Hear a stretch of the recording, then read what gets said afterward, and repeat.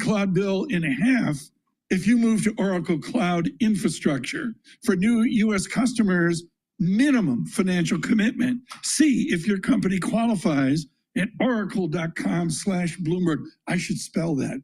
BLOOMBERG, oracle.com/Bloomberg to cut your cloud bill in half. That was interesting. Sure. All these bond guys are optimistic. I can't take it. Nobody goes out on the curb though. Everybody's in that 3, 5, 10 year kind of thing, and that's where the best return is. Brownback was brilliant. What did he say? 8% of papers out past X number of years. Yeah, we talk about it like it's 90% of the paper, and we're getting that wrong. She was in like a couple of weeks ago. Like usually we go to Leslie, we go, oh, we'll see every 90 days, or we'll see if we can get you in 70 days. Like 3 days after she's here, people are still emailing in. Who was the woman on energy? Shut up, Tom. Get her back. With Energy Vista, Leslie Balti-Guzman joins us right now. You stopped the traffic on LNG. Yes. Bring us up to date. We had the president in, where was he? Riyadh, Qatar. Yeah. We got a big plane coming from Qatar, I guess, to land in Dulles. We'll see how that works. Give us an update on hydrocarbons after the Middle East visit. Very good to be back. Thanks.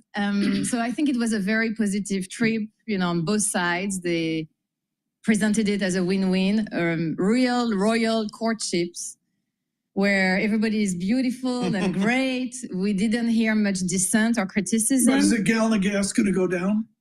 So for what the president was looking for, it was investments into the U.S., part of different deal makings.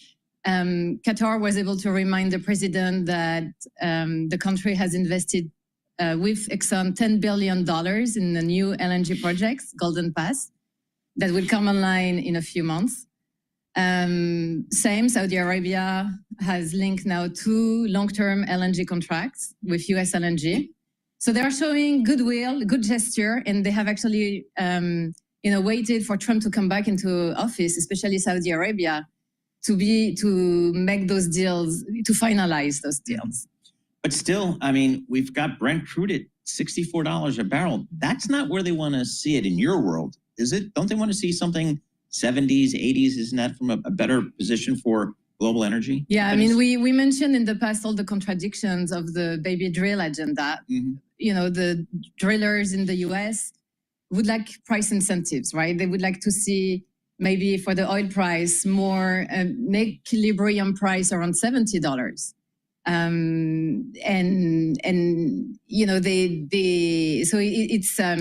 Trump wants low prices for the domestic population to bring back manufacturing, to incentivize consumption, bring down inflation. But at the same time, so we need to still work on this equilibrium price. Well, I was just thinking about Qatar. They supply to Iran and China. And politically, it's not that clean to have a strong relationship with Qatar at this point. Were there any takeaways from the trip on that regard? So I think, it was a very well-fueled PR campaign. We haven't heard any criticism. And if I can use this stage, for me, putting so much wealth into the hands of Qatar is not a good idea. Why? Because Qatar has strong ties with Iran. Qatar has financed the Muslim Brotherhood. By the way, France came out with a report this week from government officials pointing out the financing of Qatar to the Muslim Brotherhoods in France specifically, but all over Europe and other countries. Right. Jordan had just kicked out the Muslim Brotherhood. Qatar has hosted and sheltered the Hamas. There is a big... This is brilliant. Leslie, we got to get you in here for like a 1-hour special show. Folks, what we're dealing with here is Sciences Po in Paris and Tufts up in Boston, the Fletcher School. Leslie's got bulletproof chops. She's worked with Bremer at Eurasia Group. And the answer is Greg Vallier wrote about this morning. And what Greg Vallier said, Tom, 30-year bond, no one can. Hello, this is Dr. Paul Cottrell, and I am doing a live stream on Rumble, YouTube, and on my website, the-studio-reykjavik.com. The link is in the description of this video and all my videos. So please make sure you subscribe to my channels That way you get the live streams, you get the notifications, and you're helping support the work that I do. Please share the links, ask your social media to follow me. I greatly appreciate it. If you like the content that I'm creating and you benefited from it, please help support my work. Also through donations or through buying the products that are on my store. You can donate on my website, the-studio-reykjavik.com through Stripe, PayPal, or Buy Me a Coffee on the homepage, or you can be a paid member to my Patreon channel. It's through the donations and the paid subscribers and the ones that purchase my products that help me to do these videos for free. I have thousands of videos for free to inform you about things in your life that you will benefit if you listen to me in terms of health and wellness, what's going on in scientific endeavors, what's going on with domestic policy and domestic news, and also international news, especially when it comes to the financial markets. I tell you where support levels are and where the resistance levels are for different asset classes. So please help support my work. I tell you how to make money and how to be healthy. It's really simple, all right? And this content that I do is for free. These live streams and the premieres that I do, all these videos that I have, there are thousands of videos out there, are for free. I don't put stuff behind a paywall, but there's a social contract, and that is I do this stuff for free for you. You help support my work by purchasing the products, donating, sharing the links, and just interact with the show. This is a live show, and if you have questions, type them in the chat. I have a new setup right now. Right, we're doing the live streaming on Rumble, on YouTube, and on my website. We're not doing a simulcast right now on X Spaces. I will be in the near future doing that, but I need to get used to all the buttons that I got to click because it's like the Starship Enterprise here. So thank you for watching. I greatly appreciate it. Now, with that said, please go to my store, the-studio-reykjavik.com. Take a look at the great products that I have. I have a plethora of products. If you listen to me and you stack these products the way I tell you to stack them, you will slow down the aging process. You will improve your immune system, and you're going to improve your other targeted systems that we'll be talking about throughout this broadcast. This is a protocol that I use. And if you take the lessons learned from my experience, you will get healthier. So please pay attention. It's really important. So please go to my store, the-studio-reykjavik.com. Now, I want to start off with last night. There was an embassy. There were two embassy staff members that were killed. Now, Israeli staff members. So I find it very odd. This happened in DC. So let's play CNN covering this story. This happened last night.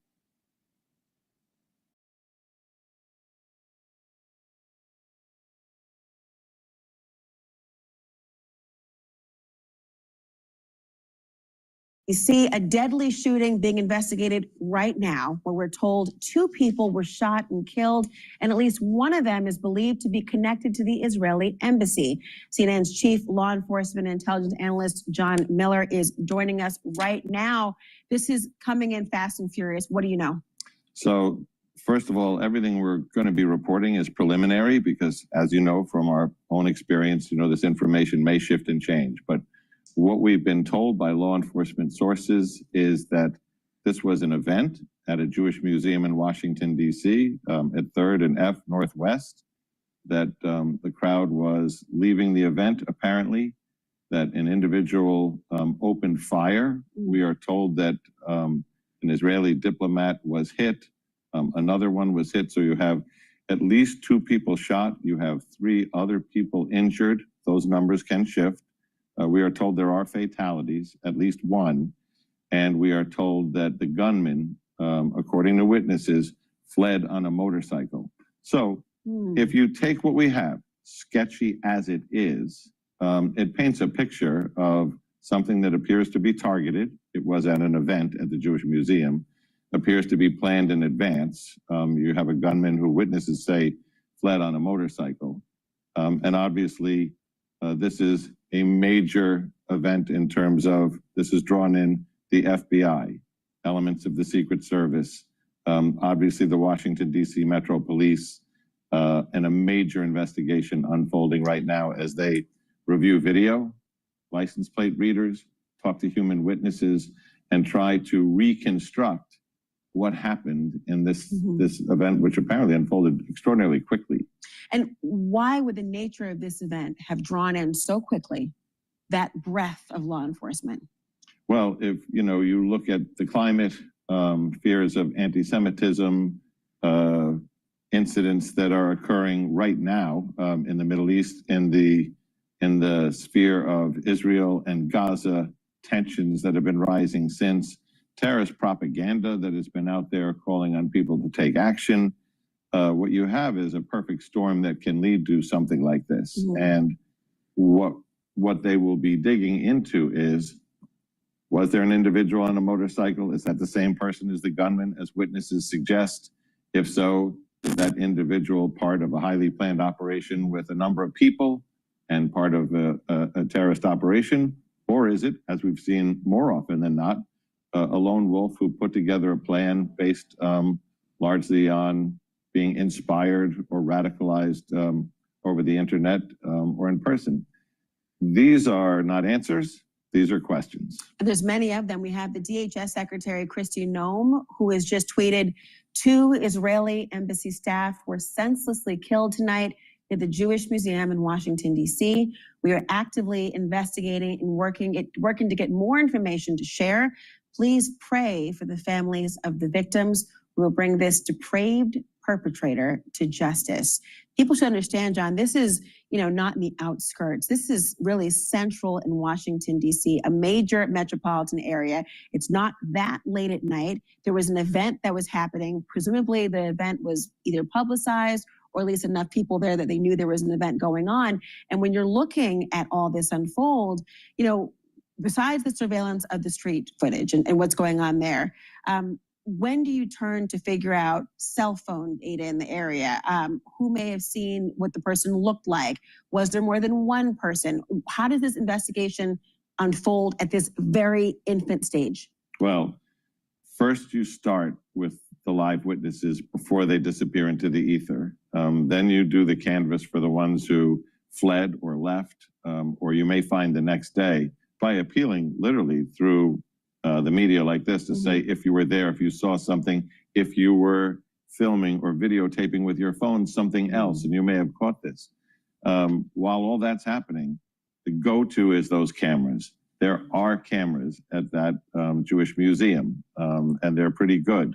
But there are also cameras that may be available from the house across the street, an embassy up here, a traffic camera. Sure. You've got to collate all of those together and then see, do we see the gunman? Do we see the gunman fleeing? What's that direction of flight?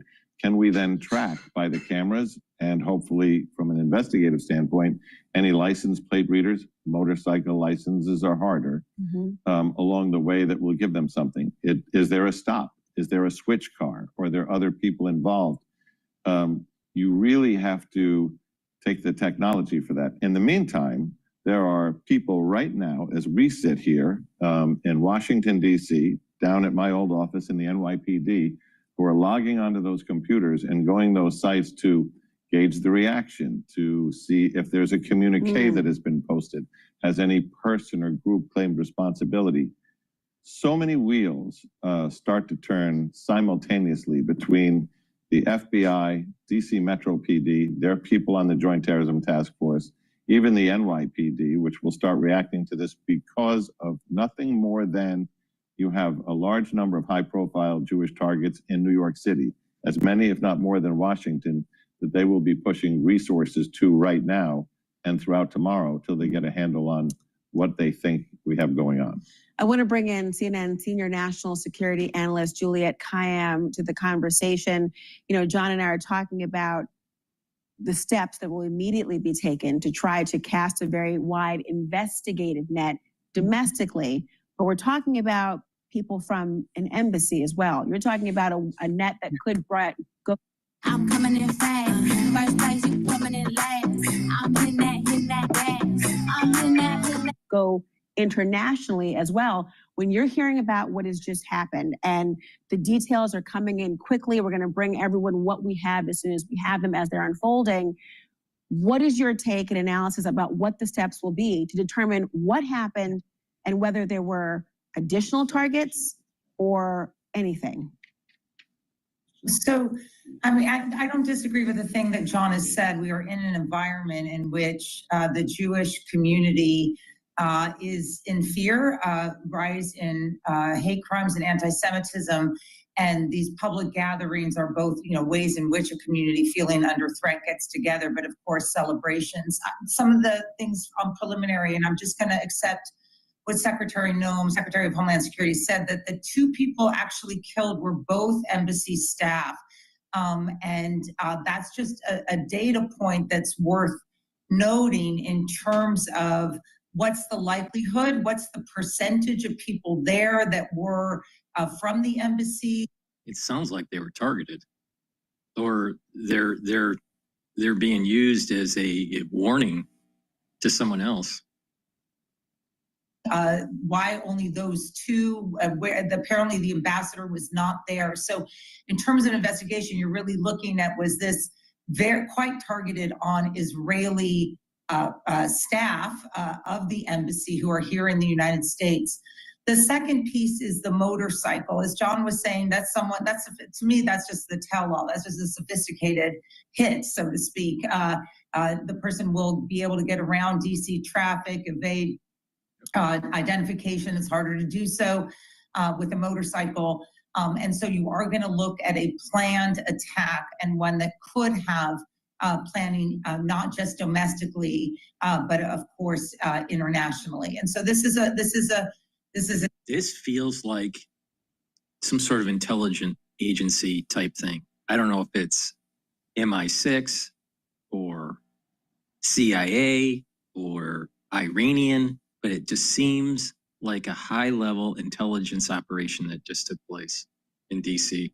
Terrifying thing for the Jewish community, for people in DC, but it also has this really disconcerting wrinkle or aspect to it that would make you inevitably need to look to the possibility that there was a foreign terror attack in the United States targeting Israeli diplomats, and that is rare. It shows a certain amount of planning, and ability to do so, and evasion. I mean, we are now, each minute that passes, there's more time for this person to get away. So that's where the investigation is going to lead.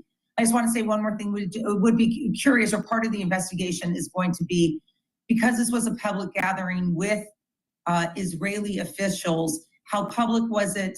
How did people get access to it? Those are the questions we're going to want answered, because in terms of the deliberative nature of this assassination, essentially, and this attack on the Jewish community, what kind of notice was out to the public in terms of the threat? Take what you do best and create a website that's worthy of it. All right, we're going to take a look at some more video on that subject before we go to the other videos to cover today. But since the market just opened, let's just do a market update. The S&P 500 is trading at 5,837. Again, the support levels are 5,750 and 5,500. It's probably going to be undulating between the 5,950 level to about between 5,950 to about 5,750 for a little while. It's going to consolidate unless we hear some major positive news on tariffs and the tax bill. The tax bill did pass the House, but it still has to go through the Senate, and there's going to be major rewrites on it. So it still has a ways to go. So I suspect that we're still going to have a resistance level at 6,000, but I still hold that the S&P 500 is going to be at an all-time high by year end, and I would not be surprised to see the S&P 500 break the 6,000 and test and most likely surpass the all-time high in July. Now, what I also want to go over is that VIX is trading above 20. It's trading at 21.13, so there's a little bit of risk in the market. The Euro USD is trading at 1.12. Oil is trading at $60.88 a barrel. BITO is trading at 23.54. And the USD Japanese yen is trading at 143.62. That I want to see the Japanese yen above 145. So there's definitely stress in the market. Dollar's weakening relative to the Japanese yen. And we have a little bit of a suppression in price with oil. I have conflicting news that's showing that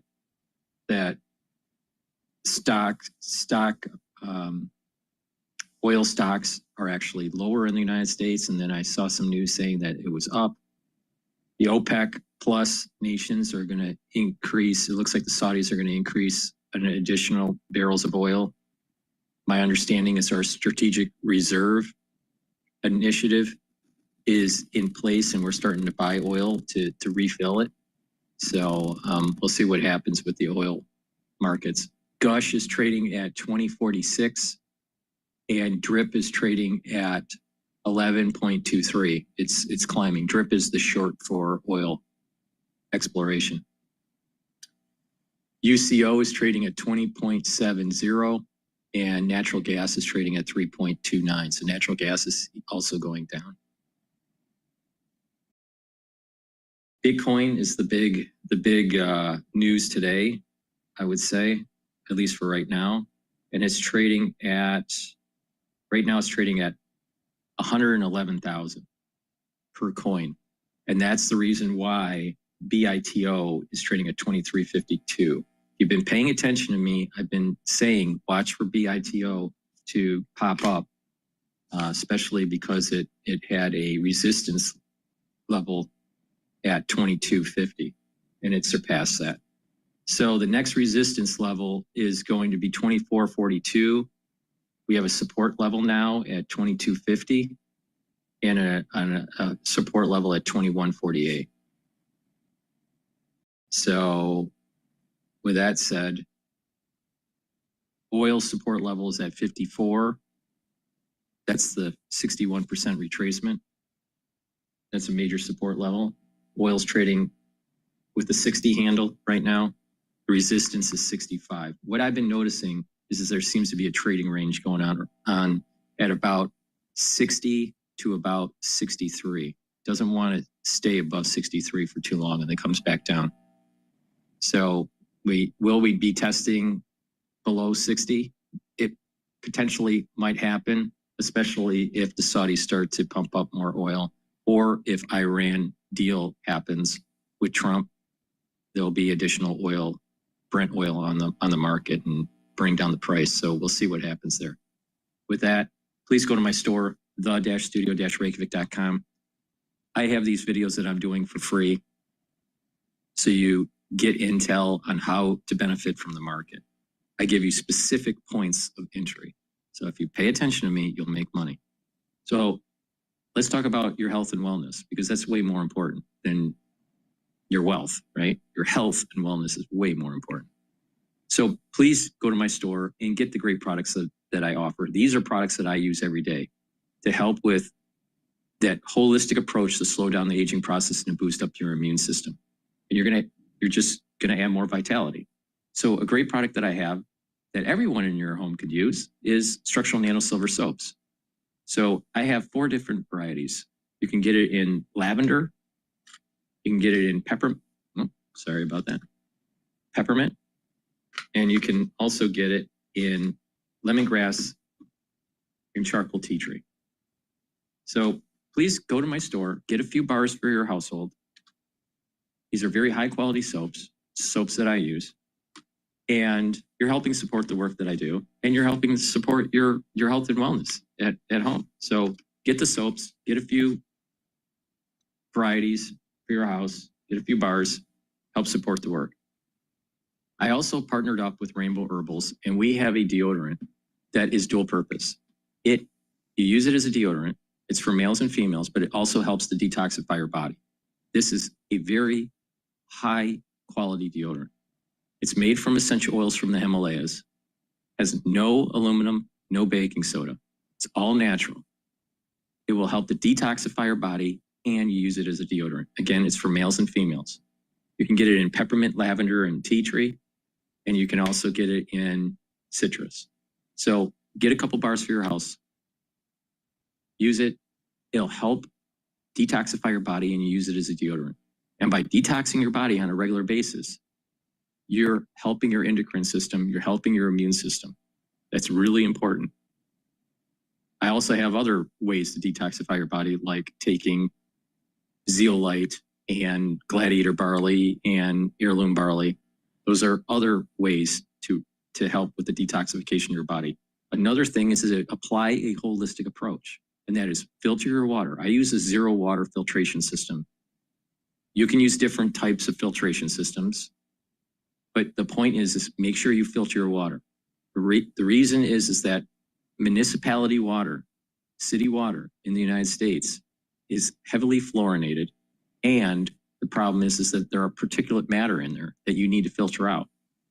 When you filter that out, your water is the higher quality, and when you're drinking that, what's going to happen is you're going to notice that your body is responding to higher quality water in a positive way. Your immune system is going to be better. Your endocrine system is going to be better.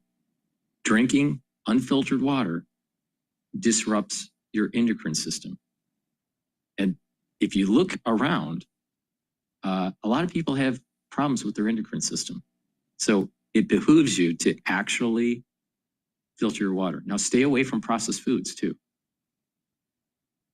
By doing that, you're helping your body and your gut biome, because these processed foods, they do havoc to your gut biome.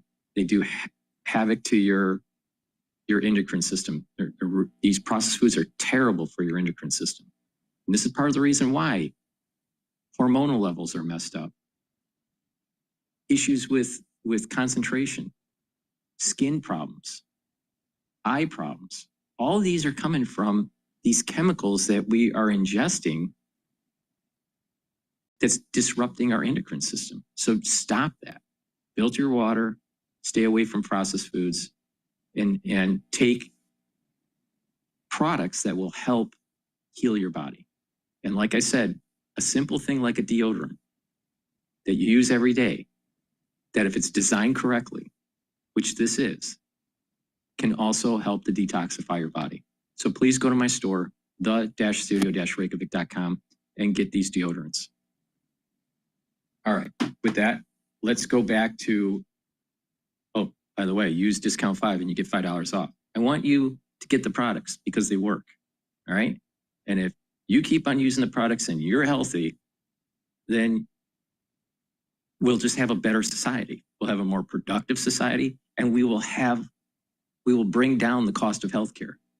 The cost of healthcare, the only way we're going to bring down the cost of healthcare is if people get healthier. And the fastest way to do that is to target some of these chronic illnesses that are due to lifestyle. In the United States, cardiovascular disease and diabetes, 2 major chronic diseases. The cost to treat, the cost to treat these diseases in the United States is astronomical, and it's all self-induced. If we actually become healthier, if we can take control of our own health and stop the bread and circus, our Medicare, Medicaid, and healthcare costs will radically go down by the billions. So it starts at home, right? You do your part, another person does their part, and then collectively the society is more productive, healthier, and the society will have more vitality. You think society has vitality now with so many people that have endocrine disruption? Absolutely not. But the answer isn't pharmacopoeia. The answer isn't do more research to find a pill. The answer is stop the bread and circus, look in the mirror and say, you are part of the cause of the healthcare crisis, period. Now, if you don't want to do that, then you're just living in a bubble, because we have a healthcare problem in the United States because of the cost of educating the healthcare workers, the cost of running the facilities like the hospitals and the clinics, and an unhealthy population because of the bread and circus and the endocrine disruption that's happening. And the best way to bring down, the fastest way to bring down healthcare costs is when you're healthy. All right. When you're healthy, you don't need to be on beta blockers. You don't need to be on insulin and all these other drugs where it's trying to solve your problem. Now, some people go, oh, I got a genetic issue. Most people don't have genetic issues, period. Stop pretending.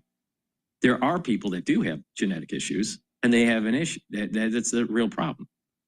But the majority of in the United States, they don't have genetic issues. Some of them have epigenetic issues. They have an epigenetic issue, not a genetic issue. And that's because of lifestyle. And it's led to the methylization of their genes turning off because of their lifestyle. They did it to themselves. It's not that they were born with this. It's lifestyle. Most chronic disease in the United States is because of self-induced. And most people don't want to hear that. Most people don't want to admit to it. And you think your doctor really gives a shit about you? Your doctor doesn't give a shit about you. He cares about making sure that he or she can process you within 20 minutes in and out of that office, and that you're billable. That's all he or she cares about. They don't care about your health. If they really cared about your health, they would be sitting down and talking to you for 45 minutes or an hour and a half, telling you on how to get healthy. I tell you how to get healthy, and it takes literally 4 hours to tell you the protocol. 4 hours. Now, of course, you know, I talk about other things and have news in between the discussion about how to build this protocol. But a doctor out there that you're going to see doesn't have the time or has the inclination to actually tell you how to get healthy. And every show that I do does. So you either listen or you don't. There's only two paths that you're going to be taking when you get older. The path of pharmacopoeia, where you're going to be on pharmaceuticals that have side effects and that will slowly lead you down a path of aging. You will age faster. Or you can listen to me and you'll have more vitality in your geriatric years. No one can guarantee you what age you're going to live to. But I do know this. There's only two paths for you. Pharmacopoeia or a holistic approach, and you follow my protocol. That's the only two paths you have. And one's going to have more vitality, and the other one is going to lead to a lot of problems. Now, if you don't want to listen, that's your own damn fault.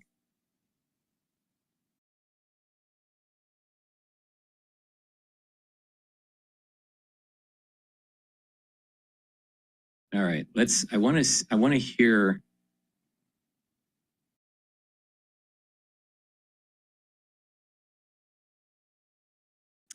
maybe the national desk.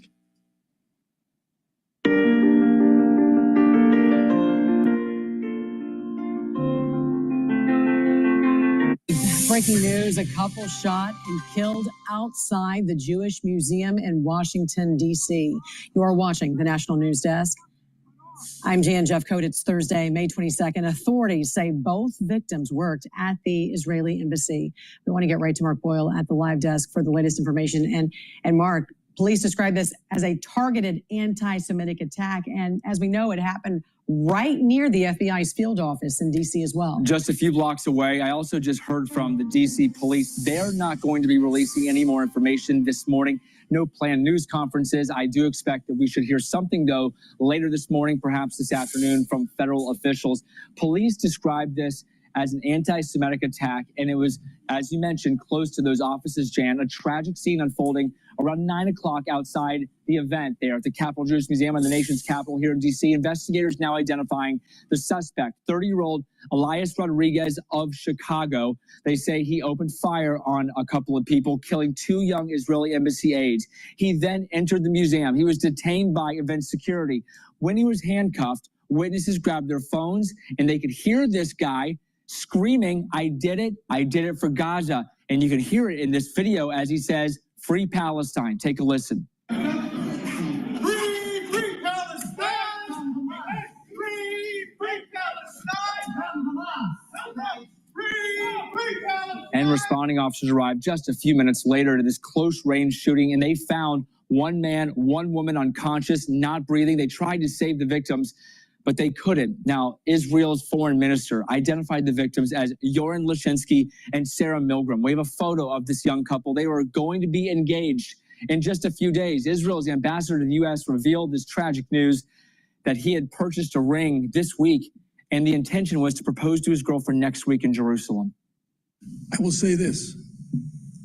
We are a resilient people. The people of Israel are resilient people. The people of the United States of America are resilient people. Together, we won't be afraid. Together, we'll stand, and we're going to overcome moral depravity of people who think that they're going to achieve political gains through murder. Now, President Trump posted a message on social media saying these horrible D.C. killings, based obviously on anti-Semitism, must end now. This is a developing story. Absolutely stay with us this morning. We expect new information to break at any moment. Updates here at the live desk or online at thenationaldesk.com. All right, now those are the 2 videos that I wanted to go over about this subject matter. But I think in the context of what I've been saying for a while, and that is, since Trump won the election, I am very concerned because of the restructuring of the national security state and the deep state being very antithetical to Trump, that we are creeping towards a 9/11 event that will be blamed on terrorists in the Middle East, most likely. The question is, how will, if this new 9/11 event will take place, and when and how? I don't think it's going to be planes. I don't think it's going to be even in New York, some other thing, but it's going to be like a 9/11 event where the national security state is going to be begging Congress for more power, more money, erosion of our constitutional freedoms, and it will launch a multi-year war in the Middle East. All right. Now, maybe it's somehow also tied with China. I'm not really sure. But the thing is that there seems to be a creeping feeling that is starting to emerge that maybe another 9/11 event will take place. Now, if people have been paying attention to me, you have these soul roots between Esau and Jacob, right? Now, we're in the strength of, they oscillate, all right, on an annual basis and also decade basis. It's like a fib sequence. It's like a golden ratio. But the strength of these 2 soul roots wax and wanes, all right? So there's a short-term fib sequence and a long-term fib sequence. It just so happens that this long-term fib sequence is moving towards the direction of Jacob in terms of strength and waning in terms of Esau. Also that's the long-term fib sequence. Also in the short-term fib sequence, from February, March, April, May, June, right, I'm sorry, it's January. January, February, March, April, May, June. No, February. No, it starts in February. Near the tail end of January, because it's based on a lunar calendar, it doesn't coincide with the solar calendar exactly. So it's the very tail end of January. So for Jacob. So you have to count February, March, April, May, June, July. That's the strength of Esau. Now it's April where you get the zenith for the strength of Jacob. I'm messing this thing up. Let me go back. There's two soul roots, Esau and Jacob. They oscillate, all right? Jacob's strength is right now, all right? And it started in February, March, April, May, June, July. August, September, October, November, December, January is the strength of Esau. The point I'm making is the zenith was in April for the strength of Jacob. The soul root strength of Esau is going to be at that October frame. So the chances of a 9/11, the point I'm making is the chances of a 9/11 event being in the strength of Jacob is small. It's stronger in the soul root of Esau. So that means August, September, October, that's the zenith, November, December, January. If you look at many things that have happened that were negative in the Western world, October and September are major data points, major months where bad things happen. So this is pulling that strength. The strength of Esau is using this period, this alignment, and the strength of Esau is allowed to have things happen. All right. So that's the reason why I think that a 9/11 like event could take place between August and January. So it's either 2025 or the very beginning of 2026. All right. Now, if you restructure the Pentagon and you have a 9/11 event right before the midterms, you're going to have the Democrats blame Trump for gutting the national security state and restructuring it. And therefore they may win in the midterm election and gain power in Congress. This is not out of the realm of possibility, especially when you start hearing these kinds of this news where you have individuals being targeted that worked for the embassy. Something is brewing. Now, can it be diffused? Will the white hats be able to diffuse it? I don't know. But something is emerging that is scary. All right, that I'm feeling here. All right. So it's really important. There's soul roots of nations and soul roots of individuals. And we're talking about a collective people here. Jacob, soul root, and Esau, soul root. And they wax and wane with a frequency of a year. But they also wax and wane in frequencies of 7 years, in decades, and centuries, and millennia. All right, because it's a fractal. But we're more concerned about exactly what is happening right now. And right now, Jacob's soul root is slowly declining. All right. Because we're past the zenith point. We're past April. So it's declining. And Esau's, even though it's still negative, it's becoming less negative in terms of strength. And eventually it's going to flip. And that flipping takes place in August. That inflection that takes place is in August. Pay attention. Pay attention. This is worrisome. And where else are you hearing this? Nowhere. Nowhere. Now, it's very Kabbalistic, it's very Zohar-ish, but I'm telling you, you look at world events, it coincides to what I'm saying. There's this fib sequence of the soul roots and the wax and waning of the strength between Jacob and Esau. All right, with that said, let's go to Bloomberg. on, who's the founder and CEO of the company. And this is a language learning app. It's the most popular language learning app in the world. It works. It does work. I'm now addicted to it, which is the whole idea of the company. And we spent a lot of time talking about AI, a lot of time talking about the growth of the company. This is a company that the stock is up 200% over the last year, 60% year to date. It's got a unique culture. It's an AI first company. It's a tech company, but they're based in Pittsburgh because the DNA is of Carnegie Mellon. Is that right? There's breaking news. It looks like that there was a plane crash.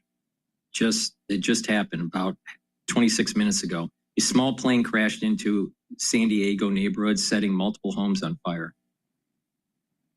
Henry threw him out the door, went to Goldman Sachs. How did he land at Dua Lipa?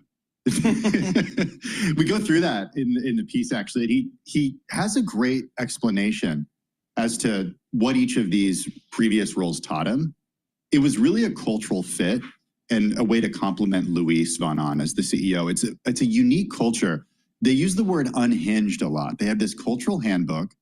And I don't know if you guys have caught their social media at all. I mean, they killed off their mascot during the Super Bowl. They resurrected their mascot. They've wiped all their social media lately because it's been taken hostage by the person who plays the mascot, Duo the Owl. And we talked a lot about the cultural fit that Matt was, because he was brought in to bring this company public. He also told us, this was interesting. We asked him, I don't know if this made the final cut, what would you do if you weren't a CFO? Check this out. He said he always wanted to be a poet, and that's what he thought he would have done. Interesting. Yeah, But I mean, peace, love, and dope. Okay, I've done Dua Lipa seriously, like things, and I've done Babel and Pimsleur and all that. I'm the worst language person. Alex Steele is really, really good at languages, and I'm not. I did Japanese for 2 days with Duolingo. I mean, help me here. How many people go down in flames with Duolingo?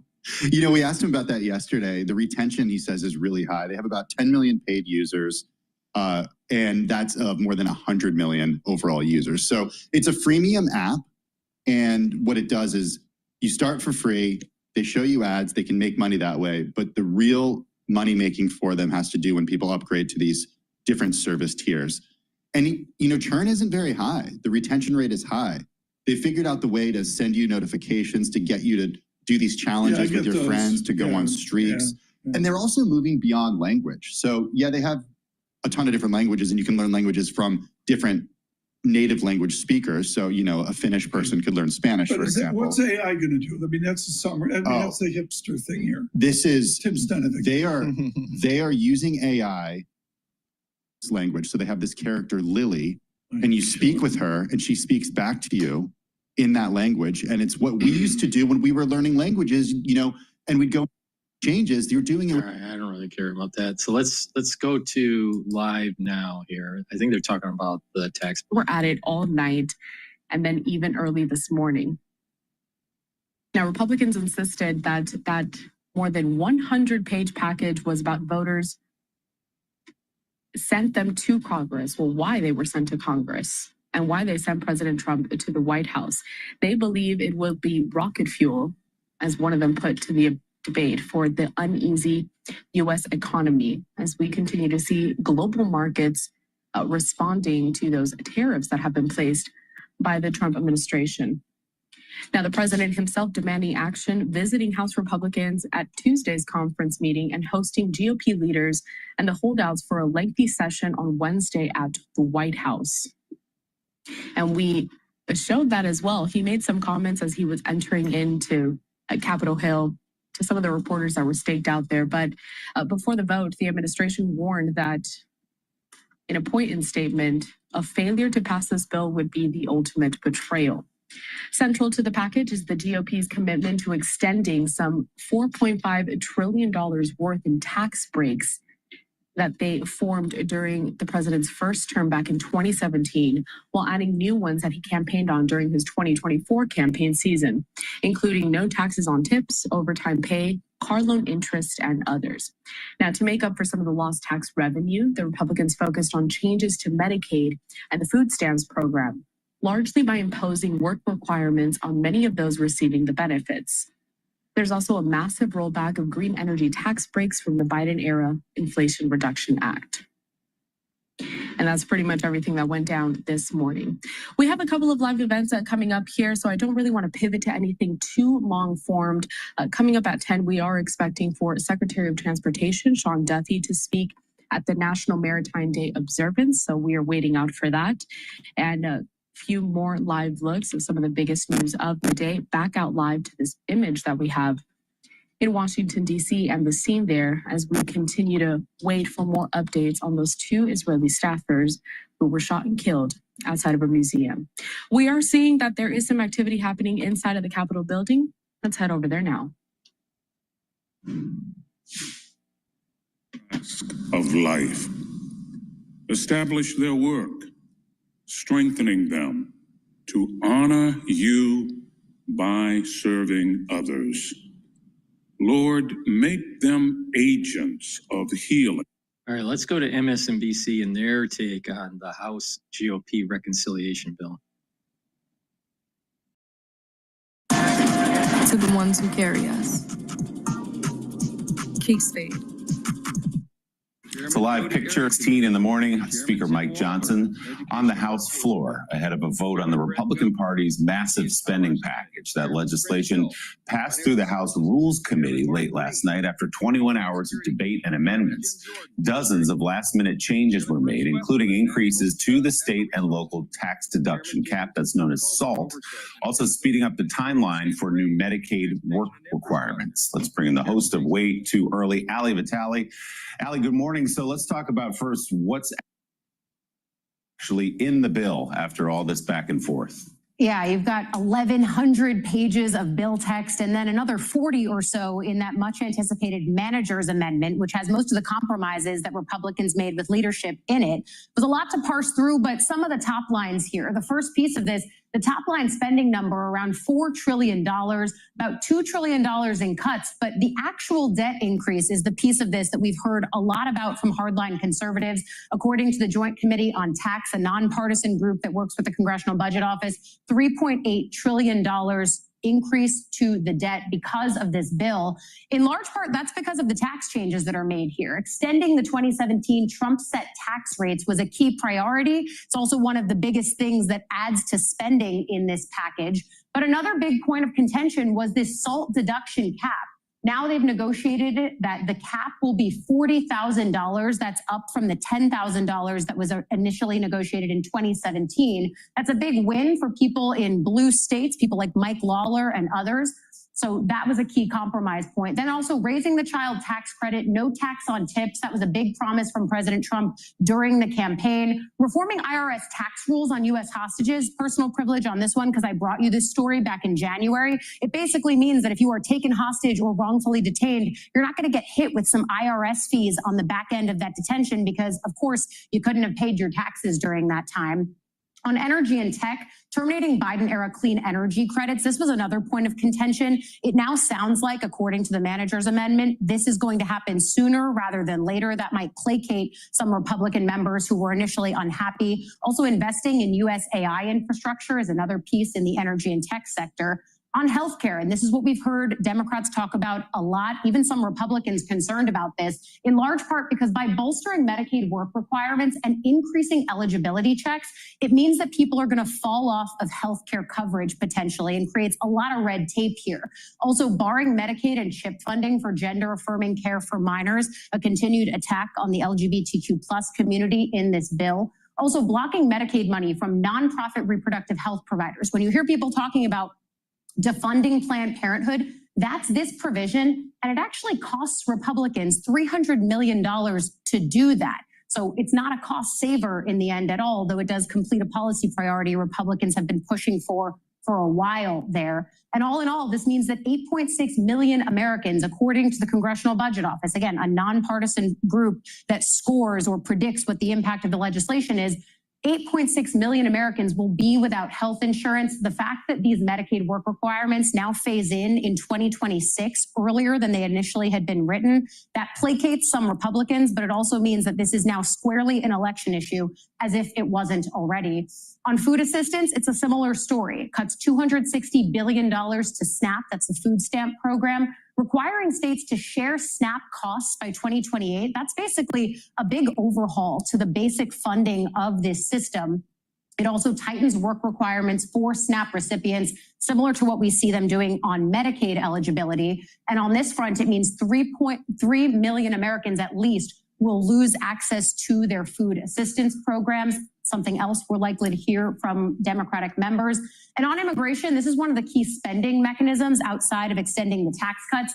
$110 billion through the Judiciary Committee in immigration enforcement spending, $81 billion of that to DHS, DOJ, HHS, all for processing immigrants at the southern border. It also imposes fees on various immigrant actions. For example, And this is an important point here. All right. $110 billion in immigration enforcement. If we didn't have illegal immigration, we wouldn't have to spend $110 billion. So it could, go to individuals that really do need it in our society, that are citizens. Amazing. It's amazing. And of course, the Democratic Party is going to demonize Trump and this bill. But it's because of the Democratic Party allowing for a porous border that ended up forcing us to spend $110 billion in immigration enforcement. A $1,000 fee on immigrants who are trying to claim asylum. It's one of the ways that they're trying to pay for this influx of cash into the immigration system.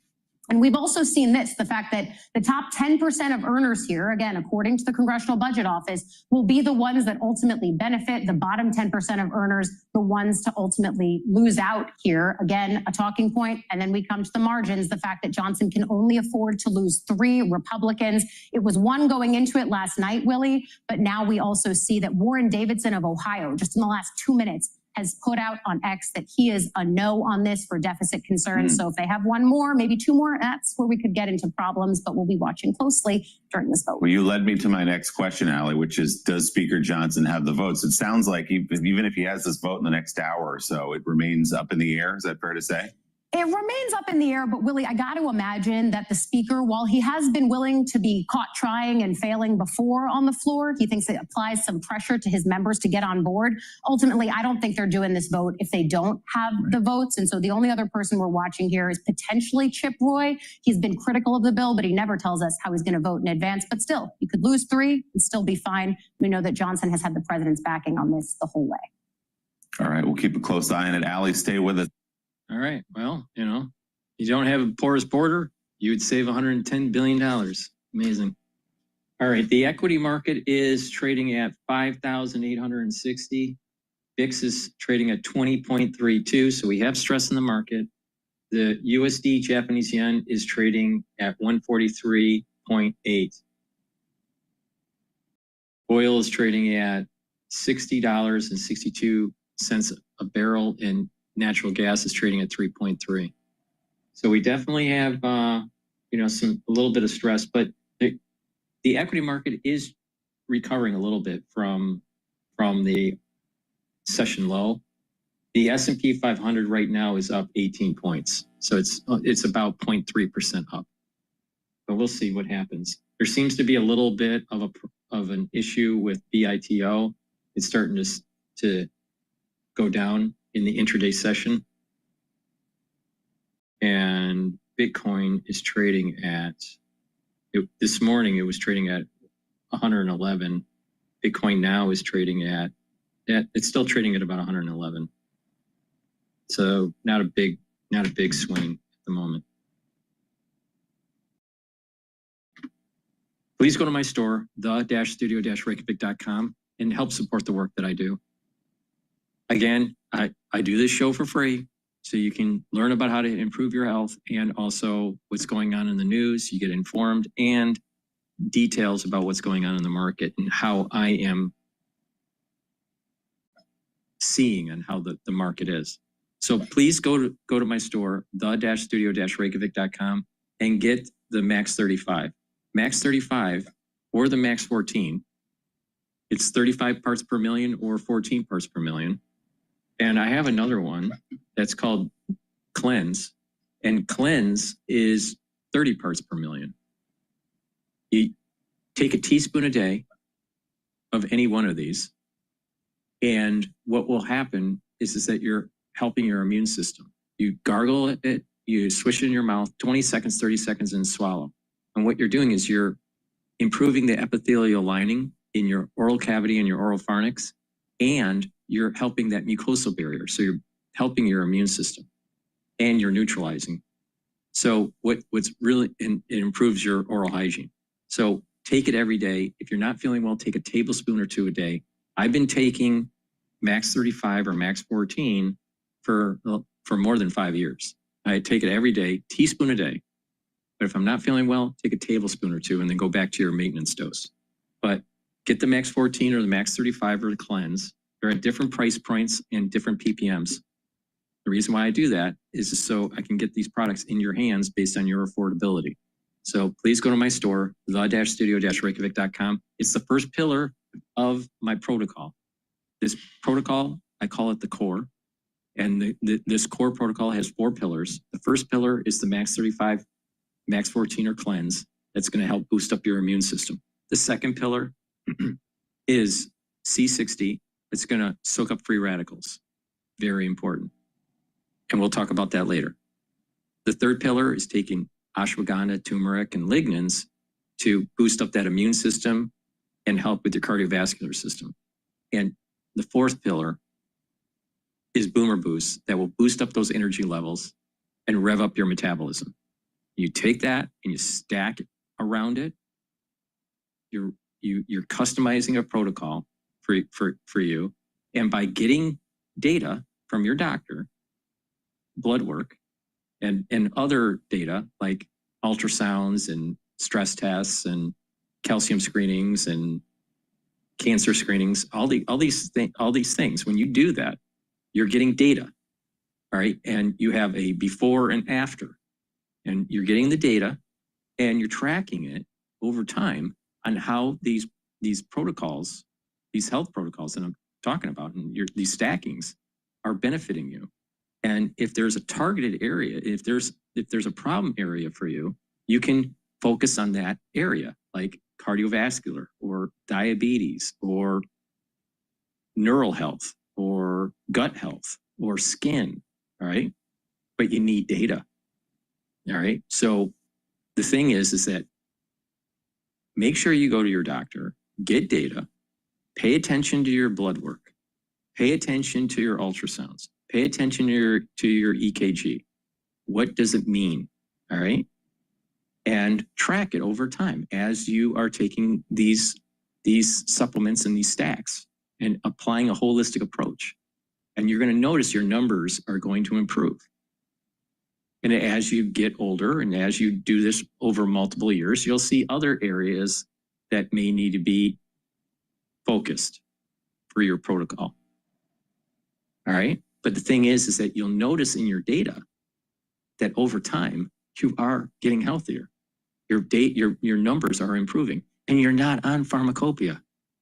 That's the beauty of this. You're slowing down the aging process. And why does this work? It's taking it's taking knowledge gained from anti-aging research, longevity research, sports medicine, and my own experience in doing this, which I've been doing for a long time, like going all the way back to when I was 16 years old. All right. I'm in my 50s. All right. So you just pay attention to me and you'll notice that you are getting healthier.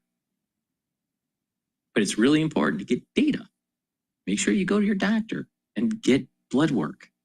And you'll know your cholesterol and you'll know your kidney function and your liver function. And when you get older, we were talking about prostate cancer, right? A few episodes ago because of Biden. Guys, hey, once you turn 45 or 50, you need to get a PSA test every year. Females, it's really important to do cancer screening. Cervical cancer, super important. Everybody should be doing colonoscopies. Why? If you catch it early, you're okay. If you catch it late, you could die. So just pay attention to your health. All right? It is doable. Now, if someone says, oh, you don't need to get colonoscopies and you don't need the wrong. You need data. And when you have data, you can work the problem. If you don't know, how do you work the problem? All right. So pay attention to the stacks that I'm talking about, and, you know, regularly get checkups and see that blood work, and you're going to notice that your numbers are improving over time. It's that simple. All right. So if someone says, Dr. Paul Cottrell, how do you know this is all working? All you got to do is do a before and track your data over time, every 6 months, every year, and you're going to notice your numbers are improving. Your liver function's improving. Your cholesterol function's improving. Your kidney function's improving. All right. These are biomarkers that are telling you your body is healing. All right. It's really simple. Please go to my store, the-studio-reykjavik.com, and don't be stupid. All right. Just follow my lead.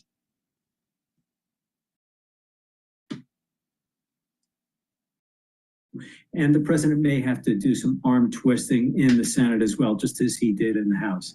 So talking my book here, I was really interested that they pushed forward the rollback for some of the clean energy tax credits. So the renewable investment tax credit and production tax credit is now going to be done in 2028 rather than 2029 and 2031. And there are other parts of that as well that have really put pressure on the clean energy guys. A lot of the clean energy projects are in red states. So how are Republican senators going to manage that?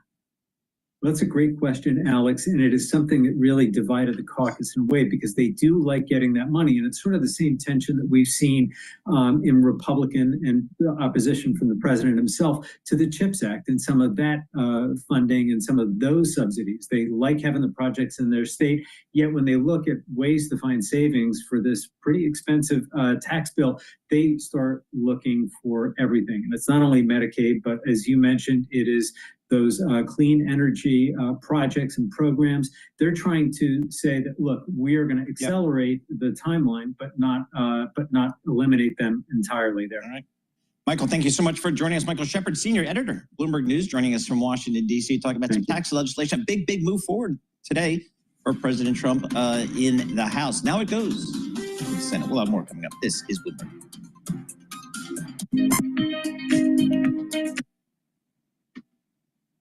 All righty. Let's see what else is popping up in the news here.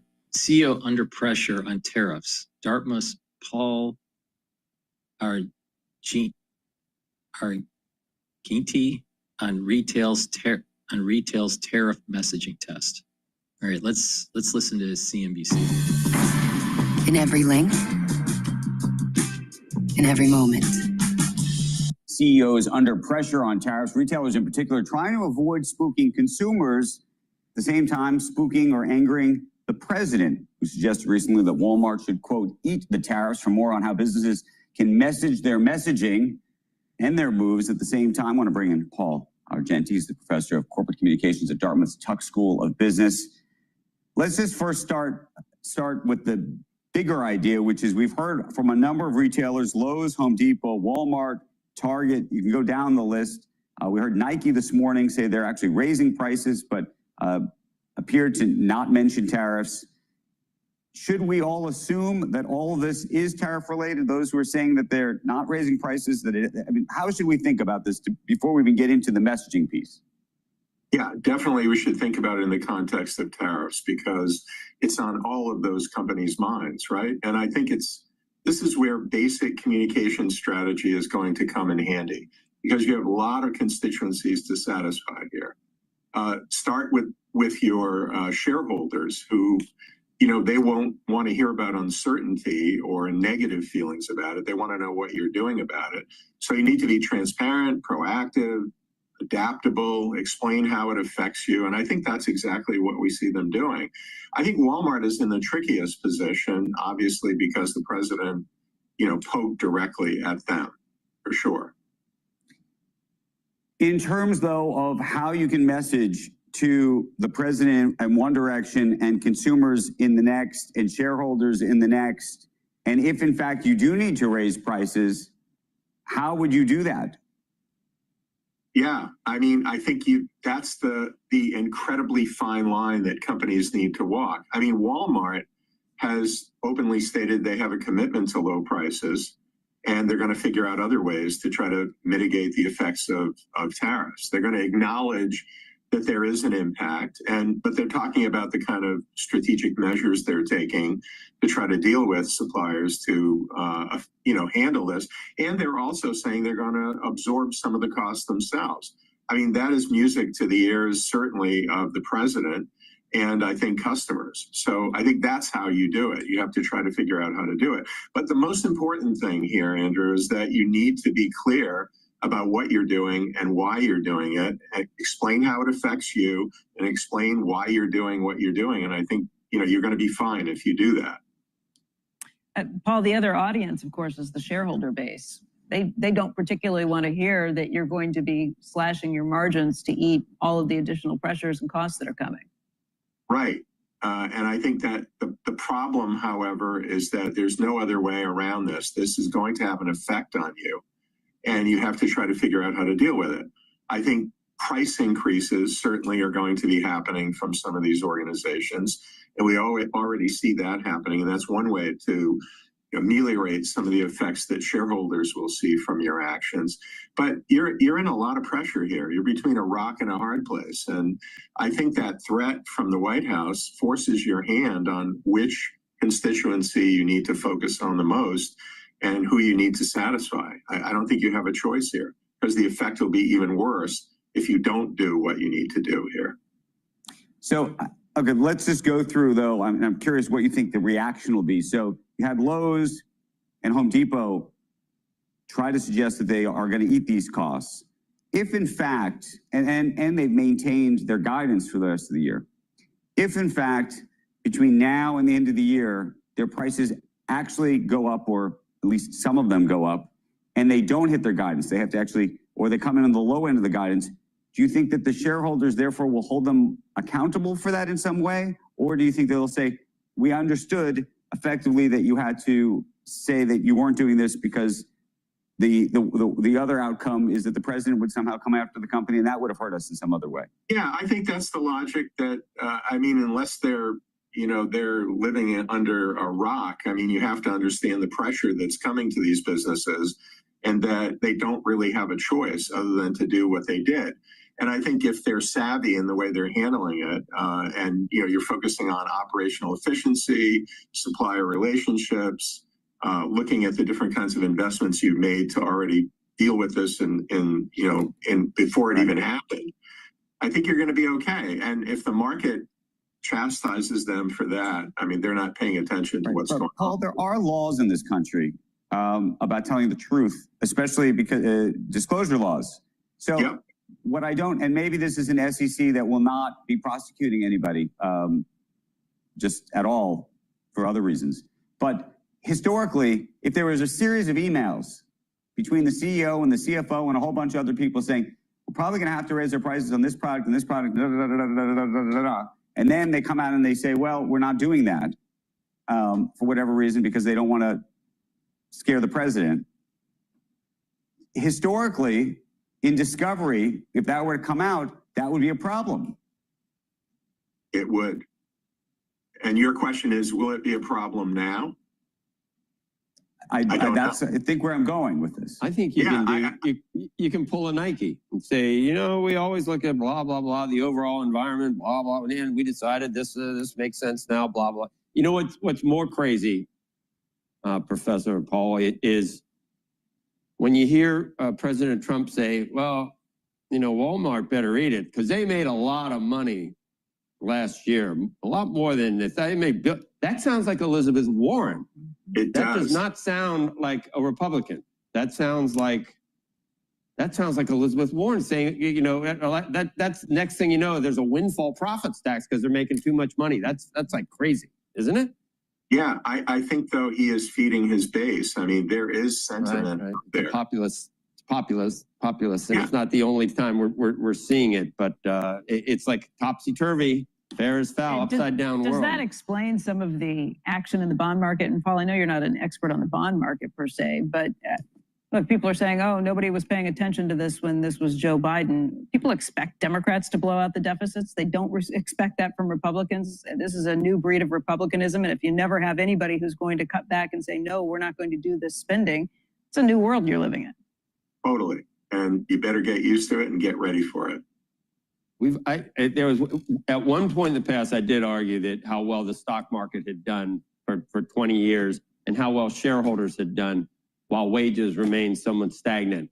And I could almost see making the case for, I mean, it's hard to imagine because it goes against Adam Smith and everything else, but I could almost see how in a populist world, people might actually nod about this, that shareholders have done great. Let's have, let's try to rebuild the middle class that got hollowed out from all the jobs moving, overseas, and let's try. I could almost see how you make that case. I think that's people that are making that case are in President Trump's ear. Yeah, and I think it also is kind of like a Nixon in China thing. You have a Republican conservative who's doing this. It's going to be a lot easier to get it done than Elizabeth Warren, for sure. The Memorial Day sale is on at Raymore and Flanagan with up to 30% off across the store. Plus, Alrighty, let's go back to Bloomberg here. Volatility, and I think it's going to be keyed off some of these macro headlines, whether that's something affecting interest rates, whether it's this bill that has now moved out of the House into the Senate, which, by the way, this is the end of the beginning, not the beginning of the end, in my opinion, in this process.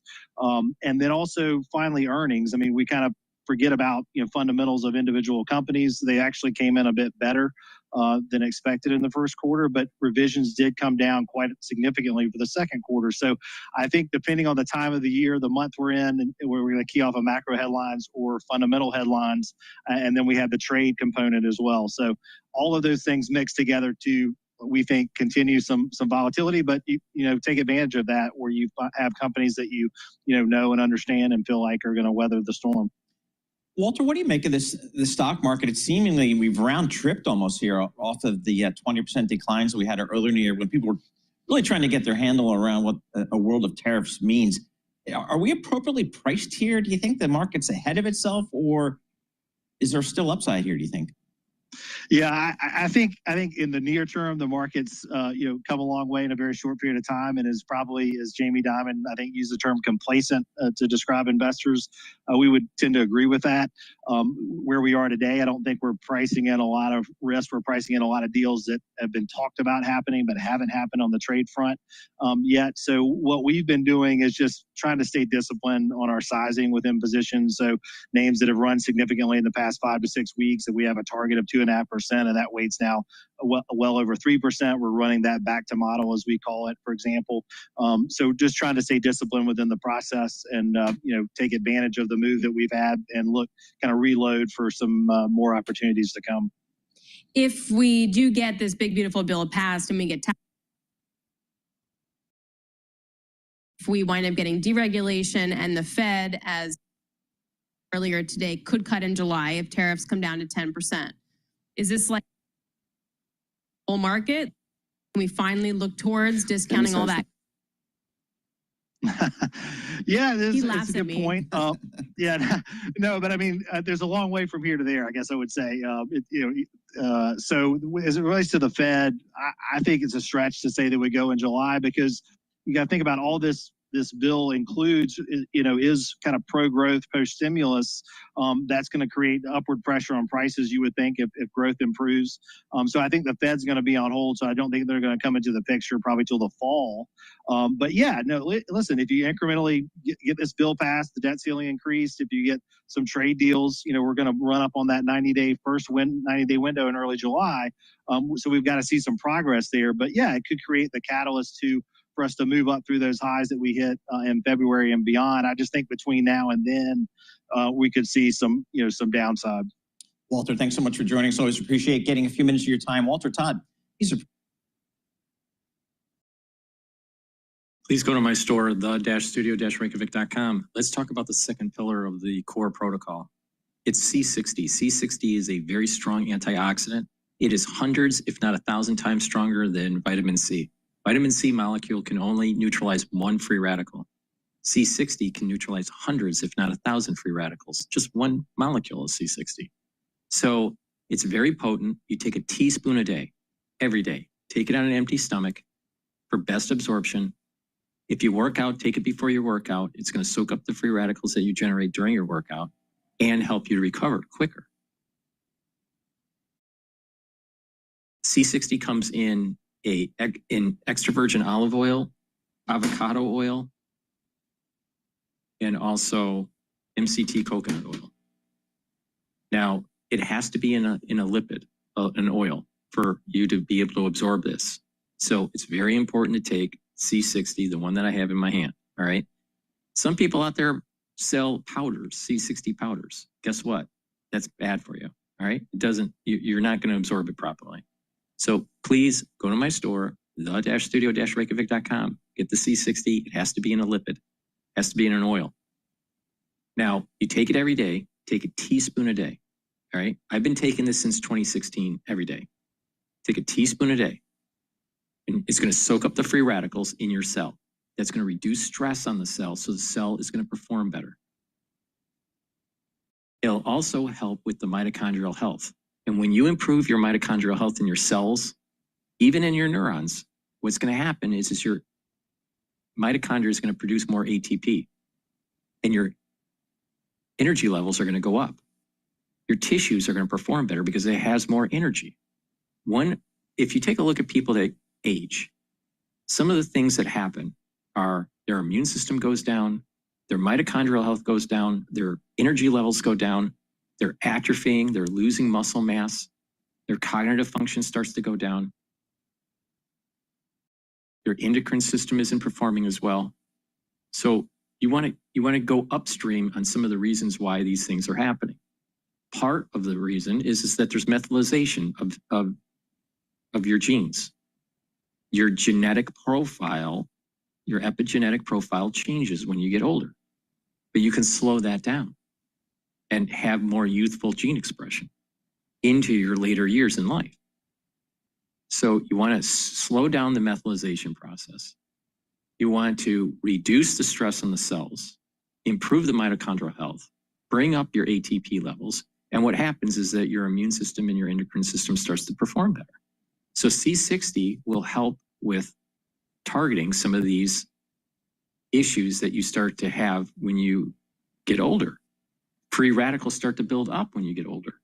You actually rust, all right? You oxidize faster when you get older, all right? Well, you need to soak up those free radicals. So take C60 every day, all right? It's going to soak up those free radicals, boost up that energy level because the health of the mitochondria in your cells are improving, and you'll be thinking better. Why? Because you need lots of mitochondria in your neurons to produce those neurotransmitters and to have those neurotransmitters fire. And when you have that ATP, those neurons have the energy source to do their function. In addition, when you reduce stress in a neuron by soaking up free radicals, you're reducing the chances of the myelin sheath degrading. When you have a good, healthy myelin sheath, your central nervous system and your peripheral nervous system will perform better. So it's really important to take C60, all right? It soaks up those free radicals. Now let's talk about the cardiovascular benefits of it. By soaking up free radicals at the blood level, at the serum level, what happens is that you're reducing the chances of oxidized LDL. When you reduce the chances of oxidized LDL building up, you're reducing the chances of plaque formation in your vessels. So you're helping your cardiovascular system by soaking up free radicals. So take C60 every day. Very important. Take a teaspoon a day. You can get it in a 2 ounce, 4 ounce, or an 8 ounce configuration. It is cheaper for you to purchase the higher ounce configuration when you look at it, the cost per ounce. Now, C60, again, you can get it in MCT coconut oil, extra virgin olive oil, or you can get it in avocado oil. But it's very important to take every day, and it's the second pillar of my core protocol. The first pillar is max 35 or max 14 or cleanse. to boost up that immune system. C60 is the second pillar. Soak up those free radicals. Help with your vascular system. Help with your tissues and your organ systems will perform better. Your glands will perform better. Your immune system will perform better. Your neurons will perform better. Your endocrine system will perform better. The third pillar is turmeric, ashwagandha, and lignans to boost up that immune system. And the fourth pillar, Boomer Boost, that will boost up your energy levels and your metabolism. If you apply that core, you customize it, you're going to be able to slow down the aging process, have your endocrine system perform better, your neurons performing better, and your immune system performing better. And you're going to notice over time that you're actually getting healthier and you have more vitality and you can weather certain storms that may be, coming your way. All right. But the point here is that you can take charge of your health, and it is a holistic approach. It's not just about the supplementation. Stacking the supplements are really important, but it's also proper diet, proper exercise, proper sleep, proper mindfulness. You have a more positive outlook on life. If you have some spirituality or some meditative practice, it's going to bring down your cortisol levels. It's going to allow you to go into parasympathetic mode instead of sympathetic mode. If you're in sympathetic mode all the time, your cortisol levels are higher. That's immunosuppressive. If you're stressed, you're hurting your immune system. And if you're stressed, you're causing a lot of inflammation, and that's causing further problems with cardiovascular. So just take this holistic approach. And when you do this, you're actually having your body heal. Proper diet, proper exercise, proper supplementation. Stack these things the way I'm telling you to. Mindfulness, learn new things. These are all synergistic. Please go to my store, the-studio-reykjavik.com. Get the C60. Use discount 5. You get $5 off any order. All caps, discount 5. You get $5 off any order. And stack these products. The more you stack them, the more synergistic effects you're going to get. And we'll be talking about that throughout this broadcast. But the core protocol is a really powerful core protocol. Now, I'm in my 50s, all right? And there's some people that are younger that are listening, and there are some people that are older than me that are listening, all right? But the thing is that you can benefit from my experience and my knowledge. What I've done with stacking these things and how to slow down that aging process. All right. So just pay attention, and you'll be fine. All right.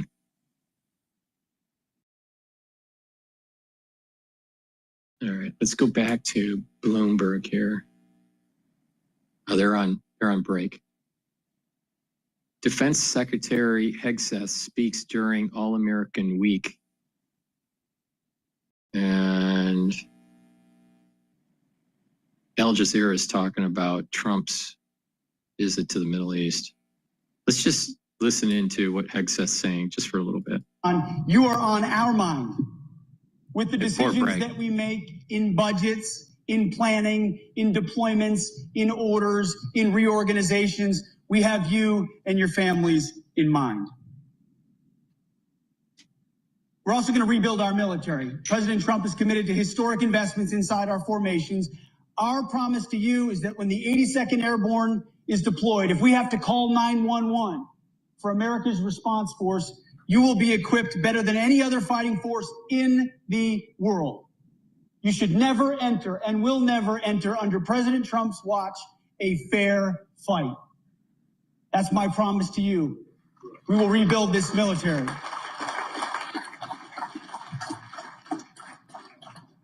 And we're going to reestablish deterrence. Unfortunately, for a number of years, the world watched and wondered where American leadership and American strength was. They watched the war that was unleashed in Ukraine, or the attacks that happened on October 7th, just that same mentality reverberating just this last night, sadly, in Washington, D.C. We saw the debacle of what happened in Afghanistan. President Trump has said, by putting America first, we will reestablish peace through strength, and we will reestablish deterrence.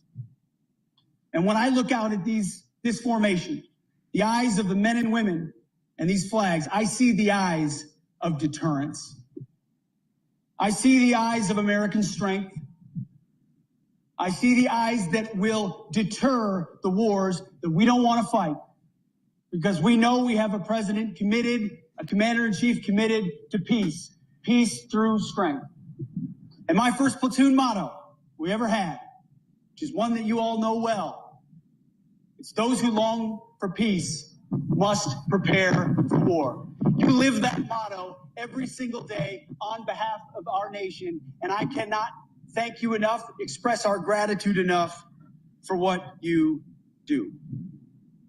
So, in conclusion, I'm going to turn to page 27. All right. So there's some breaking news from Wall Street Journal. Supreme Court declines to allow state funding for religious charter schools. The vote was 4-4 with Justice Amy Barrett. I'm not sure how she voted. Recusal. So she recused herself.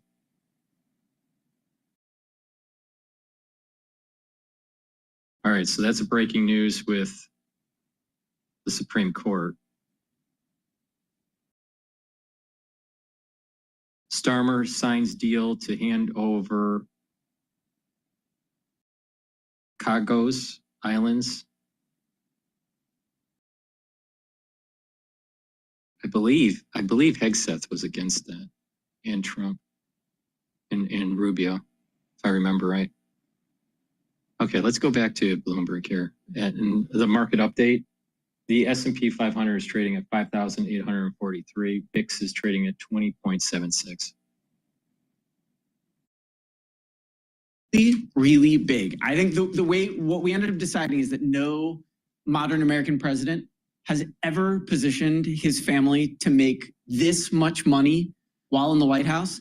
And you can't oversimplify it, either as a supporter or as a critic. You can't say, oh, what he's doing is crypto, or oh, what he's doing is licensing his name, or oh, what he's doing is going overseas, or what the family is doing is making corporate connections. That it really is, we ended up thinking about this as basically an atlas to what the Trump family is doing. It's to take it seriously and to really focus on the facts and on the numbers and on the places. It was real work, and it was actually, dare I say, even fun to work with Annie on trying to figure it out. There you go. So Annie, I mean, is this, I guess part of the question is, depending on how you look at it, is this legal? Is it ethical? What are the folks in Washington saying? Well, when you look at the scale of what's happening, even just today, President Trump has announced that he's going to allow the largest holders of his meme coin to come to a special VIP event. So one of the challenges of working on the story was that almost week by week, there would be new details to add. And I think what Max and I found was that to go through each of these different categories, we covered real estate, we covered crypto, we covered this kind of grab bag of other ventures that the Trump family has become involved in. You have to go really deep into each one, and there's a high velocity of new deals coming. Now, from the ethical standpoint, what the Trump family has decided to do is they've issued an ethics plan for Trump's second term, as they did in his first term. The way that they've handled it is by putting President Trump's assets in a trust, which is overseen by his son, Donald Trump Jr. But there are some differences in the ethics plan of Trump's first term and his second term. This time around, as we note in the story, the ban on new foreign deals that existed last time is no longer in place, and you can see the new deals popping up all the time. I found it very liberating, actually, to in our work, rather than putting ourselves in a position where we wanted to say Trump is the most amazing president and everything he does is amazing, or being in a position where we have to say Trump is the worst president and everything he does is illegal. What we tried to do is just to understand piece by piece the way the family is making money. And it was helpful to just use Trump's own words and own plan. Last time around, in the first administration, he was unwilling for the family to do new deals around the world.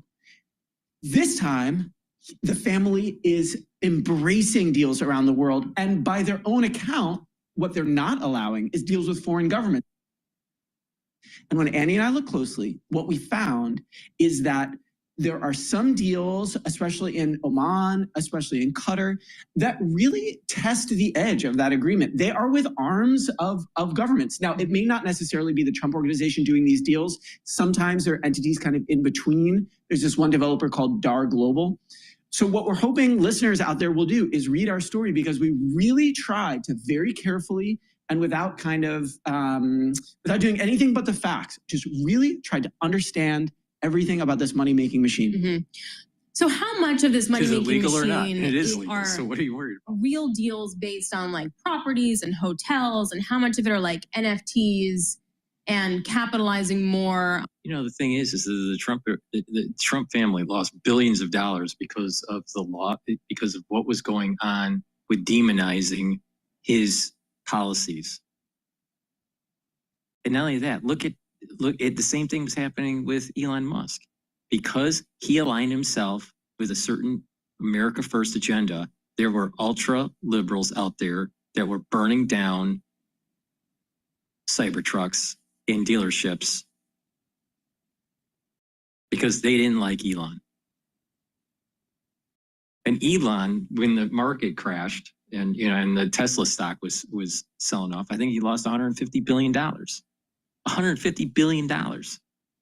Now, he made it up, but the thing is, this is the problem with a woke society. This is the problem where people think democracy now.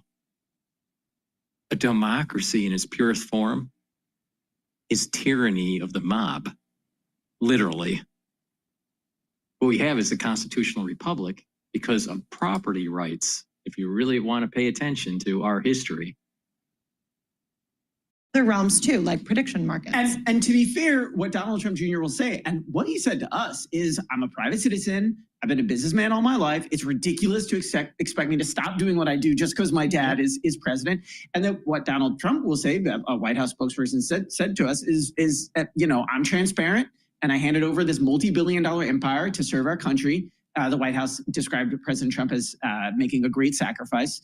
I think it's really helpful, though, to just look at the numbers. And I just want to quickly mention what we found is that the Trump name is powering more than $10 billion of real estate projects since the re-election campaign began. A multi-billion-dollar valuation for this social media company, a money-losing social media company that just went public. I mean, you forget it went public last year, plus the money from crypto, plus the money from corporate connections. I think it's worth taking the time to kind of wrap your arms around it, because it really is sort of, I guess, unlike anything I've ever reported on. And again, what I noticed is in this reporting that the first overseas trip President Trump made in his second term was to the Middle East. And I'm just looking at your reporting here. And when you talk about the real estate, it's Riyadh, it's Jeddah, it's Oman, it's, Simi Izma, which I don't know where that is. I think it's Qatar. Qatar. So there I see the connection. And, does it make sense that his first overseas trip would be to the Middle East? So interesting. Annie Max Abelson, reporters, Bloomberg News. This is the big take story here today, the Trump's family money making machine. Again, as Max and Annie reported, more than $10 billion of deals announced since his re-election. The reality of the situation, because of the push of Trump and trying to brand himself and grow his family and raise the family in a decent way compared to other families, the Trump family is going to be the house of Trump. All right. Just like there's the house of Morgan or the house of the Rothschilds or the house of the Saudis or the house of Warburg.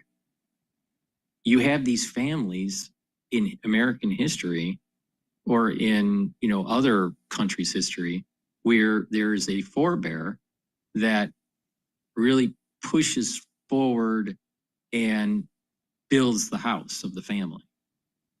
And the heirs contribute and grow it. All right. Rockefeller is another example. So we are literally seeing that formation and passing the torch on that built the House of Trump. There is the House of Trump. Now, the liberals don't want to admit to it. They try to burn it down, literally. But the thing is that's what's happening. There's a blessing that's taking place with the Trump family, with Trump, with Donald Trump. God has blessed Trump. There's no doubt about that. But so now, is he perfect? No, he's not perfect. But the thing is we are seeing the House of Trump, and the House of Trump is benefiting from seeing something in the future that's going to add to economic prosperity and peace in the Middle East. So the Trump family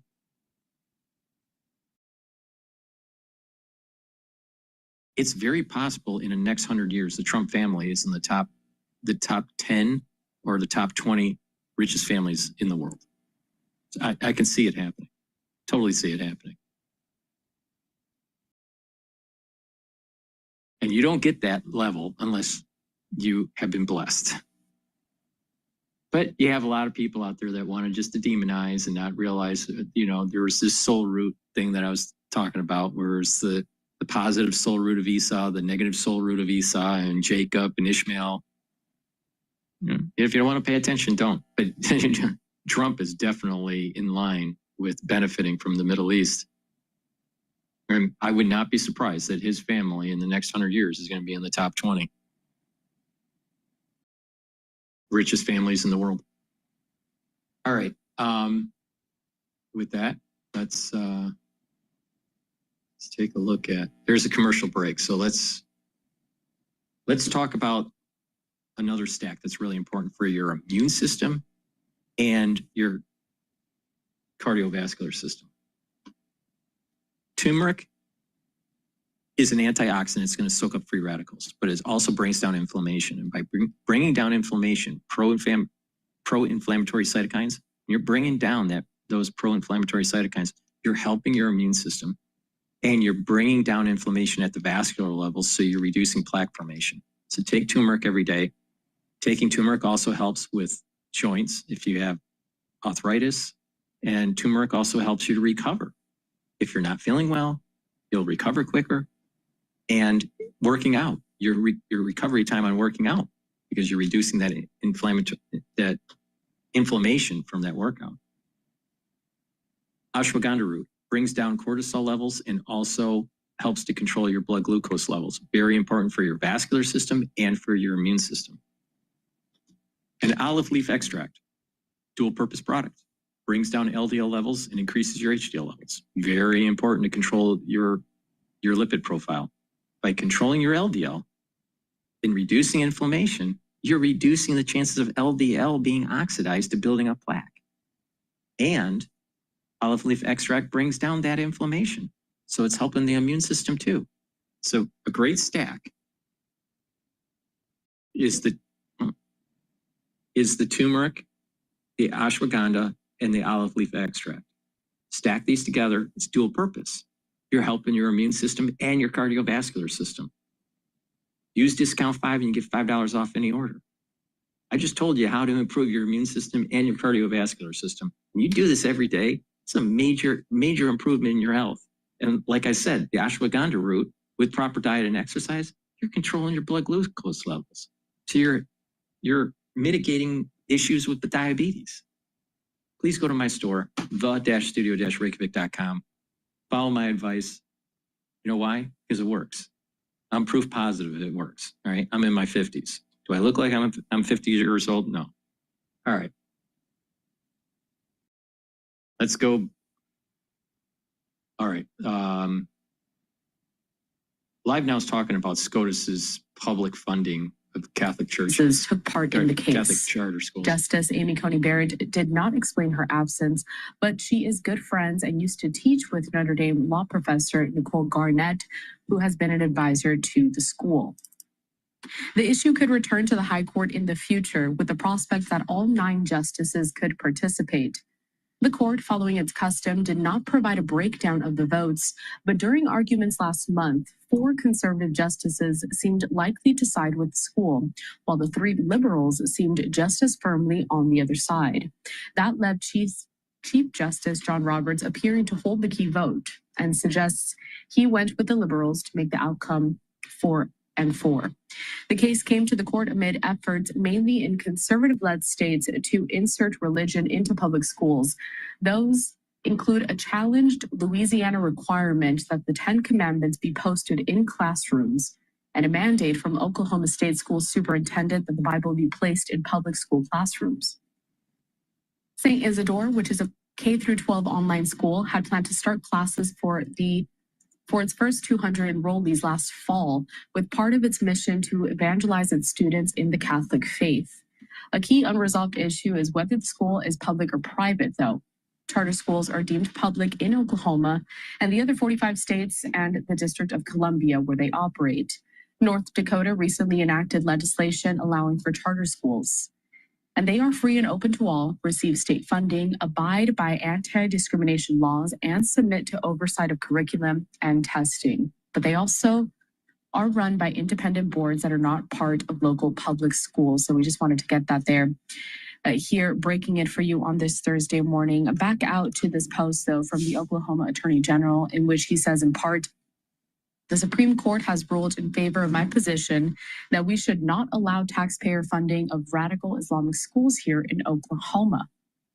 The Associated Press there breaking it that this vote today on Thursday effectively ending a publicly funded Catholic charter school there in Oklahoma. So we'll continue to follow more of this breaking news and bring you all of those updates. Again, it is possible that this argument is brought forth again to the High Court sometime in the future. Back out live to this image that we have here over in Washington, D.C. as we follow one of these other breaking news updates. And one of the biggest stories of the last few hours, at least here. Just before the commercial break, we heard from Attorney General Pam Bondi there, speaking to reporters down on the ground, discussing the investigation that continues to be ongoing. 2 Israeli embassy staffers shot and killed outside a museum after attending an event there just last night. Now, a suspect has been apprehended. We're waiting to learn more details. The Attorney General did comment that she cannot provide so many of those details because that investigation is ongoing. All right, let's go back to Bloomberg. But before we do, please go to my store, the-studio-reykjavik.com, and get the probiotics that I have. I have a veggie cap version and also a powdered version. By taking a good probiotic, you're going to help reduce the inflammation at your gut level. You're improving that gut biome. You're improving your immune system. You're improving the communication between your gut and your liver and your gut and your brain. And you're able to absorb your nutrients better. You'll also notice that with a good gut biome, you're going to think more clearly, be less irritable, you'll sleep better, your metabolism will be better, and your skin will be better. So please go to my store, the-studio-reykjavik.com, get the probiotics that I have. I have it in 2 different versions, one in a veggie cap version and another in a powdered version. So please go to my store and get the probiotics. Another very important foundational supplement, not just the probiotics, which is foundational, is the multivitamin. Multivitamin is an easy to digest multivitamin, and these multivitamins are cofactors for enzymatic activity. So when you have the proper multivitamins, your cells are going to perform better because the enzymes that are in the cell are going to have the right conformation to perform their function.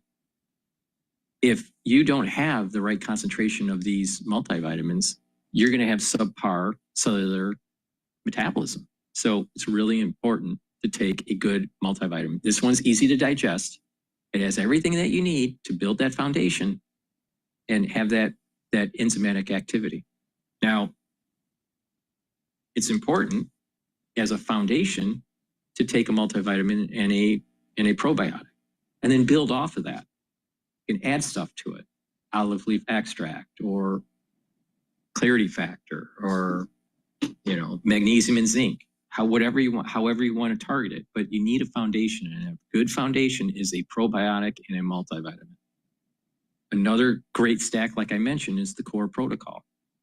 Max 35, C60, lignans, turmeric, ashwagandha, and the Boomer Boost. That's a pretty powerful stack. And then you add in the multivitamin and the probiotic.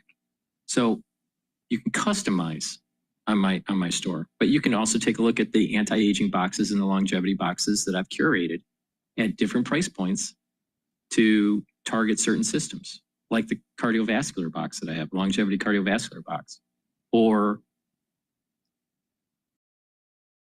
I also have skincare box, right? So you can target all these different systems, but you can customize too. So please go to my store, the-studio-reykjavik.com. Get the supplements, stack them appropriately. It's a holistic approach to slow down the aging process, to have more longevity. You're targeting different systems to improve, like your immune system, your cardiovascular system, your neural system, your GI tract. These are all very important for your overall health. So please go to my store, the-studio-reykjavik.com. Use discount 5, and you get $5 off any order.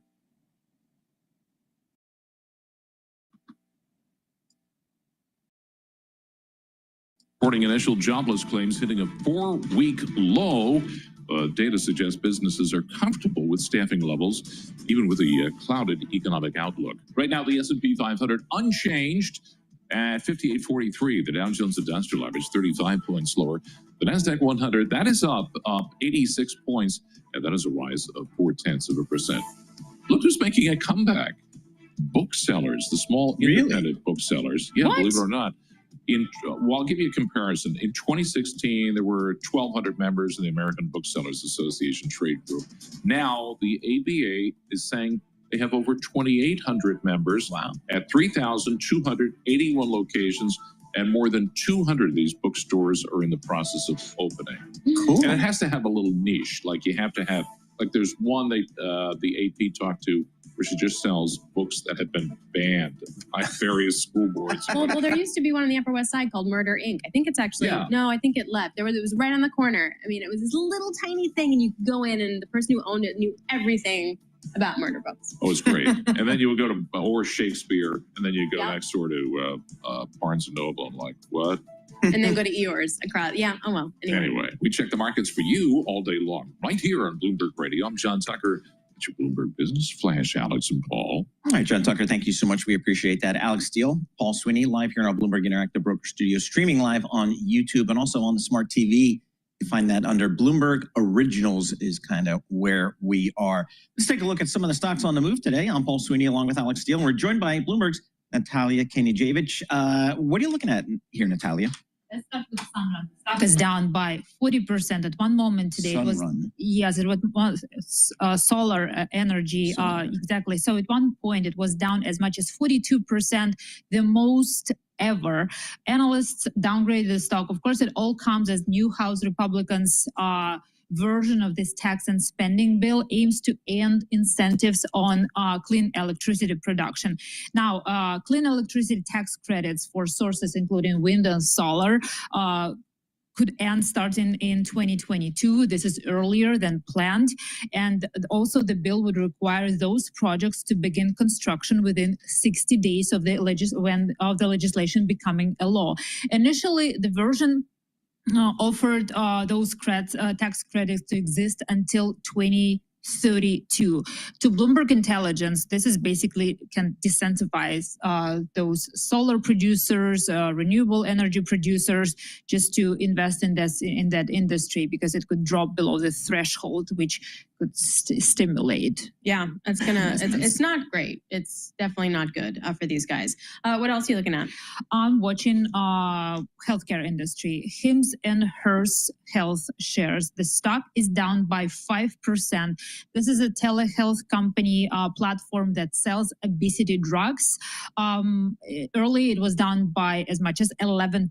So people used to go to telehealth companies to buy cheaper compounded versions of this brand versus branded drugs, obesity drugs, right? Because insurance typically doesn't cover that. Now, Cigna, which is an insurance company which works with Eli Lilly and Novo Nordisk, wants to cover how much people typically pay out of the pocket, which could be about $200 per month, and that could be really attractive for some consumers. And as a result, we do see the stock of Hims and Hers. The reality of the situation is that if you lived a healthy lifestyle, you reduce the chances of being on these drugs. The whole point, it's the whole point of my protocol.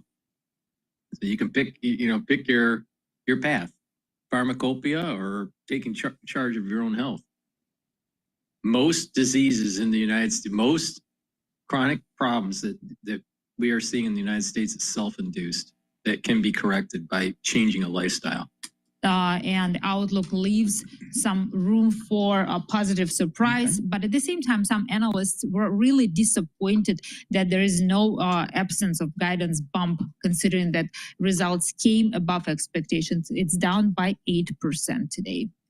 All right, Natalia, thanks a lot. We super appreciate it. Natalia Knežević joining us from Bloomberg. For more conversations just like this, subscribe to our new Stock Movers reports. Listen for 5-minute audio reports on the biggest winners and losers in the stock market. Subscribe to Stock Movers on Apple Podcasts, Spotify, or anywhere else that you listen. All right. What are we doing? Let's go to Ira Jersey, because I want to talk about rates moving out. So, thank you. Again, the 30-year Treasury kind of jumps out at you here. We're up north of we're at 5.11%. That really gets your attention. It's been a while since we've been at these levels. Ira Jersey, he's to blame. He's the chief U.S. interest rate strategist for Bloomberg Intelligence. Ira, I mean, we don't talk much about the 30-year bond. We kind of peg everything to the 10-year, but I don't know, something well north of 5%, that gets people's attention. And I know rates around the world are soaring. Are people actually starting to pay attention to deficits and things like that? Yeah, it's a big part of it for when you think about the fiscal situation, not only here in the U.S., but globally. I think there is some concern that there's going to be a lot more supply of sovereign debt, whether it's in Japan effectively with the Bank of Japan not buying the long end as much and ending its yield curve control policy that it had for the last few years.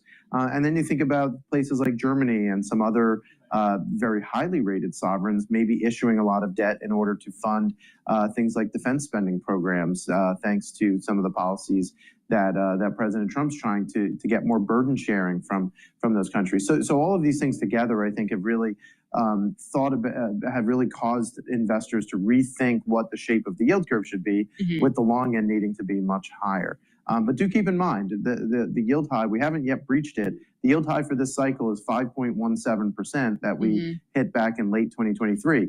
Not quite there, but getting awfully close. Well, I was going to say, so we're at 5.1.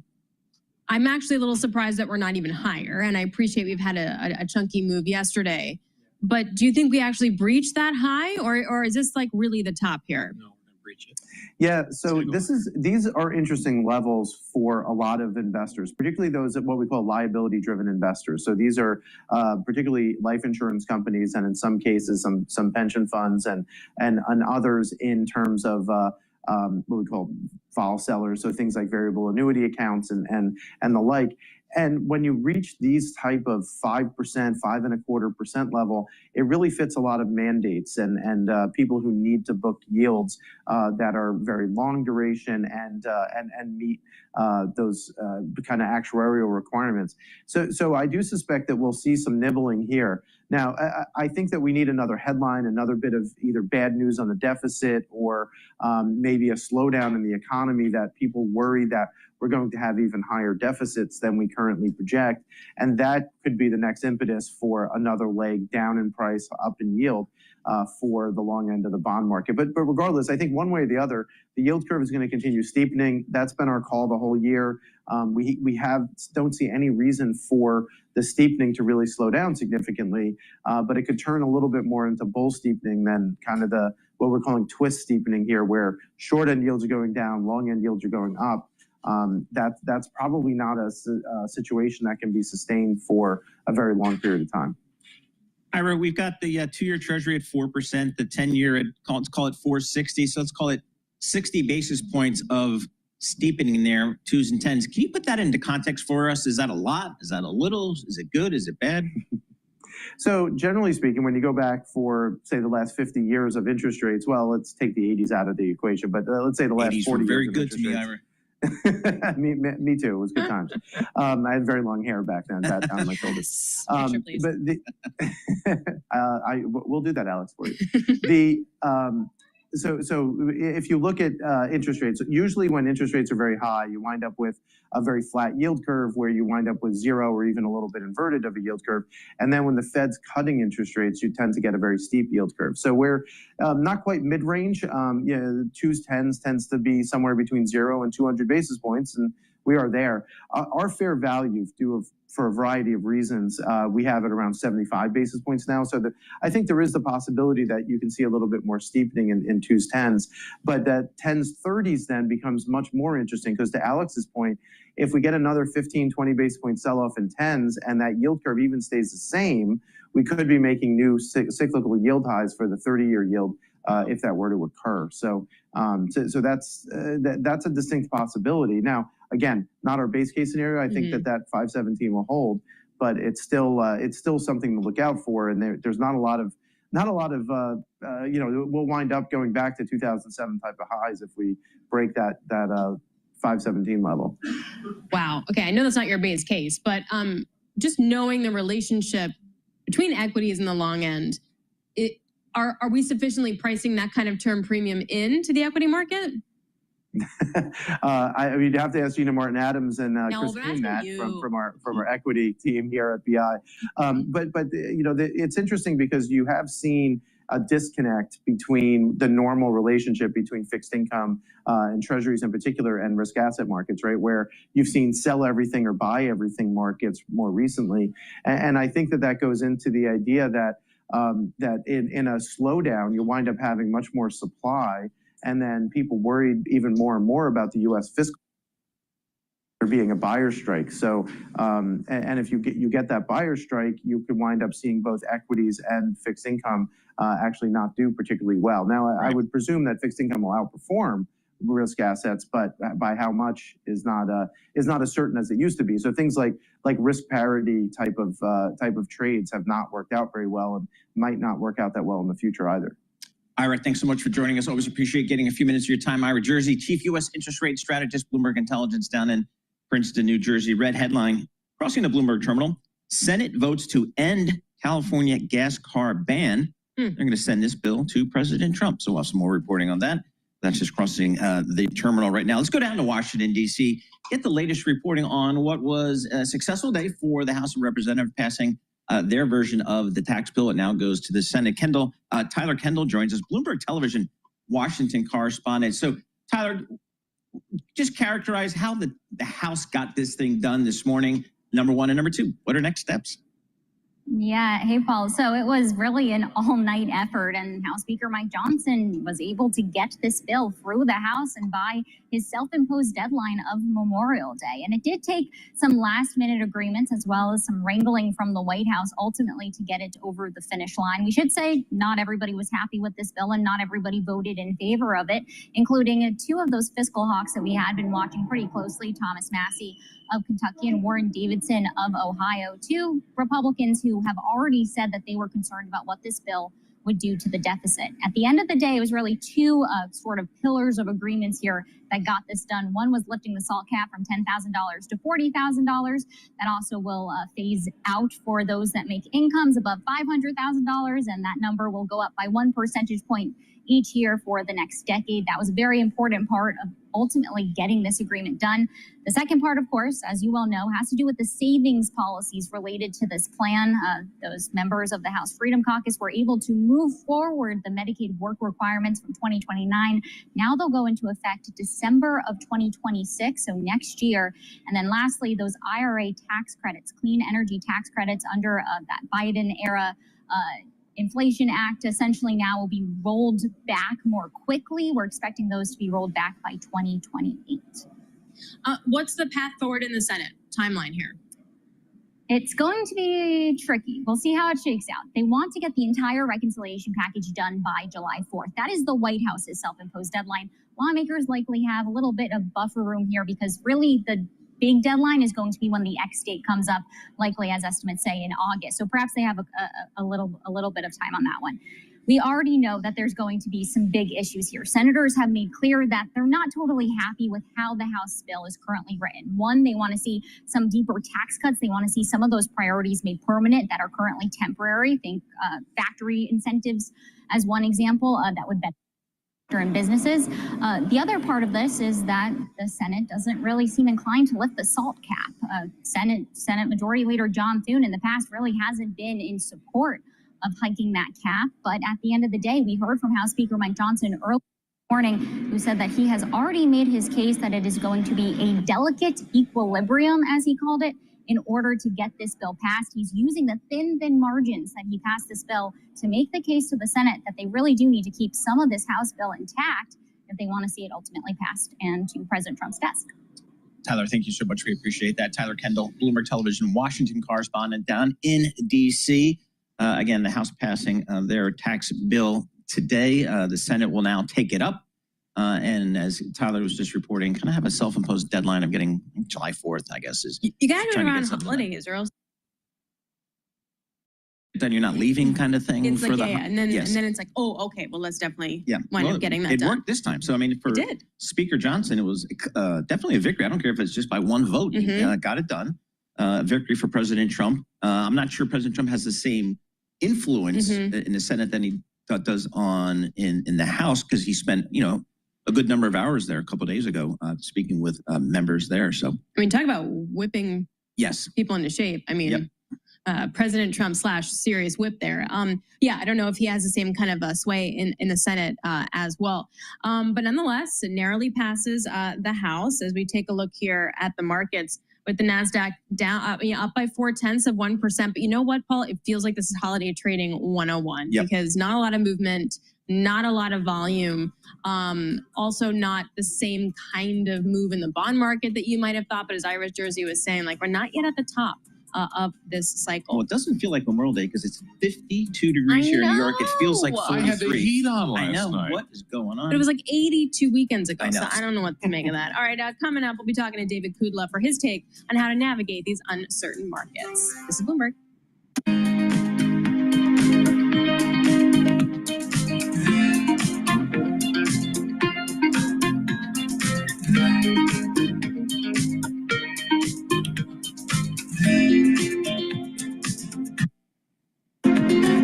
All right, I'm going to go to CNBC. They were talking about OpenAI and this deal with Ives. I think it was a $6.4 billion deal that happened yesterday.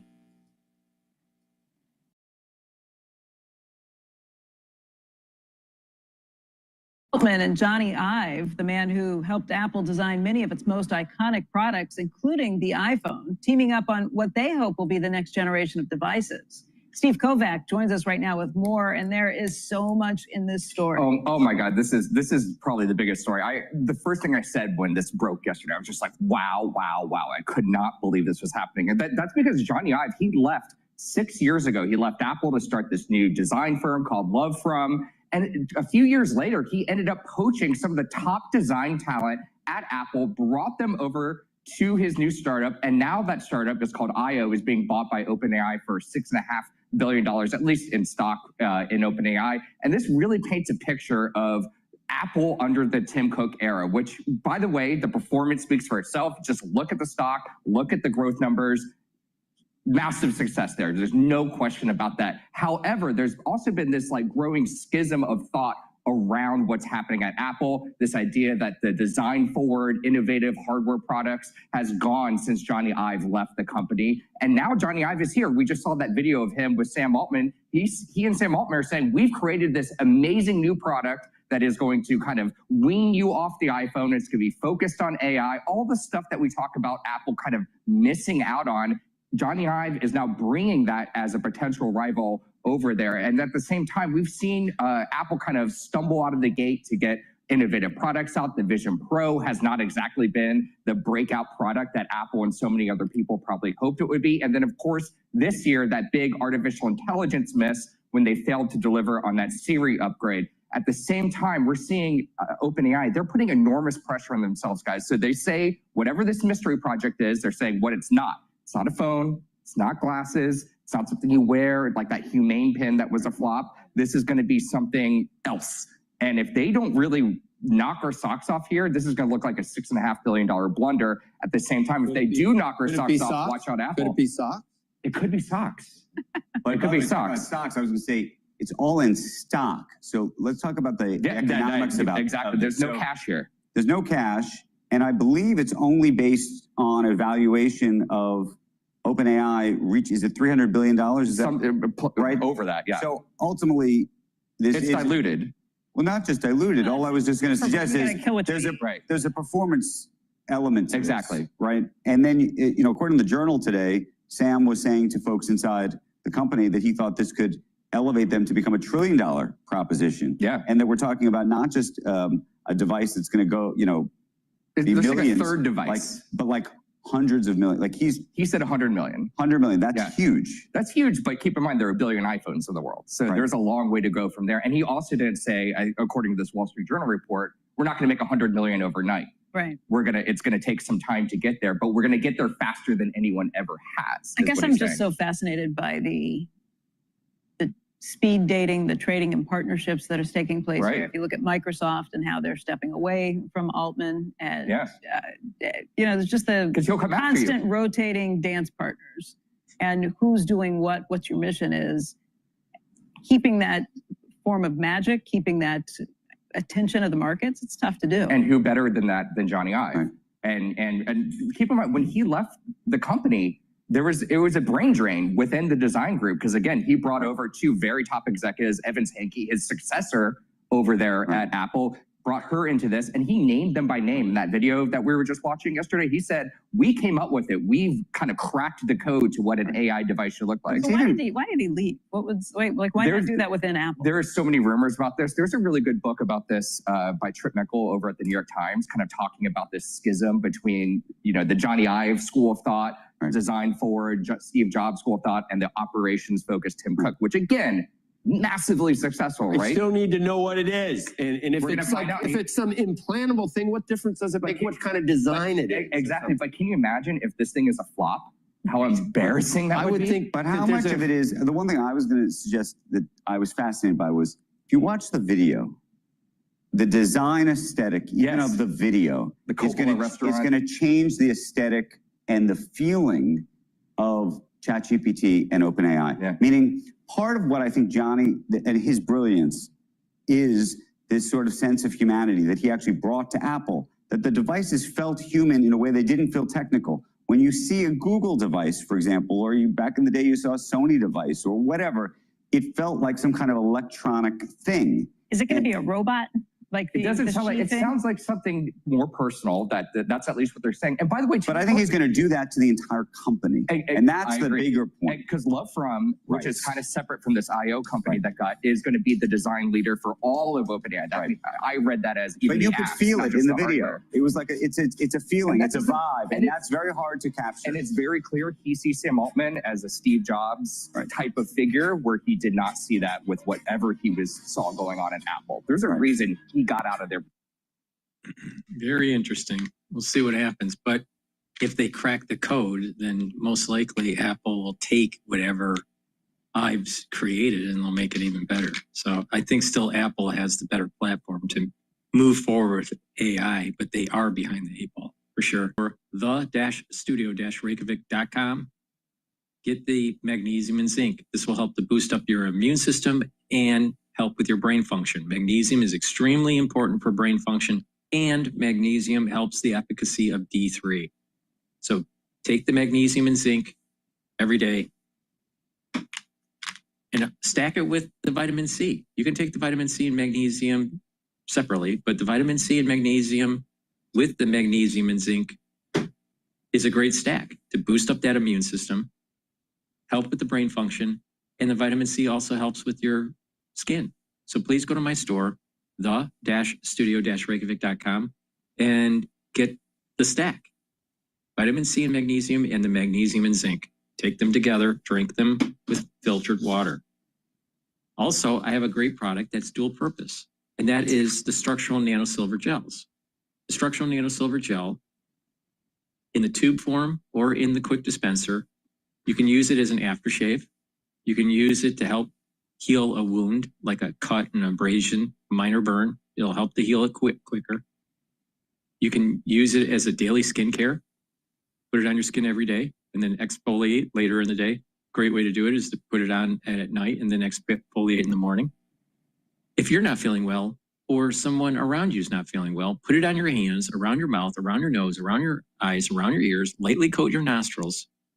It'll stay active for 5.5 hours and neutralize.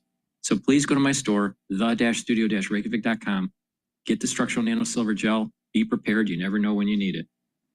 And just a little side note, if you're in an area that has poor air quality, lightly coat your nostrils with this and you'll be able to collect those particles and reduce that irritation that may be taking place. So that's what I did when there was the fire that was going on in New Jersey, and there was very poor air quality a few weeks ago in New York. I put the structural nanosilver gel in my nose and to help to collect those particles that I was breathing in, and also to reduce that irritation. And it was very bad. The air quality in New York was very bad with that fire in New Jersey. Now, another tip is to use the structural nanosilver gel to be able to breathe at night if you have a stuffy nose, all right, or you have copious drainage. You put the gel, lightly coat your nostrils with it, and it'll help to stop that drainage and reduce that soreness and that inflammation. And what will happen is you'll be able to breathe easier throughout the night. So that's just another tip to do. This is a great product, all right? It's a dual purpose product. Have some at home, have some at work, and never know when you need it.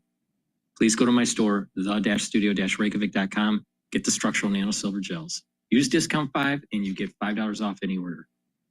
Now, what I would like to, I'll look up, I'll see if I can find that video with Ives and Altman. But in the meantime, let's go to Bloomberg.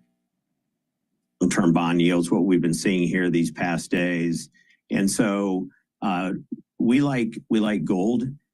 We like gold for a lot of reasons, you know, from what's happening to it as a reserve currency to, so that's creating demand at central banks. The fear trade, it's the ultimate fear trade. So we've been bullish on gold, continue to be. We hold it in all our portfolios, full disclosure, all of our tactical portfolios. We're short JGBs. We're short Japanese government bonds. We've seen what's happened with the meltdown over there. And are you short on the long end, David, for those? Yeah, I'm sorry, on the long end, yeah. And as I've been talking about on the show for 5-6 months now, we like Europe this year. We think Europe's going to outperform the U.S. markets by a very wide margin. And what's the catalyst for that, I guess? Because, or has that catalyst already worked its way out? Many say that, well, the ECB is going to be a lot more dovish than the Fed, and that's sort of the nice catalyst for Europe. But then you have John Williams saying today that potentially if tariffs come down to 10%, you could see that cut in July. Yeah, well, I don't think we're going to see a cut in July. The forecast of 3 to 5 rate cuts over the next year or so, that's not going to happen. I'll take the under on that every day of the week. We're not going to see the Fed cutting. In Europe, the ECB is cutting. They don't have as much of an inflation problem. The ECB is cutting, and they have fiscal stimulus because of the pullback in NATO. So we have Germany has their own $1 trillion euro stimulus package, fiscal stimulus package. The EU and the euro together, another 800 trillion. So we have fiscal stimulus. We have monetary stimulus. Compare that to the U.S. From a fiscal standpoint, we have some help with the tax cut package, but from a monetary standpoint, this is the problem for the Fed. We've said often the Fed is between a rock and a hard place. They're between a rock and a hard place right now. If they were to cut right now, what do you think would happen? What would be the reaction function? We would see the 10-year and 30-year bond go higher. The bond vigilantes would come in full steam ahead, hotter than heck, and raise the long end of the curve. So what will the Fed do? They'll print. The Fed will print money, and that that's going to add liquidity in the near term, but certainly not a good thing for the long term. We know that. David, always great catching up with you. David Kudla, founder, Chief Executive Officer, and Chief Investment Strategist at Mainstay Capital Management. Red headline crossing the tape here: Google faces DOJ antitrust probe over deal for AI technology. So those tech companies remain firmly in the sights of the regulators down in D.C. Let's check in with Stuart Paul, U.S. economist with Bloomberg Economics. He joins us here in our studio. We got some economic data here today, Stuart. I'm looking at the PMIs. They came in better than expected. That really surprised me. We just, the headline composite PMI came in at 52.1. The consensus was 50.3, and last period was 50.6. So the economy is hanging in there. Yeah, I always take PMIs underneath the headlines. I do a little bit, but more than anything, I take PMIs a little bit with a grain of salt because there are surveys talking about whether activity is increasing or decreasing. If you see a prolonged period where activity has been decreasing, there's a bit of a reversion to the mean because everything is being considered in the context of the past month's activities. So whether you're looking at the flash PMIs from S&P or you're looking at ISM, history really does matter, and a lot of what's going on under the hood in terms of inventory accumulation, everything in terms of production activity, new orders, it really matters month to month. This is not the sort of thing that makes me breathe this dramatic sigh of relief, but of course it's better to get that upside surprise than the opposite. What does the bill do in terms of the deficit for the U.S.? What's your modeling? So we're still estimating a material add to the deficit. If you start factoring in things like tariff revenue that comes from the West Wing, it's a bit less. I think that we're still charting a course close to 135% debt to GDP over the next 10 years or so. And that's a lot. And that is a lot. Okay, just want to be clear. That is a lot. And I think that that's part of why we're seeing a little bit of upset in the bond market. I mean, we were hearing something similar from Ira Jersey earlier this morning. So I think that, fiscal policy is still on an unstable and unsustainable trajectory. You're an economist. I mean, come on. You guys always worry about that stuff. That's his job. I know, it's his job. Initial jobless claims, I don't know. The labor market still seems okay to me. What did you guys think? Yeah, there was a small downside surprise in initial jobless claims. 227,000 additional claims during the previous week. What I'm most worried about, though, is longer-term unemployment. We're still seeing continuing claims rising, and that's going to add upward pressure. So continuing claims, to the that is rate. people, as the name implies, it's not just this week. They're correct. Continuing over and over. So if you see that number trend up, that's not good. It's not good. Okay. It means that it's taking more time for people to find jobs. It means that hiring is slow, even if firing is not especially fast. And that's enough to add upward pressure to the unemployment rate. That's enough to indicate to us that the labor market is cooling. All right, Stuart, thanks a lot. Really, really appreciate it. Stuart Paul, U.S. economist with Bloomberg Economics. Just some breaking news for you. The Justice Department is now probing whether Google violated antitrust law with an agreement to use the artificial intelligence technology of Character.ai, which is a popular chatbot maker.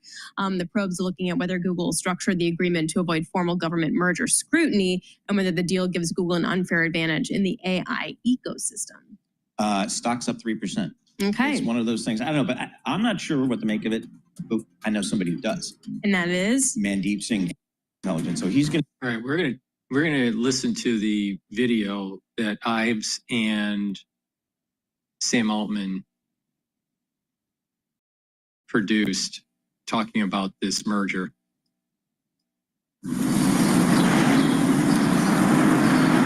I think we have the opportunity here to kind of completely reimagine what it means to use a computer.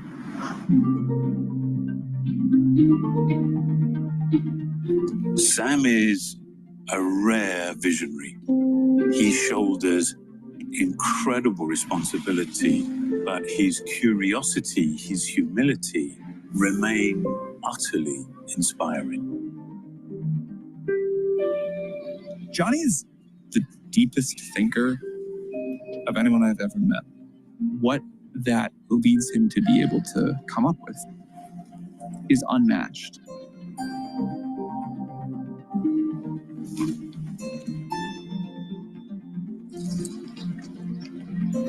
I moved to America drawn by the exhilarating optimism of San Francisco and Silicon Valley. We are sitting at the beginning of what I believe will be the greatest technological revolution of our lifetimes. I have a growing sense that everything I've learned over the last 30 years has led me to this place and to this moment.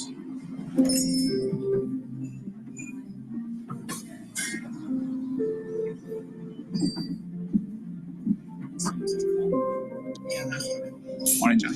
Hey, Sam.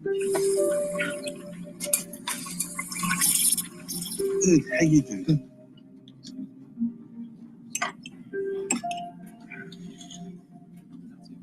So what is this announcement we're talking about?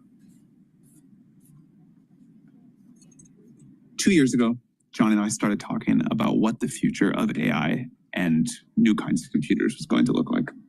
I was running OpenAI. Johnny's running a design firm called LoveFrom that had established itself as really the, I think, densest collection of talent that I've ever heard of in one place and probably has ever existed in the world. And it became very quickly apparent to both of us that we needed a third company. A year ago, I founded IO with Scott Cannon, Evans Hankey, and Tang Tan, who are the most extraordinary engineers. They have built a team of remarkable subject matter experts that range from hardware and software engineering, physicists, researchers, product manufacturing experts. And so IO is merging with OpenAI. Formed with the mission of figuring out how to create a family of devices that would let people use AI to create all sorts of wonderful things. The first one we've been working on, I think, has just completely captured our imagination. You know, Johnny called one day and said, "This is the best work our team has ever done." Yeah. I mean, Johnny did the iPhone. Johnny did the MacBook Pro. I mean, these are like the defining ways people use technology. It's hard to beat those things. Those are really wonderful. Johnny recently gave me one of the prototypes of the device for the first time to take home, and I've been able to live with it. And I think it is the coolest piece of technology that the world will have ever seen. The products that we're using to deliver and connect us to unimaginable technology, they're decades old. Yeah. And so it's just common sense to at least think, surely there's something beyond these legacy products. We have like magic intelligence in the cloud. If I wanted to ask ChatGPT something right now about something we had talked about earlier, think about what would happen. I would like reach down, I would get on my laptop, I'd open it up, I'd launch a web browser, I'd start typing, and I'd have to like explain that thing. I would hit enter and I would wait and I would get a response. It sounds that he's taking some sort of wearable Siri device or Alexa device and that there's going to be a voice recognition chat GPT capability. That's what it sounds like. And it's something wearable. And that is at the limit of what the current tool of a laptop can do. But I think this technology deserves something much better. So how did it all begin? So my son Charlie was the first person in the family to use ChatGPT, and he said, "You've got to meet Sam." I met Johnny's family relatively quickly after meeting Johnny, and they were sort of just like, it was an impossibly lovely family. And I was just thinking what a privilege it is to really connect with somebody new, and it hasn't happened in a long time. And the reason I think that it happened is we had both a very strong shared vision. We maybe didn't know exactly where we were going to go, but like the direction of the force vector felt clear. And then this like deeply shared sense of values about what technology should be, when technology's been really good, when it's gone wrong. I mean, that was in a way one of the basis, I think, for one of the reasons Sam and I clicked was, despite our wonderfully different journeys to this point, our motivations and values are completely the same. In my experience, if you're trying to have a sense of where you are going to end up, you shouldn't look at the technology. You should look at the people who are making the decisions. And you should look at what drives, motivates, and look at values. San Francisco has been like a mythical place in American history, and maybe in world history in some sense. It is the city that I most associate with the sort of leading edge of culture and technology. This city has enabled and been the place of the creation of so much. The fact that all of those things happen in the Bay Area and not anywhere else on this gigantic planet we live on, I think is really not an accident. There's a lot of like weird, quirky details about geography that I think matter, that the way the city is set up. You know, I mean, the absurd hills, why you would choose to actually put so much energy into building on this topography is insane. I think there's something about San Francisco. You don't get to pick and choose freedom. Either you have like, you let creative freedom be expressed in all of its weirdness, or you don't. I feel I owe this city such an enormous debt of gratitude. I want this to be democratized. I want everybody to have it. I don't want it to be the tiny percentage of the population that figures out how to use bad tools and is really smart. I want anybody to say, hey, I have this idea and make it happen. The responsibility that Sam bears is honestly beyond my comprehension. I have a sense of some of it.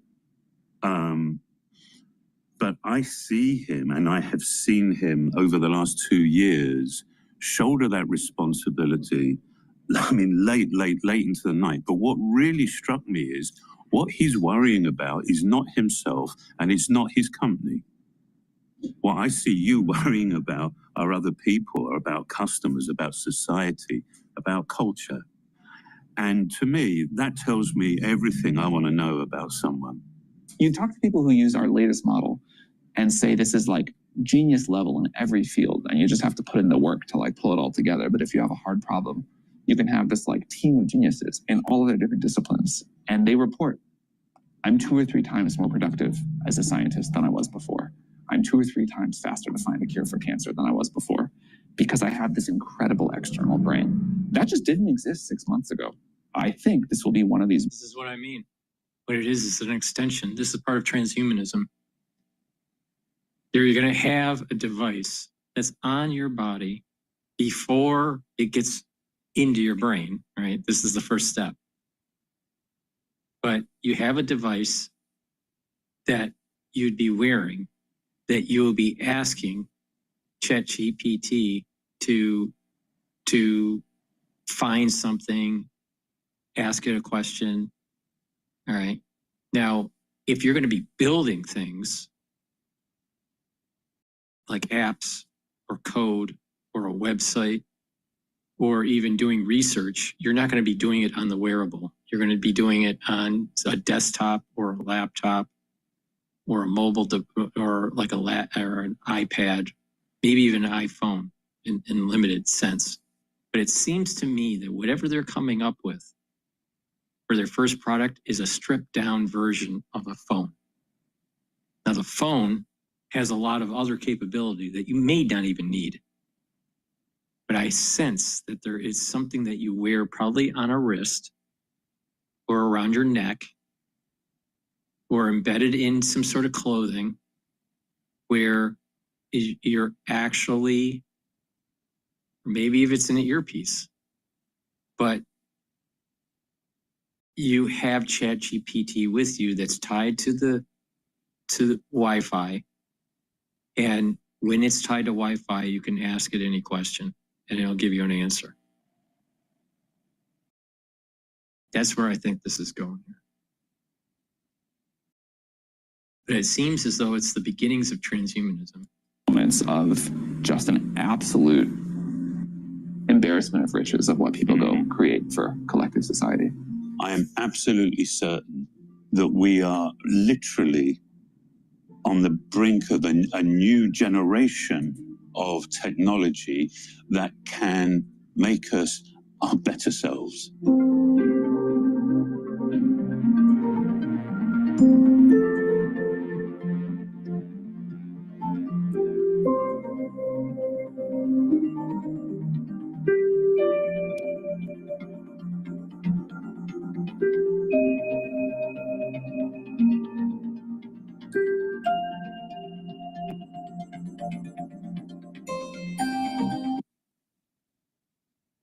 And then once and you got to remember, they don't have a gigantic user base, all right, compared to, and all the information about their customers like Apple does. Apple has a gigantic user base on their mini platforms, and they have the history of their customers. And like I said, the game is the assistant, all right? Who can create a system where you ask your digital assistant, book me a flight, arrange an itinerary for a vacation, buy the groceries, and you don't do anything other than that. It automatically purchases it. It automatically sets up the delivery.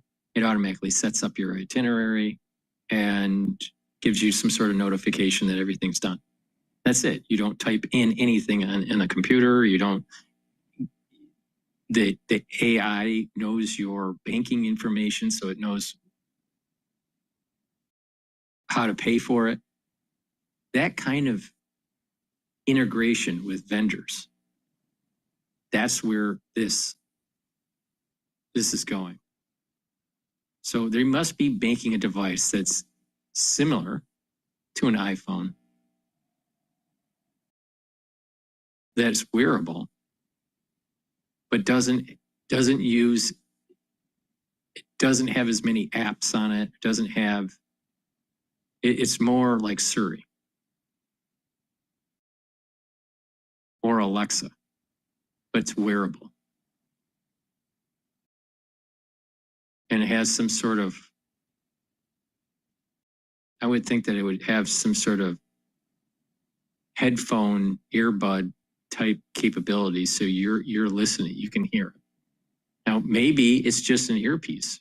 Could be as simple as an earpiece. But once this device does get released next year, Apple will be able to get a clear direction on where their designs and their push in AI will take place. See, I've been thinking, like, Apple TV, if they created a AI device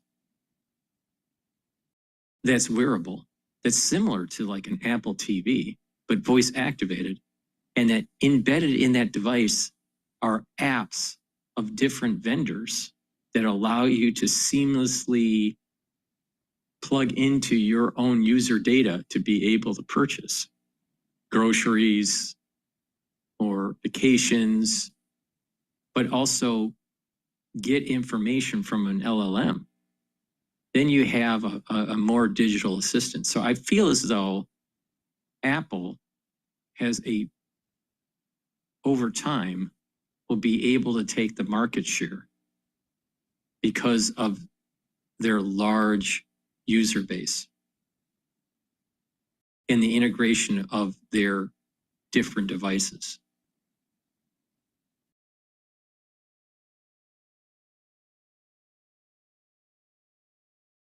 So we'll see what happens, but it is interesting what is emerging out of IO and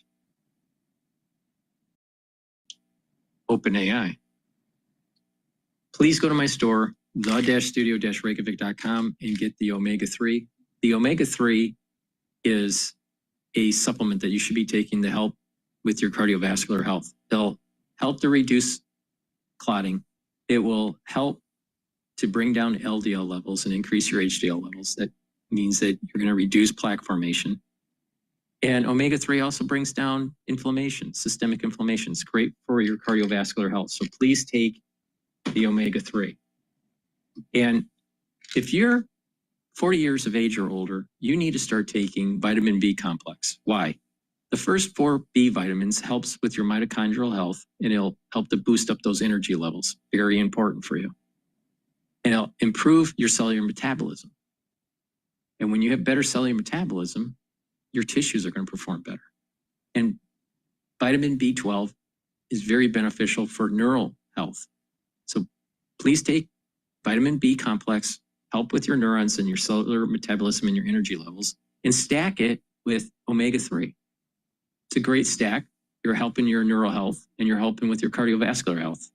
So please go to my store, the-studio-reykjavik.com, use discount 5, and you get $5 off any order. Click the link in the description of this video and all my videos to get to my website, the-studio-reykjavik.com. It looks like there's going to be an update about the Israeli embassy staffers being killed in DC soon here. So we'll wait on that. So while we're waiting on that, maybe we can do another video here. The bond market is concerned about tax bill increasing the deficit. So let's go to CNBC. Imagine making $453,000 in a single month as an affiliate marketer without. It's great to have you. And as far as bond market goes, what sort of signals are you guys picking up that might be relevant for investors in all assets? You know, it's interesting. We've been talking together all year about market volatility, and we've been talking it specifically in the equity markets. And now we're seeing it play out in the bond market. And the cause of the volatility is the same for both markets. It's uncertainty. So what I found interesting after the close yesterday is, can you believe the S&P is flat year to date? I mean, it doesn't really feel like it's been a flat equity market to me year to date. We've been whiplashed and chainsawed and roller coastered, and that's all around uncertainty. And we're seeing that play out now in the bond market, and that's specifically around the tax bill, right? Uncertainty about what it's going to look like, Carl, as you just said, after an overnight session, the bill was passed in the House, and now it's going to go to the Congress. But there's still going to be a lot of backdoor negotiations, and what is ultimately passed is not what it was that was passed this morning.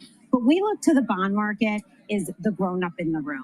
And what the bond market is concerned about is this tax bill going to increase our deficit? We need fiscal responsibility. We need to make sure that if it's short-term tax cuts to offset short-term spending cuts, that will be okay and probably viewed positively. If it's anything permanent that's going to contribute to our deficit, that's going to be viewed as a negative. And we're just going to have to see what comes out, whether it's July 4th or whatever the drop dead date is. But to your point, so bond market is acting, I mean, yippee is now the word, because that's what President Trump used after Liberation Day. But the stock market has held in mostly okay. I mean, we had that big sell-off. The stock market's up 17.5%. So do you think it's overdone? Close. Well, it came back yesterday, 2%. It was 19.5% before yesterday. And we need to take a pause on the recovery. And again, try to find some clarity. Try to find some clarity on tariffs. Now we're going to need some clarity on the tax bill.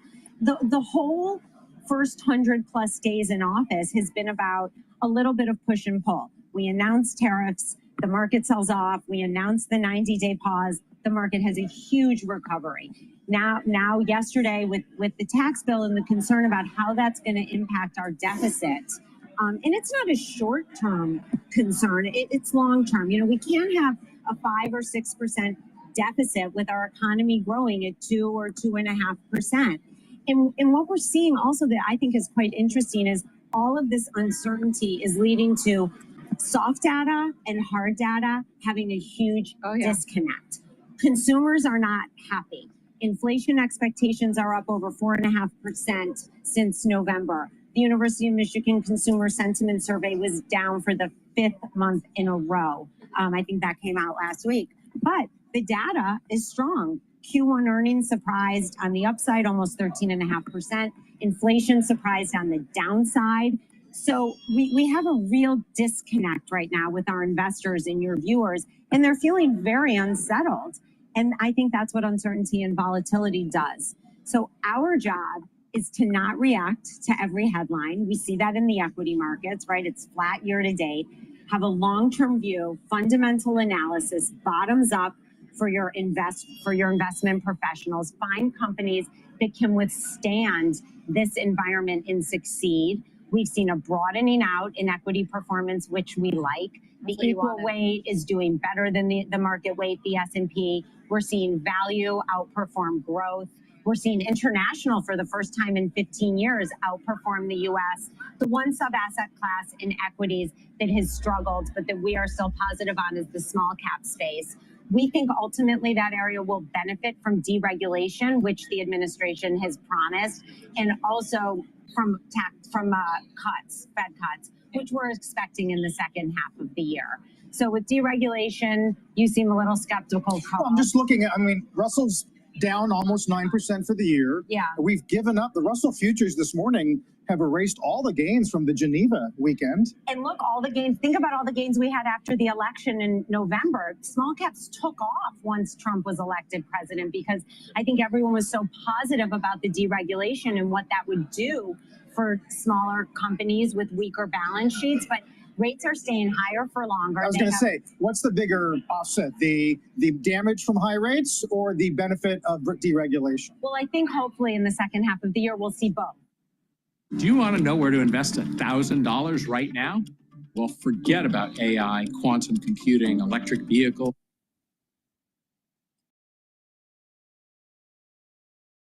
Please go to my store, the-studio-reykjavik.com, and get the structural nano silver toothpaste. This has no fluoride. It will whiten your teeth, freshen your breath, reduce inflammation at the gum line, improve your gum health, neutralize the pathogens that create plaque. Please go to my store, the-studio-reykjavik.com. Get this toothpaste. It is a very high quality toothpaste. There's nothing that you can buy that will be better than this. Please go to my store, the-studio-reykjavik.com. Get this toothpaste, get a few tubes of it for your household, and use it every day. Good oral hygiene is going to help improve not just your oral cavity in your teeth, but also your cardiovascular health and your valvular health. Very important. Also, go to my store, the-studio-reykjavik.com, and get the Good Night Formula. This Good Night Formula is going to help you get into 3 cycles of REM sleep. And deep sleep, you're going to have deeper, wait, I don't know, someone yelling in the background. I don't know what's going on. So please go to my store, the-studio-reykjavik.com, get the Good Night Formula. This will get you into 3 cycles of REM sleep, deep sleep. You're going to be able to consolidate memory, detoxify your body, and be well rested. So please go to my store, the-studio-reykjavik.com.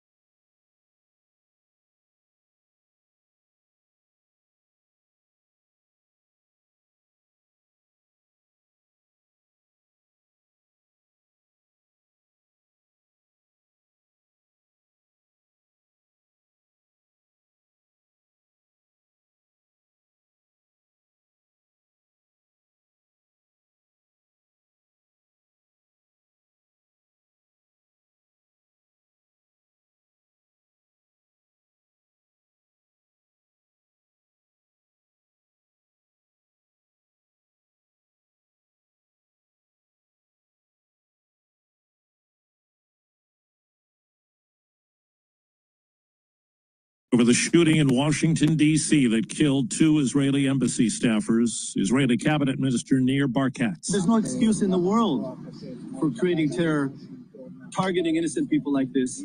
The world must wake up and collaborate together against terror and the roots of the terror. The 31-year-old Chicago man who shouted "Free Palestine's" been arrested. Attorney General Pam Bondi. We will follow the facts. We will follow the law. And this defendant, if charged, will be prosecuted to the fullest extent of the law. The 2 people killed were a couple planning a summer engagement.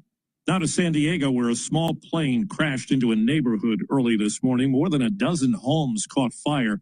Mayor Todd Gloria. We'll be supporting these families who are impacted here. They're part of the military community that makes up our city, proud partners of our community. Only minor injuries on the ground, he says. Fatalities on the plane, that number not clear. The U.S. Supreme Court weighed in today on the bid by a Catholic charter school in Oklahoma to get public funding. CBS's Jan Crawford says it was a 4-4 decision. When they're deadlocked, that means that the lower court ruling in the case will stand. And in this case, it was the Oklahoma Supreme Court, which ruled that taxpayer money could not go to these religious charter schools. So that ruling in Oklahoma will stand. A federal judge has blocked President Trump's executive order to shut down the Department of Education and ordered the agency to reinstate employees who were fired in mass.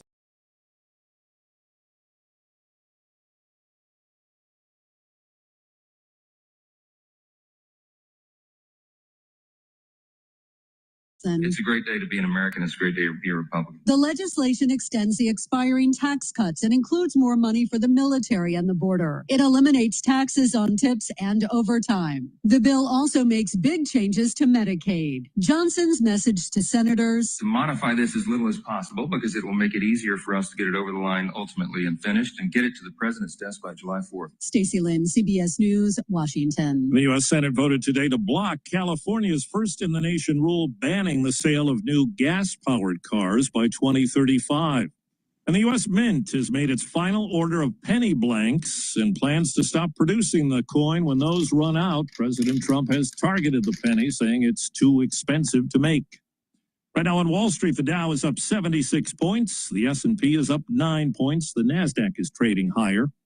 This is CBS News. Please go to my store, the-studio-reykjavik.com, and get the elderberry zinc lozenges. These lozenges, you can get them in a 21 count for each bag. Get a few bags for your household. Mitigate that irritation in your throat right away. You use these lozenges or drops during the allergy season, the cold season, or even if you have poor air quality. Mitigating that irritation right away to prevent further irritation and inflammation and upper respiratory issues. Very important. The moment you have that irritation, take the lozenges and the drops right away. So you get the elderberry zinc, or you can get the drops, which are smaller. And I have 3 different flavors. You can get it in honey and lemon, in cherry, and also in blueberry. So please go to my store, the-studio-reykjavik.com. Use discount 5, get $5 off any order. It's a great way to save money, but also get these products. They're going to help you boost up that immune system and slow down, some of the aging that takes place. If you're chronically sick all the time, you're actually aging faster. So please listen to me. Use the drops. Use the lozenges. The moment you have that irritation, take them right away. Please go to my store, the-studio-reykjavik.com.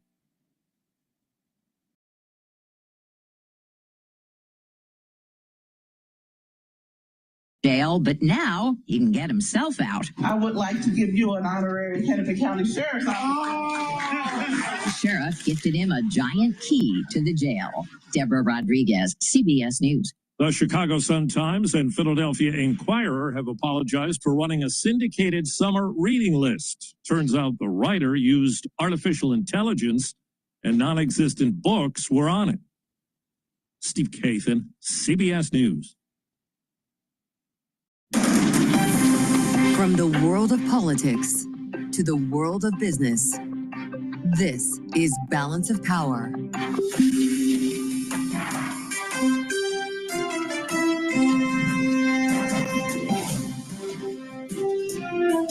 Live from Washington, D.C. House Republicans passed the bill. Now comes the hard part. Welcome to the Thursday edition with the ink still drying on the president's big, beautiful bill. We'll let you know what's inside. Coming up in a live report from Capitol Hill, Bloomberg's Tyler Kendall is standing by, and we'll have insights from Mike Dorning on our Capitol Influence team about what comes next, because big changes are expected when this legislation gets to the Senate. And we'll talk about that with Republican strategist Alex Conant from Firehouse Strategies. Donald Trump has a big night tonight, hosting a couple hundred wealthy crypto bros for a private dinner with the president, raising new questions about conflict of interest in this administration. We'll get into it with our panel, Jeannie Shanzano and Rick Davis, and it's all after a look at Wall Street. We start, as always, with the markets and the voice of Wall Street. Here's Charlie Pellet in New York. Here's what's going on. We got one big, beautiful bull today with the Dow, the S&P, NASDAQ all advancing. 7-point run-up right now on the S&P, reversing earlier losses, up now by about 0.1%. The Dow up 56, up 0.1%. NASDAQ higher by 108 for NASDAQ. The composite index up 0.6%. NASDAQ 100 index up 0.5. Russell 2000 up by just about 0.1%. The Bloomberg Max 7 index, tech stocks surging, that index up by 1.1%. 10-year at 4.55%, with the 2-year 3.98%, the 30-year 5.06%. Gold down $20 the ounce, $32.94 on the precious metal right now, down 0.6%. West Texas Intermediate crude oil down 1.3%, $60.79 a barrel.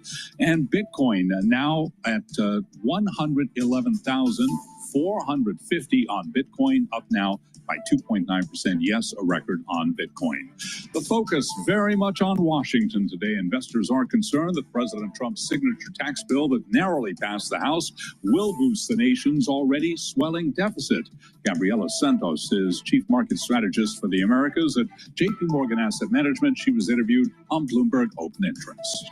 So we do think the tariff storm has really calmed down. We just, of course, still need to understand exactly the impact on both the real economic side, the inflation side, earnings. But quickly, the narrative, the market attention has pivoted full on into this reconciliation bill and all of the details of it. And of course, a whole lot more coming up right here on Balance of Power. On an update for the rest of the market, clean power stocks are plunging. Investors there running for the exits. Case in point, Sunrun, it is down now by 39.7%. Sunrun is America's biggest rooftop solar energy company. Also moving lower, shares of Solar Edge Technologies down 21%, and Enphase Energy down 18.4%. Balance of Power continues right now. Back we go to Washington. Lots going on. Once again, your host here is Joe Matthew. All right, Charlie, great to see you, Charlie Pellet, watching Wall Street for us every day here on the fastest show in politics. We'll get back with Charlie a little bit later on this hour. Everybody's keying off the bond market right now, including, well, the stock market, with eyes on what happened last night and early this morning in Washington. The big, beautiful bill cleared the hurdle, 215 to 214. The tally here, it happened when a lot of people were waking up. The Rules Committee finishes a 21-hour-long hearing. Can you imagine? Lawmakers are falling asleep left and right. And the speaker said, we're going for it. Brought it to the floor early this morning, before most people even left the House, and spoke with reporters when it was over. Here's Mike Johnson. We look forward to the Senate's timely consideration of this once-in-a-generation legislation. We stand ready to continue our work together to deliver on the one big, beautiful bill, as President Trump named it himself. We're going to send that to his desk. We're going to get it there by Independence Day on July 4th, and we are going to celebrate a new golden age in America. So that's the deal here now, right? We're going to get it on his desk by July 4th. That assumes a lot. We're going to walk through what's actually inside the final product, at least on the House side. Don't consider anything final. Everything's going to move. Senate's going to make changes. Everyone's going to get banged up over it. They're going to go into conference committee, and it is likely the House will have to vote again, and that might be a lot more difficult than this one was. Even though folks like Chip Roy and others in the Freedom Caucus ended up being yes votes, they may not be when the Senate is done. Or could it be the other way? Maybe the Senate kicks out the SALT cap. They lose a bunch of moderates while they're at it. We want to be careful here because a lot can change, but it's important to know where we're starting here in the House. And that is the good work that Tyler Kendall is doing on Capitol Hill. She's with us right now from the Cannon House office building, the very rotunda where you see the lawmakers talking with us on a daily basis here. Tyler, it's great to have you. I know you've been up for many hours here. Let's get the nuts and bolts on what's in this bill, and then I want to talk to you about a couple of things. The fact of the matter is the Trump tax cuts will be extended, the SALT cap will be lifted, Medicaid will be cut. How am I doing so far?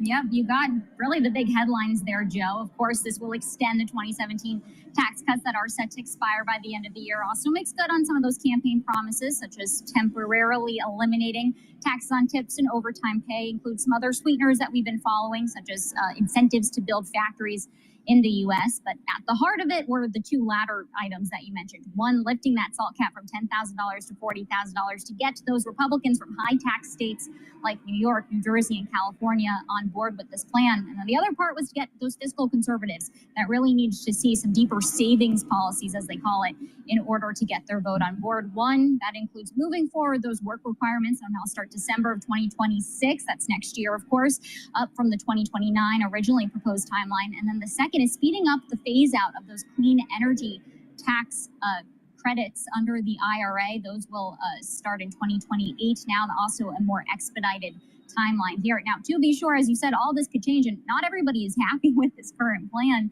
but it's ultimately what needed to get done in order for the deal to get over the finish line amid what was heightened pressure from this White House. We heard from Tom Massey, of course, the thorn in the side of Donald Trump at almost every turn here, the Republican from Kentucky who was always a no, remained a no. He said this bill is a debt bomb ticking, Tyler. Congress can do funny math, fantasy math if it wants, but bond investors don't.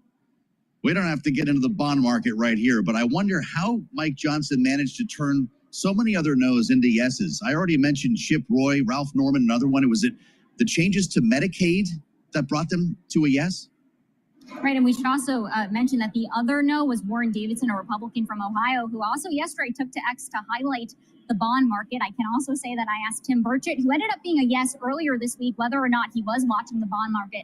He said ultimately he does think it's a canary in the coal mine, but then he decided to vote for this bill. And so at the end of the day, it does seem like perhaps these speeding up of work requirements got enough of these fiscal hawks on board, as well as the heightened phase out of those IRA tax credits. But we should also note that there was some late night sort of dealing with the White House. And our indication is that perhaps there are some other deals to work on future legislation or perhaps future executive actions with this administration that could address the deficit. It was interesting to see President Trump post on Truth Social shortly after his meeting with some of those House Republicans last night, refloating perhaps the idea of privatizing Freddie Mac and Fannie Mae. Things like that, perhaps we should be keeping our eye on about how this administration is going to talk more holistically about raising revenues as one option. But at the end of the day, as you're talking about this, we're going to have to see how it all shakes out. Whether or not the Senate really is going to get on board with some deeper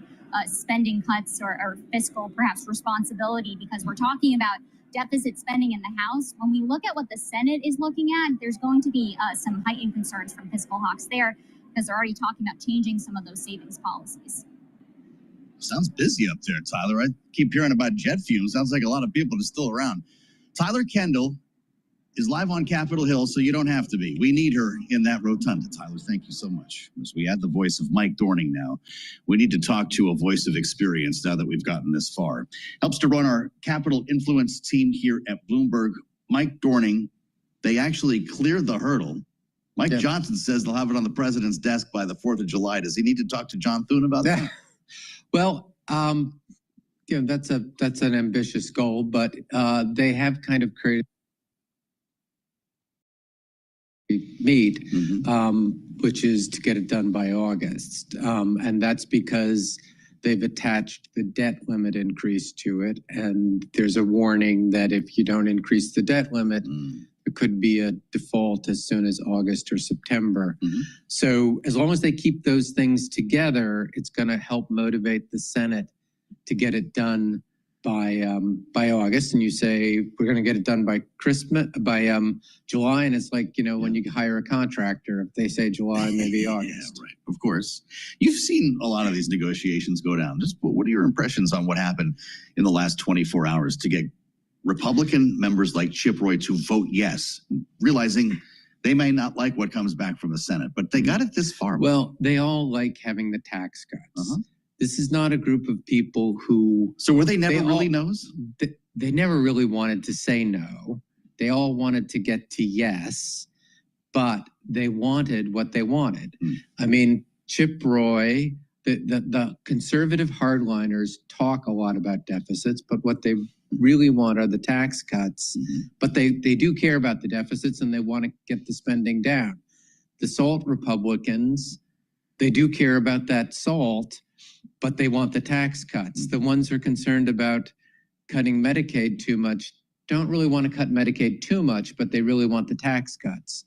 And Johnson wants to get it done now. Trump wants to get it done now because God knows, you know, Biden was popular, could get a lot of stuff done early, but then by the end of his first year, it was harder for him.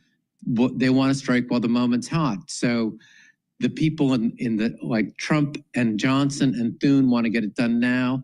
And those other people they knew that the deadline was the end of the year. So you're kind of, by trying to get it done now, you're trying to make sure they make their concessions now. Hakeem Jeffries says Democrats just won the midterms this morning. Is he right?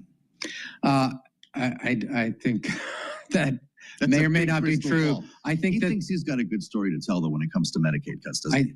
I think probably the thing that will matter a lot more for who wins the midterms is what happens to the standard of living of the American people.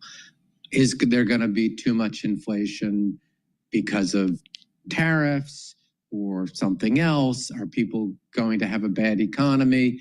That will have a lot bigger impact. But, you know, this does give them a talking point, and they can cast this, and they certainly are energetically casting it as, you know, give to the rich, take from the poor. Right, exactly. The big question, one of many big questions, of course, is what lasts after this bill goes to the Senate? What's coming out of this bill? And we're going to talk about that coming up with Republican strategist Alex Conant. Mike Dorning, thank you. You probably haven't slept in 3 days or something, right? It's the man editing all this stuff at 1 o'clock in the morning, or in the case of this morning, when did they pass it? Was it 7, something like that? So luckily, someone else ought to do the morning stuff. All right, so the mayor is starting to talk about the Israeli staffers killed. So let's just listen in here. This is a New York mayor talking about it. But in response, the NYPD is surging counterterrorism officers and critical response commands out of an overabundance of caution.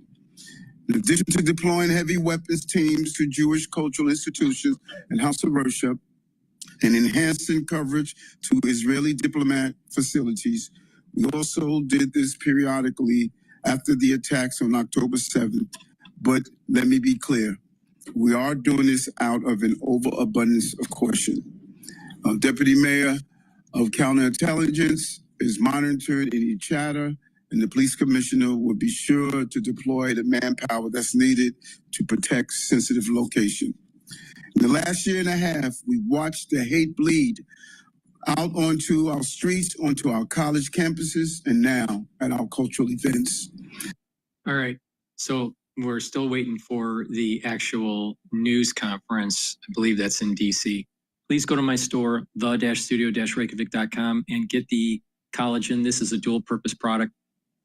This will help with your skin, your hair, your nails, your joints, your cartilage, your musculature, and your bones.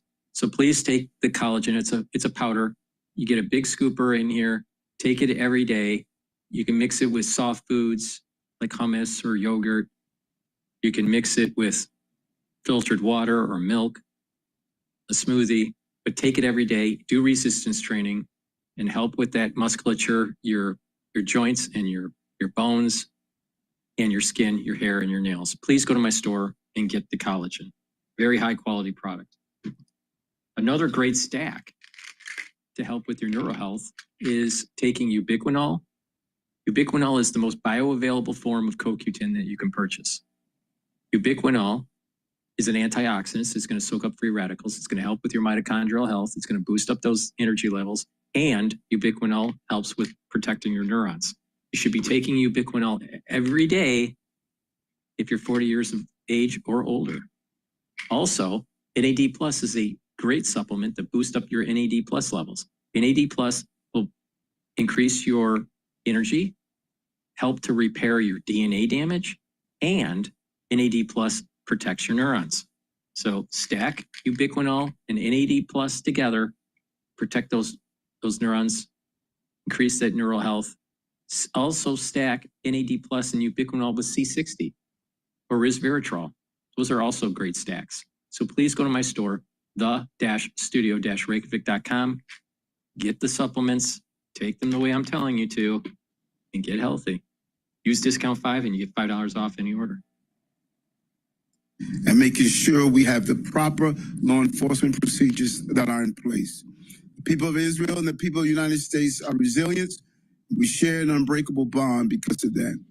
May the memories of the victims be a blessing, and I'm praying for their families and their loved ones. My mother used to say, a dark place is not a burial, it's a planting. Let's use this opportunity to build on safety, tolerance, and peace. And let this moment where we sow seeds of peace in our city, in our country, around the globe, let this show the world true evils of anti-Semitism.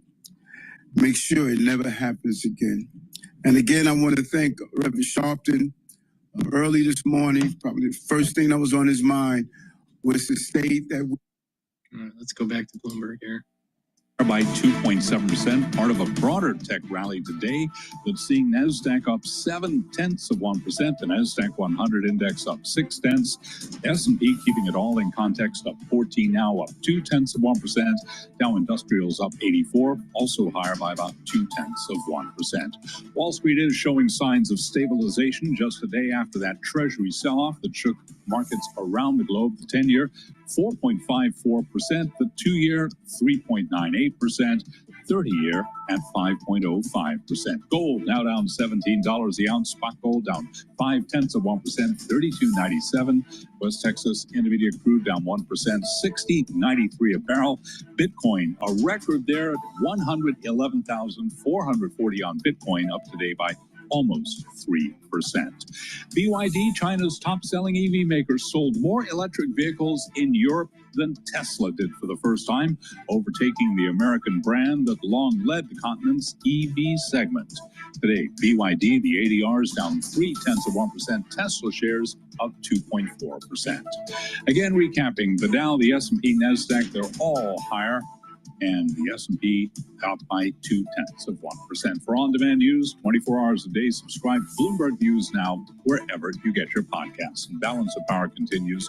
Right now, back we go to Washington. Once again, your host here is Joe Matthew. All right, Charlie, thank you so much. Watching Wall Street for us at World Headquarters in New York, the great Charlie Pellet, the voice of Wall Street and the New York subway, incidentally, which we can talk about another time. I'm Joe Matthew in Washington. It's good to see you here. Just hours after the bill passed the House, 215, 214, the magic number on the big, beautiful bill. The president's happy, and so is the speaker. I can only imagine what John Thune is thinking right now as it now heads next door to the Senate. Interesting, when we do the math, 215, 214, a couple of Republicans missed the vote. Did you hear about this? These were not just any Republicans, by the way. Andrew Garbarino, right, of New York. We've talked about the SALT caucus so much on this program that you know the name by now. Was not only involved in getting the SALT cap lifted, but he was dealing with the clean energy tax credits and was a pretty vocal player in the negotiations here. Didn't show up for the vote. Spokesperson for Garbarino says after sitting through proceedings all night, the congressman briefly stepped out and inadvertently missed the vote. Speaker Mike Johnson, asked about it later, said, no, he fell asleep in the back. He was in the room. No kidding, he said. I'm just going to strangle him, the speaker joked, but he's my dear friend. How about that? After all that work, you slept through the vote? As for Congressman Schweiker, did not respond to a request for comment, but Johnson said the Arizona lawmaker arrived late to the chamber. Too late to have the vote counted. But they still got it done, even with that happening. Cleared it by one vote. So the question that we're asking today is, what survives? What comes out of the bill? What does the Senate do here? And that's why we want to turn to Alex Conan, Republican strategist, partner at Firehouse Strategies, and a voice of experience at times like this. Alex, it's good to see you. Yeah, good to be back. This conference committee ought to be a riot. Senators don't have the same priorities that House members do in this case. What do you see coming out? Is the SALT cap the first thing? Yeah, look, I think you had a real delegation in the House that cared a lot about the SALT caps. You don't have that in the Senate. You don't have a bunch of Republicans representing high income tax states who really care about the SALT caps. So you're going to see pressure on that. I also think they made some changes in how they treat pass-through entities, for example, that I think a lot of Republican senators are going to have issue with. So there's going to be changes to the SALT. There's going to be changes to Medicaid, because I think a lot of was more moderates in the Senate who care about Medicaid and how that funds their states. It's going to be a different bill, but I think the big picture is going to be largely intact, because there's a reality, like, they have to get it done. Tax cuts. They're not going to let the tax cuts expire, full stop. And they want to do all the spending stuff. So they have to get it done. They want to get it done. They're going to make tweaks. There's going to be some significant changes. And then there may be a conference committee, as you mentioned, which, I think would be where they can come together, or the House may just take up the Senate bill if it's not, if they can. That would be the cleanest way, and probably what they want to do. Look, they're going to pass it, and so I don't think they're surprised. I don't think onlookers should be surprised that this bill is going to go to the president's desk. It's going to change, but it's not going to change drastically. You drop the SALT cap, you lose the moderates. You start making changes, tinkering around with Medicare, restore some of that funding, Medicaid rather, move back the work requirements. Thank you. You lose Chip Roy and members of the Freedom Caucus. This could be a more difficult vote the second time around in the House, no? Look, it could be. I give a lot of credit to Speaker Johnson and his leadership team getting it through this. Look, I think as of 48 hours ago, people thought there's no way they're getting this done today. Yeah. You had both. We heard the bill was falling apart. You heard the bill was falling apart. You heard the moderates were saying no way. You heard, there's as many as a dozen conservatives who were saying no way. People were really dug in. And look, he brought everyone to the table. And I think people realize the longer this hangs out there, the harder it's going to be to pass it. And Speaker Johnson made some savvy political moves in the last 48 hours. Clearly the president coming up and really bringing some necks, twisting some arms helped. But I give the speaker a lot of credit. I think this was harder than getting the final bill done, because the final bill done is, look, do you want to let the tax cuts expire or not? This it's a negotiation. And look, he proved to be, I think, a much better negotiator than a lot of people expected. Well, maybe I'll ask you this question a bit differently. You upset the SALT caucus, you upset the Freedom Caucus. Is raising the debt limit, knowing that that is a real deadline, we've got a next date approaching, is that potent enough to override all the rest of these concerns? Look, nobody wants to raise the debt limit, at least on the Republican side of the aisle. They know they need to. They know the president. Raising it by $4 trillion. Yeah, well, they don't want to do it again in 6 months. So they're going to raise it as much as they can get away with within their caucus. Look, I think they have to raise the debt limit, and they have to extend the tax cuts. So this bill is going to get done. It's going to change. Look, I think there's a lot of things inside the bill that are going to get tweaked in the Senate, but ultimately it's going to go to the president's desk. Fascinating. This being, of course, a Republican exercise when it comes to reconciliation, it's a little bit different than a lot of other debates where Democrats are going to be involved and there's a greater negotiation to be had. But this is still a bonanza for Washington, right? This passage today gets the gears turning in the whole apparatus across the town. K Street just woke up. And a lot of money is going to be spent on trying to preserve elements of this bill and to try to remove them. Bring us inside that conversation. How does that work? Well, and what's it going to be like? It's not like K Street didn't wake up yesterday or this morning, right? Like they've been billing constantly. I think everyone has known since 2017 that the tax cuts were going to expire this year. 2017 was a big year for corporate America. I think 2017 was unique because everyone was seeing their taxes get cut as part of that bill. The corporate rate was coming down. There were tax cuts across the board, individual tax cuts. The only people that really didn't see it go up were the people from the SALT states. But there were a lot of winners in 2017. I think there was a recognition early in this tax process that you're going to have winners and losers this time around. This is not going to be an across the board tax cut. It is a tax cut, but it's really a tax extension, right? So the corporate rate, for example, is not changing. Corporate America is not getting a big tax cut here, at least least from compared to what they paid last year. And so, yes, you do see corporate America and other taxpayers, whoever's paying taxes, engaged. Yeah. But it's a different fight. It's more about it. It's more of a negotiation here. And you're seeing winners and losers. You know, this morning, the clean energy guys did not come out well last night, and their stocks are getting hammered this morning as accordingly. Sure. I'm sure that they will be putting a lot of pressure on the Senate. And look, there's going to be a lot of Republican senators from states that have big clean energy footprints that are going to be receptive to that. Absolutely. And so, look, I think when we talk about there's going to be tweaks along the way, I think those are the kinds of tweaks we're probably talking That's fascinating. So, and I'll add another layer. We haven't talked about this yet this hour. The president's going to be holding an event later on today at the White House with RFK Jr. This is the MAHA stuff, right? This is going to be the unveiling of a report on how to make America healthy. And there's an expectation that the health secretary is going to call for, and we've heard this a lot of times, the removal of certain food dyes, maybe even fertilizers. This is something that corporate America is going to have a lot to say about, isn't it? Well, I think corporate America, I also think consumers, you know, like people like red M&Ms, Well, right? You know? And so and they like having cheap food and processed food. While I think they're, you know, as the secretary is going to lay out, there's questions about some of the health long terms. There's also, you know, the add benefit of having cheap food, especially in an era where people are already concerned about grocery prices. And if you're a farmer worried about tariffs, they're going to take your fertilizer away here. Well, I mean, and look, you're seeing within the Trump administration a lot of pushback by USDA, by the Agriculture Department on that specifically, because like we have to produce a lot of food, and if the farmers don't have fertilizer, it's harder. It's not going to work so well. So look, I think I'm interested to see what RFK says today. He's already facing pushback from within the administration. I think you're right. Clearly, there's going to be food manufacturers and grocers who are going to have concern.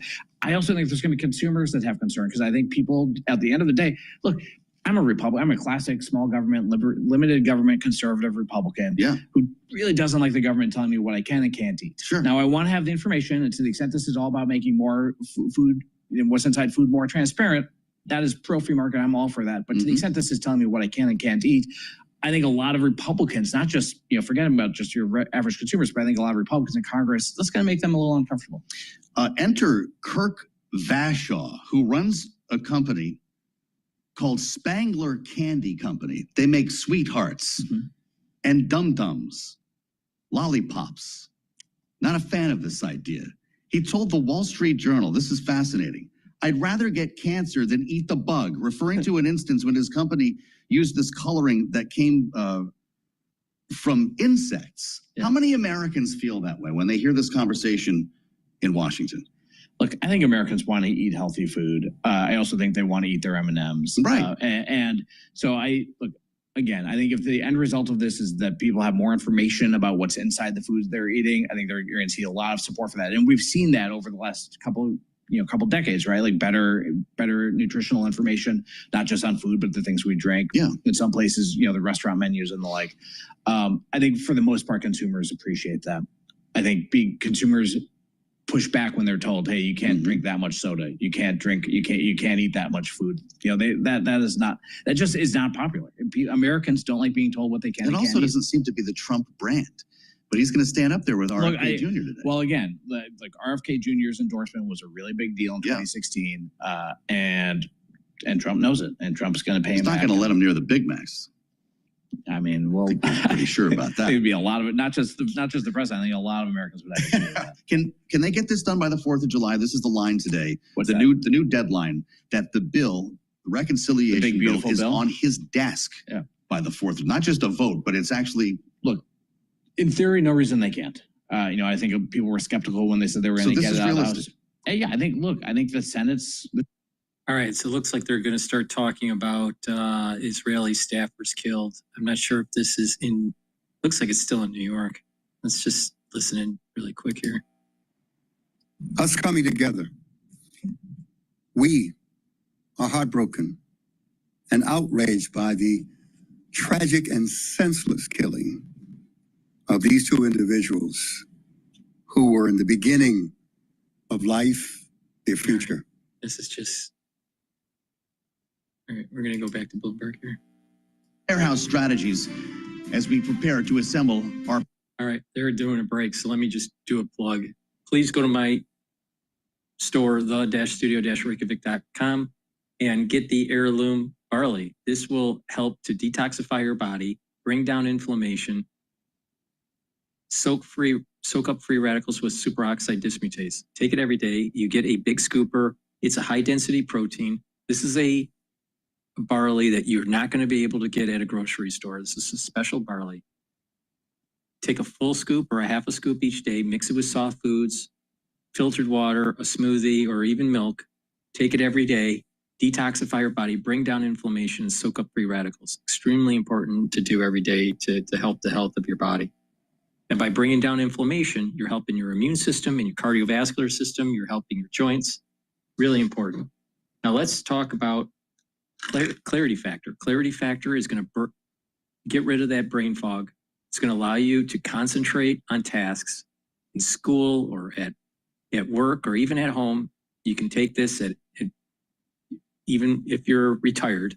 It's really important to take this every day for younger or for older to get those neurons firing, get rid of that brain fog, drink it with filtered water, and apply a holistic approach to your life. Proper diet, proper exercise, make sure you filter your water, stay away from processed foods, mindfulness, proper sleep. These are all very important. Take this supplement, Clarity Factor. It's going to help with the neurons firing, creating those neurotransmitters. And the more that your neurons are firing, right, you're going to have positive neuroplasticity. When you have positive neuroplasticity, you're going to think faster. You're going to have less brain fog. You're going to be able to sleep better. You're going to have better memory. It's very important to take every day. Please go to my store, the-studio-reykjavik.com. Drink it with filtered water. Myotrol, very important, especially if you're age 40 or older. Take Myotrol to express the genes that are needed to build muscle and to maintain muscle. It also helps with mitochondrial health. It has polyphenols, flavonoids, and lignans. Take it every day, stack it with gladiator barley, and that will help you to build muscle even more. Very important. You can take Myotrol if you're an athlete or not an athlete, younger or older, and you'll get benefits from building muscle if you're working out and you're training for a sport. Very important to take. And again, if you stack it with gladiator barley, you get added benefit. But even if you're not an athlete and you're just older, you need to develop the ability to build more muscle. And that means proper diet, proper exercise, do resistance training, and take the proper supplementation. And you need to take Myotrol to help with that gene expression. So please go to my store, the-studio-reykjavik.com. Stop that muscle atrophy, build muscle, maintain muscle. Really important into your geriatric years. And resveratrol. Resveratrol is a supplement that I've been taking for decades. It is a antioxidant. It's going to soak up free radicals. It's going to help the health of the mitochondria. It's going to boost up your ATP levels. And by boosting up those ATP levels, you're also going to have those cells performing better and those tissues performing better. And you're going to have youthful gene expression, and you're going to get rid of cells that are in senescence. So it's very important to take every day. It does help with your neural health, and it stacks really well with C60, NAD+, resveratrol. Resveratrol also stacks well with ubiquinol. Resveratrol stacks well with Clarity Factor. This is a great neural stack. So please go to my store, the-studio-reykjavik.com. Take the resveratrol, stack it, like I said, with NAD+, C60, ubiquinol, Clarity Factor. These are all powerful stacks. Go to my store, the-studio-reykjavik.com.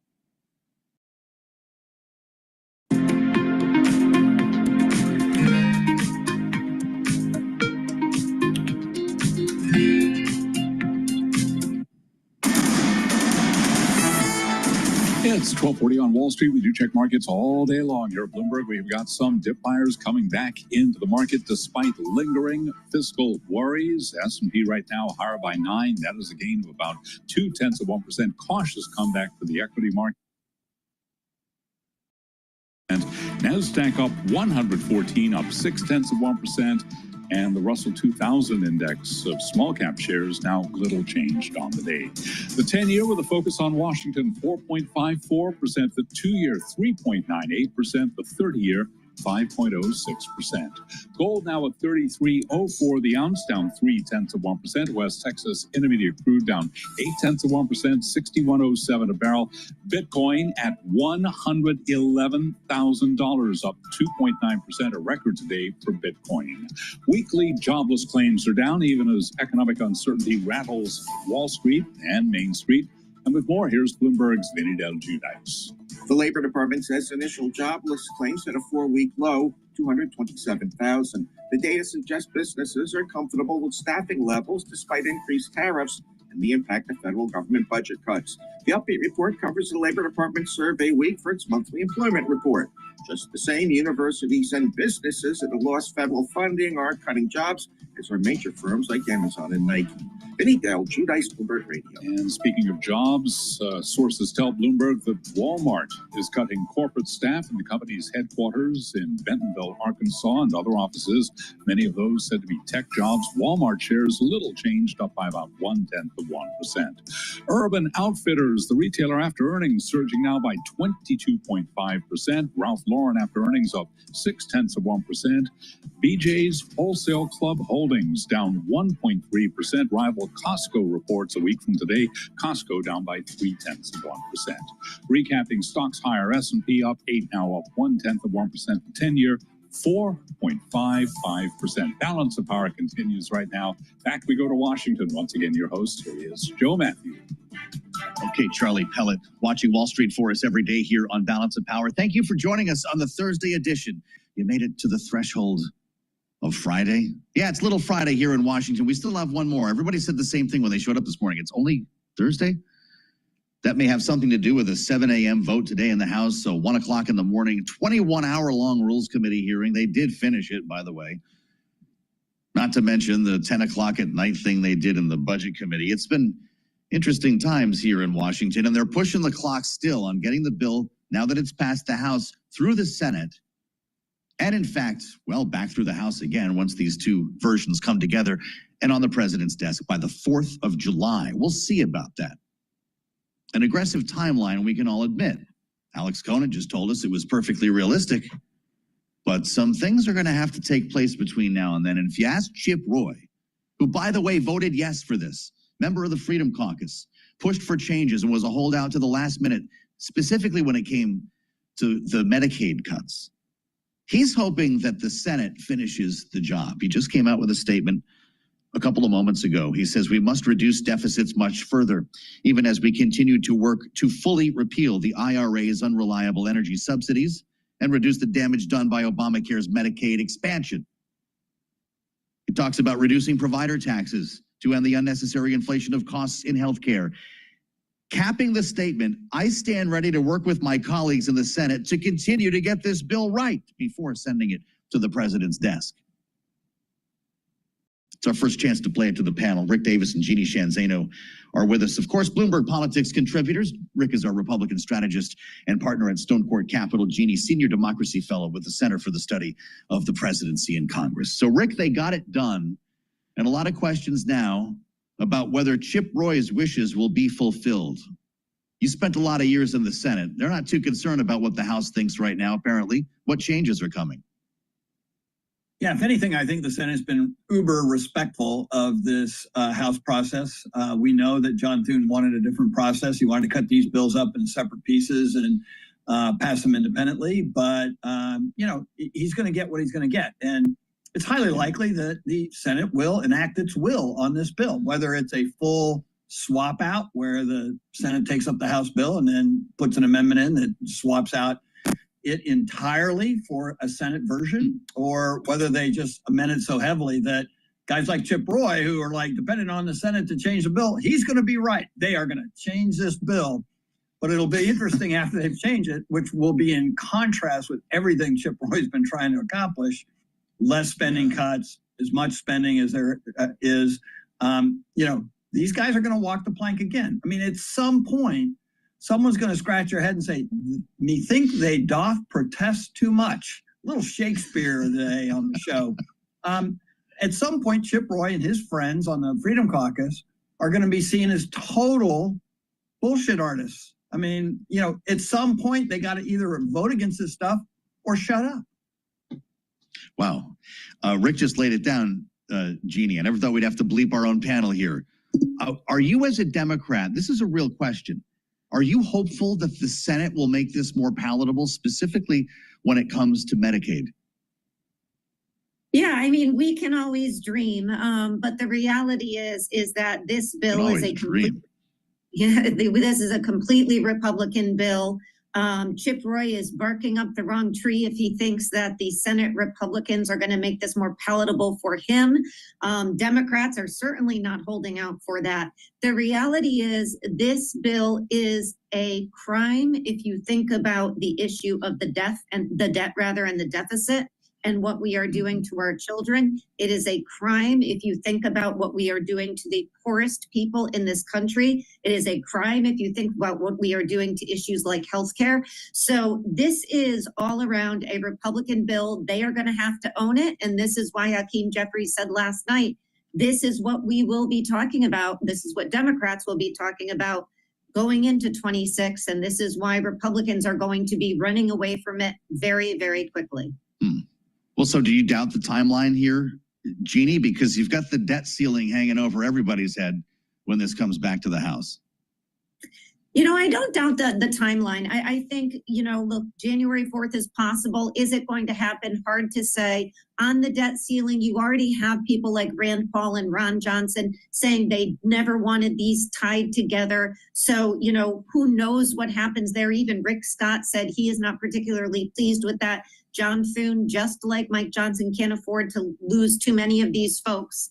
So it's going to be tough for John Thune. But the reality is, in the end, they are going to get something through and they're going to jam the House. And if history is any guide, the House will end up eating it.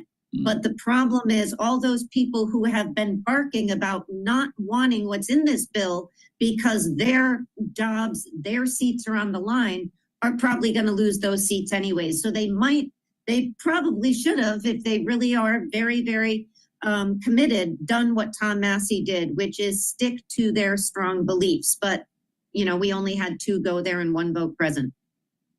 What are they saying in New York about Andrew Garbarino? Jeannie, this is amazing to me. He spent such a great deal of time helping to work out the increase in the SALT cap, to advocate for clean energy tax credits, and he slept through the vote. Hey, listen, they've been working long and hard. No, I mean, I don't think it's ever a good look if you're on any job and you are sleeping. I'm going to go to CNBC on oil. Let's just listen in on this. I'm obviously very happy down here.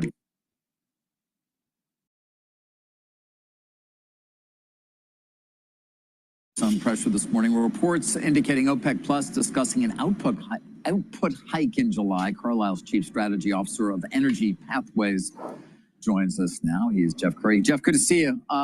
They're talking about what the IEA discovered that there's some missing oil demand, I guess. What's going on here? Yeah, just a little bit, like 300 million barrels over 3 years. And I think the key point there is, the surplus that everybody's been waiting for and trying to price in today never materializes. This market continues to drift higher despite the fact that you have so much bearish rhetoric around OPEC. Oil is the one asset that has not returned to pre-Liberation Day levels. It was at 75 pre-Liberation Days, trading 65 right now. I wouldn't be surprised we move back up into those pre-Liberation Day levels. Why? If you look at the increase in OPEC exports, they have not gone up, they have gone down. So despite the fact that they've raised production now 800,000 barrels per day in terms of the quotas, the actual exports in the markets are gone down. Inventories are low. Refining margins are very strong right now. Market is short. That's a recipe for a market potentially moving higher. All right. You know, back in March, I think you put out a long piece in which you said peak oil has already arrived as a peak trade. What do we make of that trade right now? You know, when we look at, you know, the situation around oil moving, you look at China. China is not increasing its exports from around 12 million barrels per day for quite some time. And so what we argue is that the tradable oil moving around the world is going to be constrained. It doesn't mean we're bearish oil, but what we argue is that the restrictions around wanting to consume oil for security reasons in places like China are going to remain high. Now, that does not apply to India. So we still see demand growth coming out of places like India, but places like China, you've likely seen peak oil trade. And so when people argue, going back 20, 30 years ago, peak oil was, we're going to run out of oil. And then peak oil became peak demand, meaning that we have too much of it and we need to restrict it for issues around climate change. Now the concern around actually, can I get my hands on that oil? And peak oil now means peak trade. Yeah. I mean, obviously, China does continue to ramp up its growth in renewables and nuclear, but not the case here at all. Speaking of which, what are your expectations in terms of U.S. production, given we're still the largest in the world, but at current levels, there are certainly some questions as to how much money the industry wants to continue to invest in terms of getting more out. Well, at this point, you look at drilling, it's back down on its lows. I think the biggest thing that OPEC has achieved with these big increases in expected production is that drilling is off in the U.S. And you had Diamondback last week capitulate, arguing, hey, they're cutting CapEx, production's beginning to roll over. The weekly data show it stabilizing, a little above 13 million barrels per day, is around 13.3 most recently. All of this points to, hey, that rapid growth in production that we saw a few years ago is not continuing on. And I think more importantly, we take a bigger, longer term picture, is on the eve of COVID, U.S. production peaked around 13 million barrels per day. It's 13.3 today. It went down, it came back up. So its ability to get too far above 13 is relatively limited. Now you have drilling off, inventories are low, demand remains strong. So again, I'm going to point at the risk of really shifting to the upside in a market that is short and is trying to price in this big surplus spare market further out on the curve.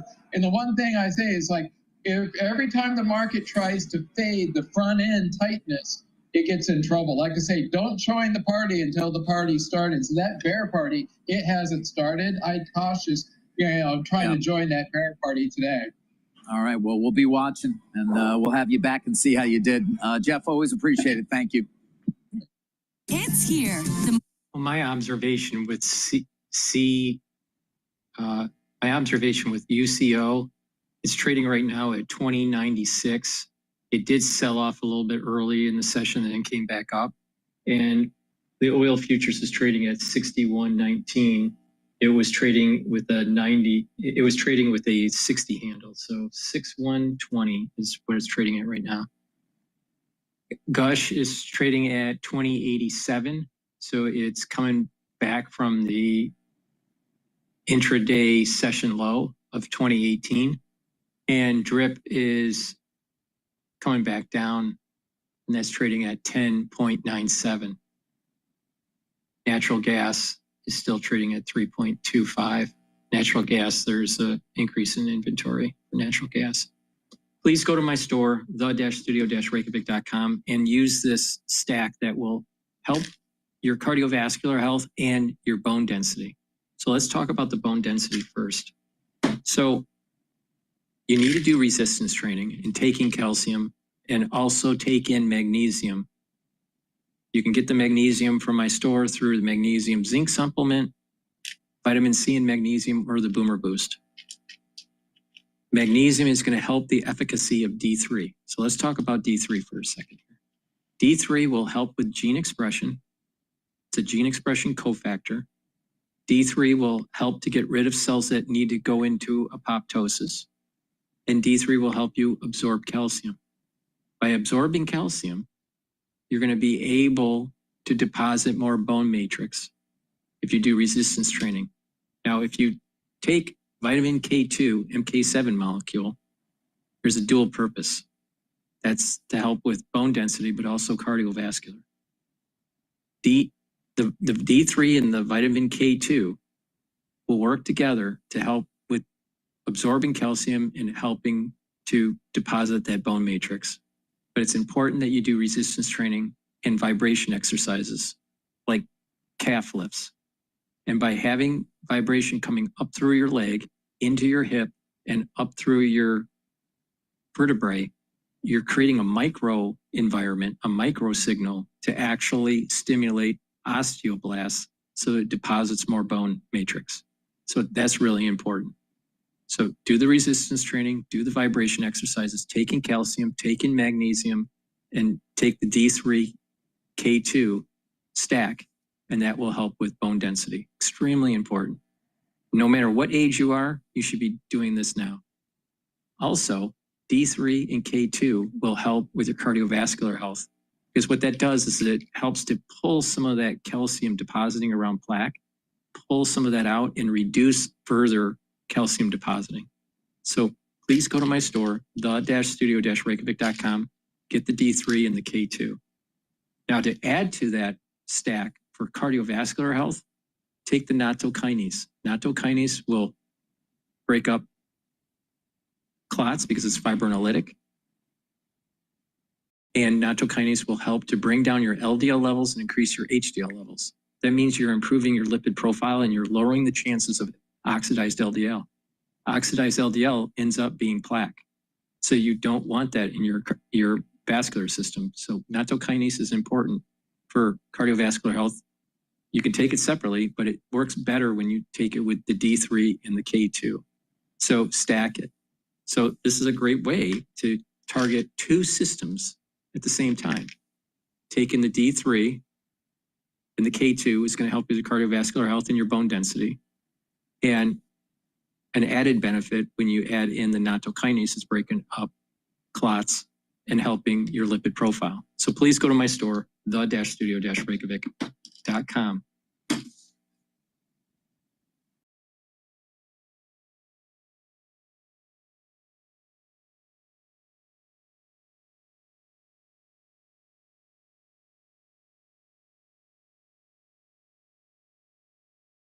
Let's listen to the Navy Secretary speak on Squawk Box. I'm not rocking with a lot of this AI stuff, but AI on Wix, now that's a vibe. New York Harbor filled yesterday with a time-honored tradition, the Parade of Ships. It's the kickoff to Fleet Week, and thousands of sailors, they are now in New York City. We are joined by Secretary of the Navy, John Felon, who will be ringing the opening bell at the NASDAQ here. Good morning, sir. Good morning. You have a business background. I do. And I'm curious how you now plan to apply that background to this new role. Yeah, so I think that the Navy is a business, ultimately. Its business is warfare, right, and the defense of the country. So at the end of the day, what's the most important is how do we allocate our capital? What systems do we allocate it to? What do we allocate to recruiting? How do we think about that? So I don't think it's really all that different from really running a business. And I think, in all honesty, there's an advantage to coming in new and looking at it. So here's the big capital allocation question, I think, in your world, which is, you've said we need a lot more ships. We were just talking about this off the air. But there is a bit of a debate among some folks in the defense industry about what kind of ships we need, right? Whether we should be building some of the old big carriers. China still has a lot of them, or we should be building all sorts of newfangled things that are run by AI that effectively are much tinier. Yeah. What's the real answer? So I think it's a great question. One we're still working on and trying to develop. I think the balance between manned and unmanned vehicles or ships is something we have to look at. My own personal belief is man and woman and machine is much stronger than machine alone or man and woman alone.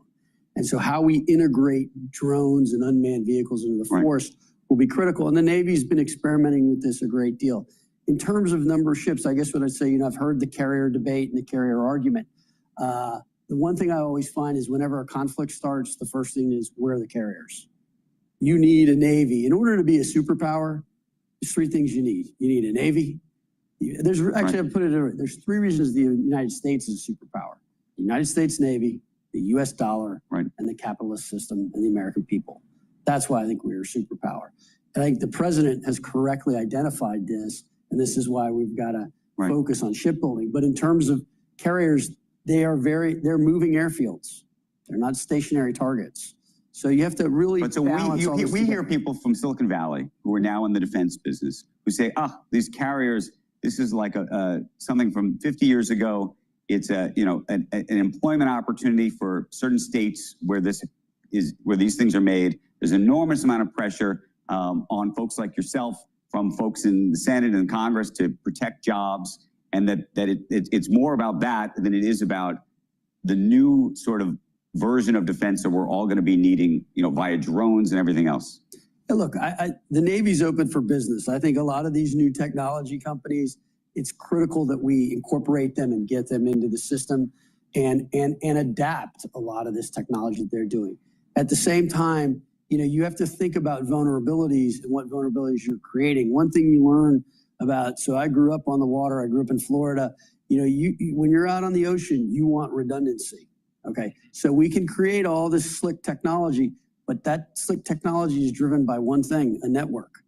And so if that network's compromised, what happens, right? So if a pilot can take over a plane with a compromised network, now you've got a different thing. So I think you have to really balance that. The president wants to build a lot more ships. He's said that several times.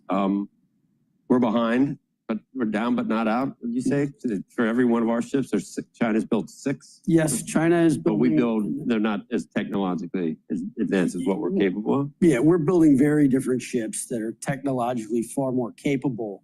We need to get faster. We need to get better. It is too slow. There are a number of problems in the shipyards. I've visited 8 shipyards, I think, so far. I've been on the job a little bit under 2 months. And there are a number of things we can do to speed things up. It's expensive to build here. They are expensive to build here. But we have to build that. I mean, and there are some conflict. The president, wants to do these things, but he sent Doge into the Navy too. Did he not? He did. And Doge has been very good to work with. We've eliminated almost $900 million from redundant programs. So in the Navy, for example, one thing we got rid of, we had 300 different IT systems, none of which were talking with each other. We've cleared that out and have started, basically brand new. There are a lot of simple things we do. The inertia of the government is. Can we build them here? Is it economically feasible to build them here? Or what kind of help do you need? Is it labor issues? Why is it so much cheaper other places to build a ship? So I'd say a couple things. One, so in China does have cheaper labor. I think the Secretary of the Treasury called it slave labor, which is probably apropos. I think that we have very, very heavy regulations, still. And the president is looking to really clear that up quite correctly. I mean, if you look, he's EO'd our federal acquisition regulations, which are, I used to think in being in my business, investment business, which is a very regulated business, which created a huge amount of bureaucracy. It is nothing compared to the government procurement system. It is insane. I jokingly say to you, the Secretary of Defense's office is 1 floor above me. If he sends me a piece of mail, it takes 2 weeks to get to me. Right. He's 2,000 yards away. A Doge question for you, just because Senator Schumer made a comment about this tragic accident at the Brooklyn Bridge, and suggesting that it was a partial blame on Doge, on sort of a shift in sort of how resources were allocated with the U.S. Coast Guard. I don't know if you saw that. I'm somewhat familiar. Look, one of the things I find fascinating coming into this ecosystem is everything gets politicized, and it's unnecessary. I think something happened to that ship. I think it had a mechanical failure of some sort. It's a tragedy that 2 people died and there are a number who are injured. And rather than trying to blame some sort of thing, it was an accident. And that's basically what happened. It had nothing to do with Doge or the Coast Guard. I believe, from what I understand, They think the ship had a mechanical failure, which forced it, and it lost control of the ship. Don't wish. Don't hope. Don't dream. All right, let's go back to Bloomberg here. Is going to be a bigger price tag than what you and your colleagues just passed. I believe are demanding more fiscal responsibility, and I think we're going to see that out of the Senate's product. I know that Americans are desperate to not see taxes go up. I think we're going to see that come out of the Senate product. I know that Americans are demanding stricter border control. We're going to see that come out of the Senate product. I believe that the bill that we see back out of the Senate is going to very closely mirror what we will send them later today. Your colleague from Kentucky, Tom Massey, who was, of course, a no and had been through the duration, said this bill is a debt bomb ticking. Congress can do funny math if it wants, but bond investors don't. Congressman, is he wrong about the money that's being added to the debt and deficit? Well, there's no question. We have curbed our thirst for spending by about $1.5 trillion.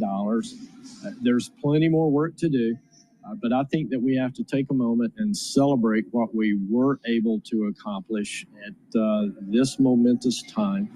And we'll come back to work, and once we begin to see the results of this bill and the economy grow by not allowing taxes to go up and putting that money back into the economy, we'll be able to take another more stringent look at the spending bills of the future.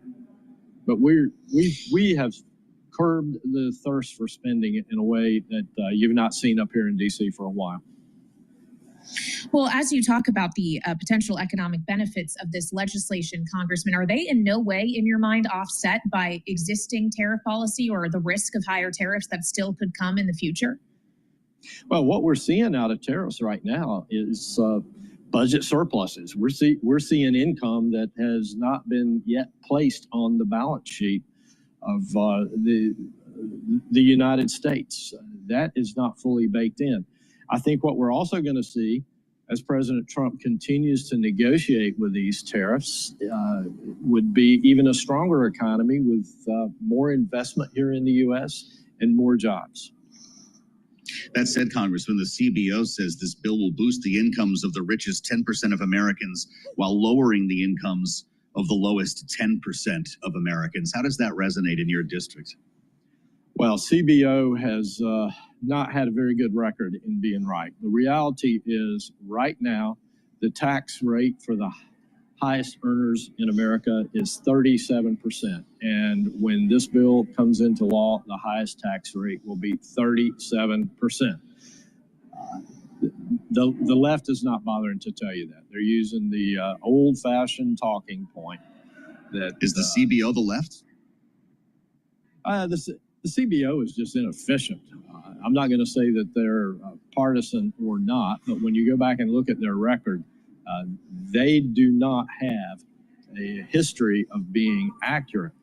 We believe that the economy is going to grow at a far quicker rate than what they've got baked in right now, just as it did under Trump 45 when the Tax Cuts and Jobs Act was initially put into law. Congressman, considering your district in North Carolina, I also want to ask you, as we approach the beginning of hurricane season here, knowing you've called for reforms to FEMA, about the warnings internally that FEMA has delivered about being unprepared for this hurricane season, in which there's now suggestions we could have up to 19 named storms. Are you concerned about the impact potentially on North Carolina, about a lack of preparedness as we enter these next months? Well, I certainly believe that Western North Carolina has seen its worst hurricane in many decades. I'm more concerned about rebuilding from last year's hurricane. There's no question FEMA needs to be reformed. It failed North Carolina in so many different ways.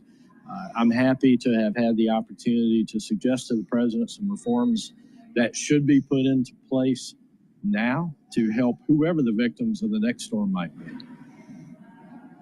A lot of people remember your response to Hurricane Helene and your attempt to debunk some of the myths that surrounded the response, going so far as having to write that Hurricane Helene was not geoengineered by the government to seize and access lithium deposits in Chimney Rock. This was back in October of 2024, Congressman. I'm glad that you brought this up. What else does Asheville and the Hill Towns need at this point to rebuild? The biggest thing that we need right now is to continue to dismantle the bureaucracy in Washington, D.C. I'm really happy that President Trump has been to Western North Carolina on a couple of occasions. I'm excited that he assigned me to a special task force to offer recommendations on how to accelerate our recovery. But there's much, much more that we have to get out of the way in Washington, D.C. We have a substantial funding package that I authored back in December, and now there's hundreds of millions of dollars in the hands of federal agencies, but we're having a really tough time getting it into the hands of the people that need it most. That's the number one thing that we need in Western North Carolina right now. All right, representing Western North Carolina, specifically North Carolina's 11th Congressional District, Republican Congressman Chuck Edwards joining us live from Capitol Hill here on Bloomberg TV and radio. We appreciate your time. And we want to turn now to our political panel as we continue to assess the legislation that the House was able to narrowly pass early this morning, and turn to Rick Davis, partner at Stone Court Capital, Bloomberg Politics contributor and Republican strategist alongside Bloomberg Politics. Both of those guys are clowns. Jeannie and Rick Davis. Please go to my store, the-studio-reykjavik.com. Get the Gladiator Barley. Gladiator Barley will help to detoxify your body, bring down inflammation, and soak up free radicals with superoxide dismutase. But it will also help to build muscle. So do resistance training, take it every day. You get a big scooper, take a scooper or a half a scooper every day. Mix it with soft foods, filtered water, milk, or a smoothie. Take it every day, build that muscle. And bringing down inflammation is also going to help you to recover with your workout. So you're going to be able to have that less inflammation during that workout. You'll recover quicker. It's going to help with your immune system, and bringing down inflammation will help with your joints. It will help with your arthritis, and bringing down inflammation at the vascular level is going to help with your cardiovascular health. Also take Boomer Boost. Boomer Boost is 68 nutrients. It has a very comprehensive compound. The powder in here, you take every day. You get a big scooper, take a full scoop every day for breakfast or for lunch. You will lose weight, and it's going to target multiple systems. It's going to target your heart. It's going to improve your heart and your vascular health. It's going to improve your brain function. It's going to improve your energy levels and your metabolism. It's going to speed up your metabolism. You're going to lose weight, and it's going to also help to build strength. It's a very comprehensive powder supplement that you should be taking, and you're going to lose weight. You take it for your breakfast or for your lunch, and you're going to save money too, because the cost of this 1 month supply is cheaper than what you pay for breakfast or for lunch for 1 month. So you're going to lose weight, and you are going to have more energy. And that steady burn of energy, is going to allow you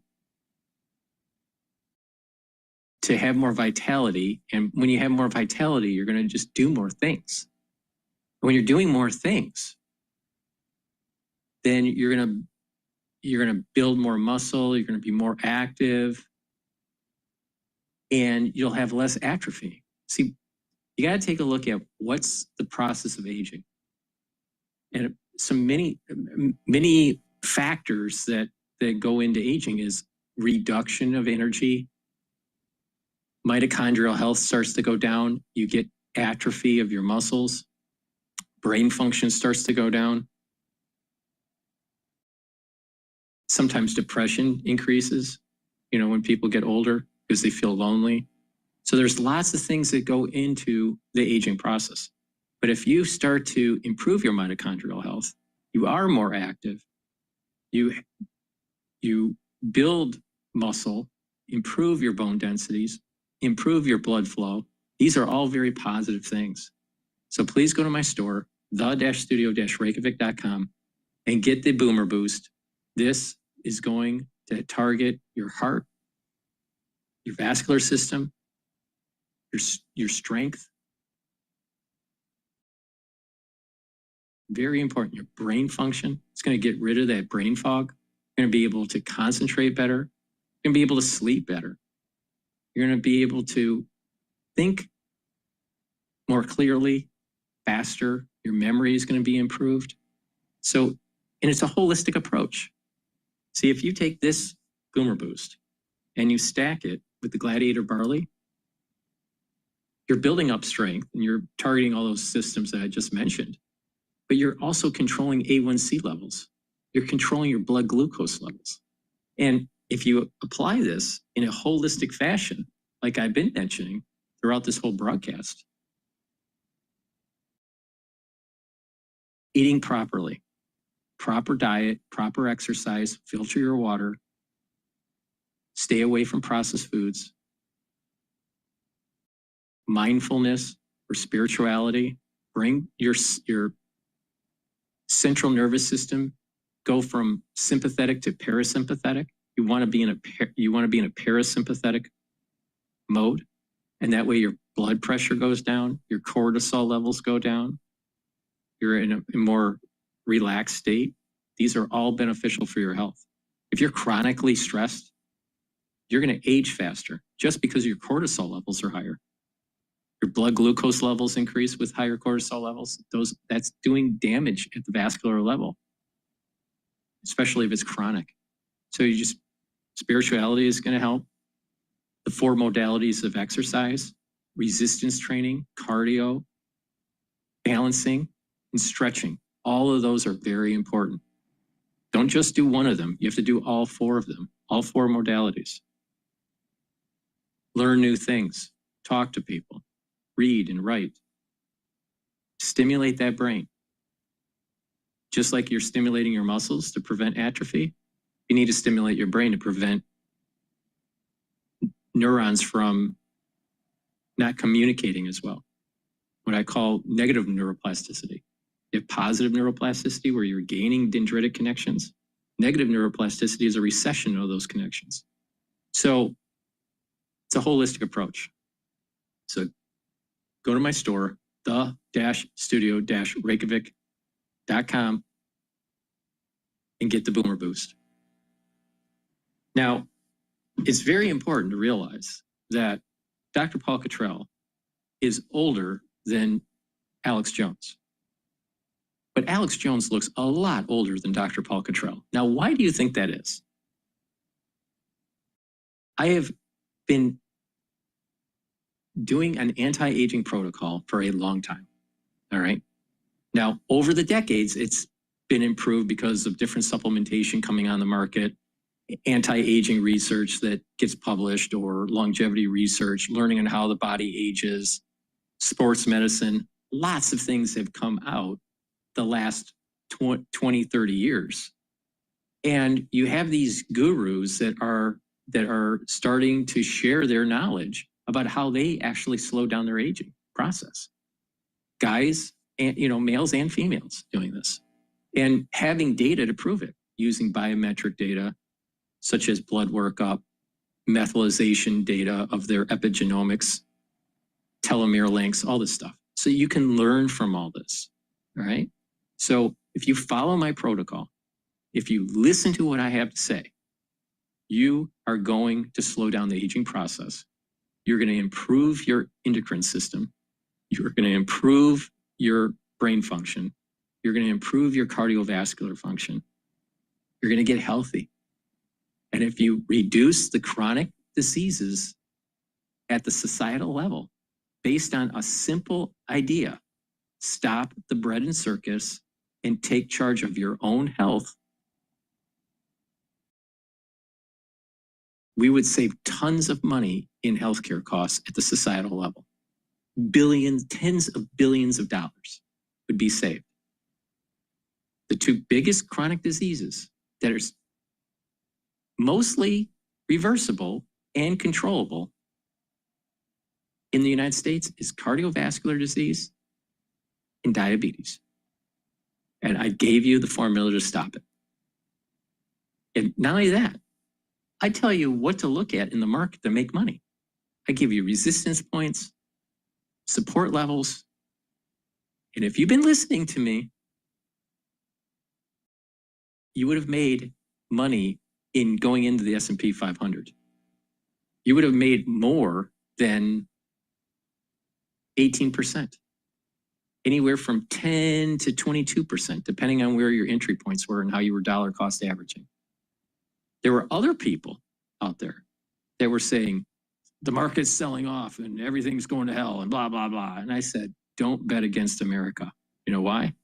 Because America is always going to surprise you in the positive. Don't bet against the United States.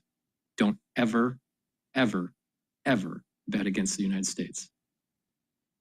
And it's not just coming from Dr. Paul Cottrell. This is coming from J.P. Morgan from the late 1800s and early 1900s that he stated, don't ever bet against the United States. There's something uniquely special about it. An exceptionalism, in modern parlance. Reality is, Dr. Paul Cottrell was right. And all those podcasters out there were wrong.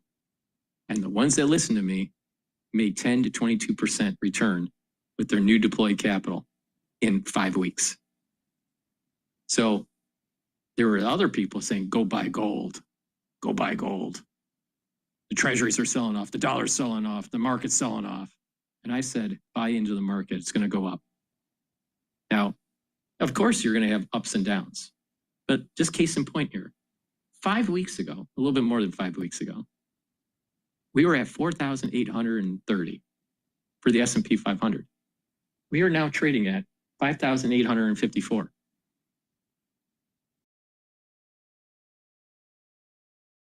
The world didn't end.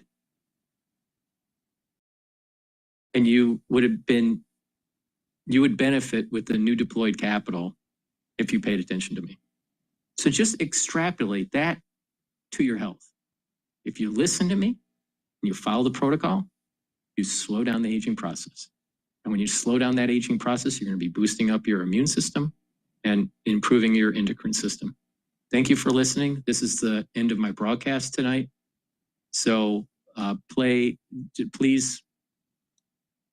subscribe to my channels. I have 4 channels on YouTube. I have Brighteon, Bitchute, and Rumble. And I'm the most accurate on this stuff, all right? I'm the most comprehensive in telling you how to do an anti-aging protocol. I was the most comprehensive to tell you about what was going on in 2020 and how to mitigate it and what was really going on. I'm not going to rehash that. That's a war that's done. You don't just keep on, if you're a World War II vet, or you just keep on talking about World War II, no, don't do that. So those ones that are always rehashing 2020, like it's like a broken record, the war is over. There's new wars to deal with, but the reality of the situation is you just listen to me, you'll benefit. Please go to my store, the-studio-reykjavik.com, and use discount 5, you get $5 off. And again, make sure you subscribe to all my channels, 4 channels on YouTube, Brighteon, Bitchute, and Rumble. It's really important that you subscribe. Thank you for listening and have a nice day.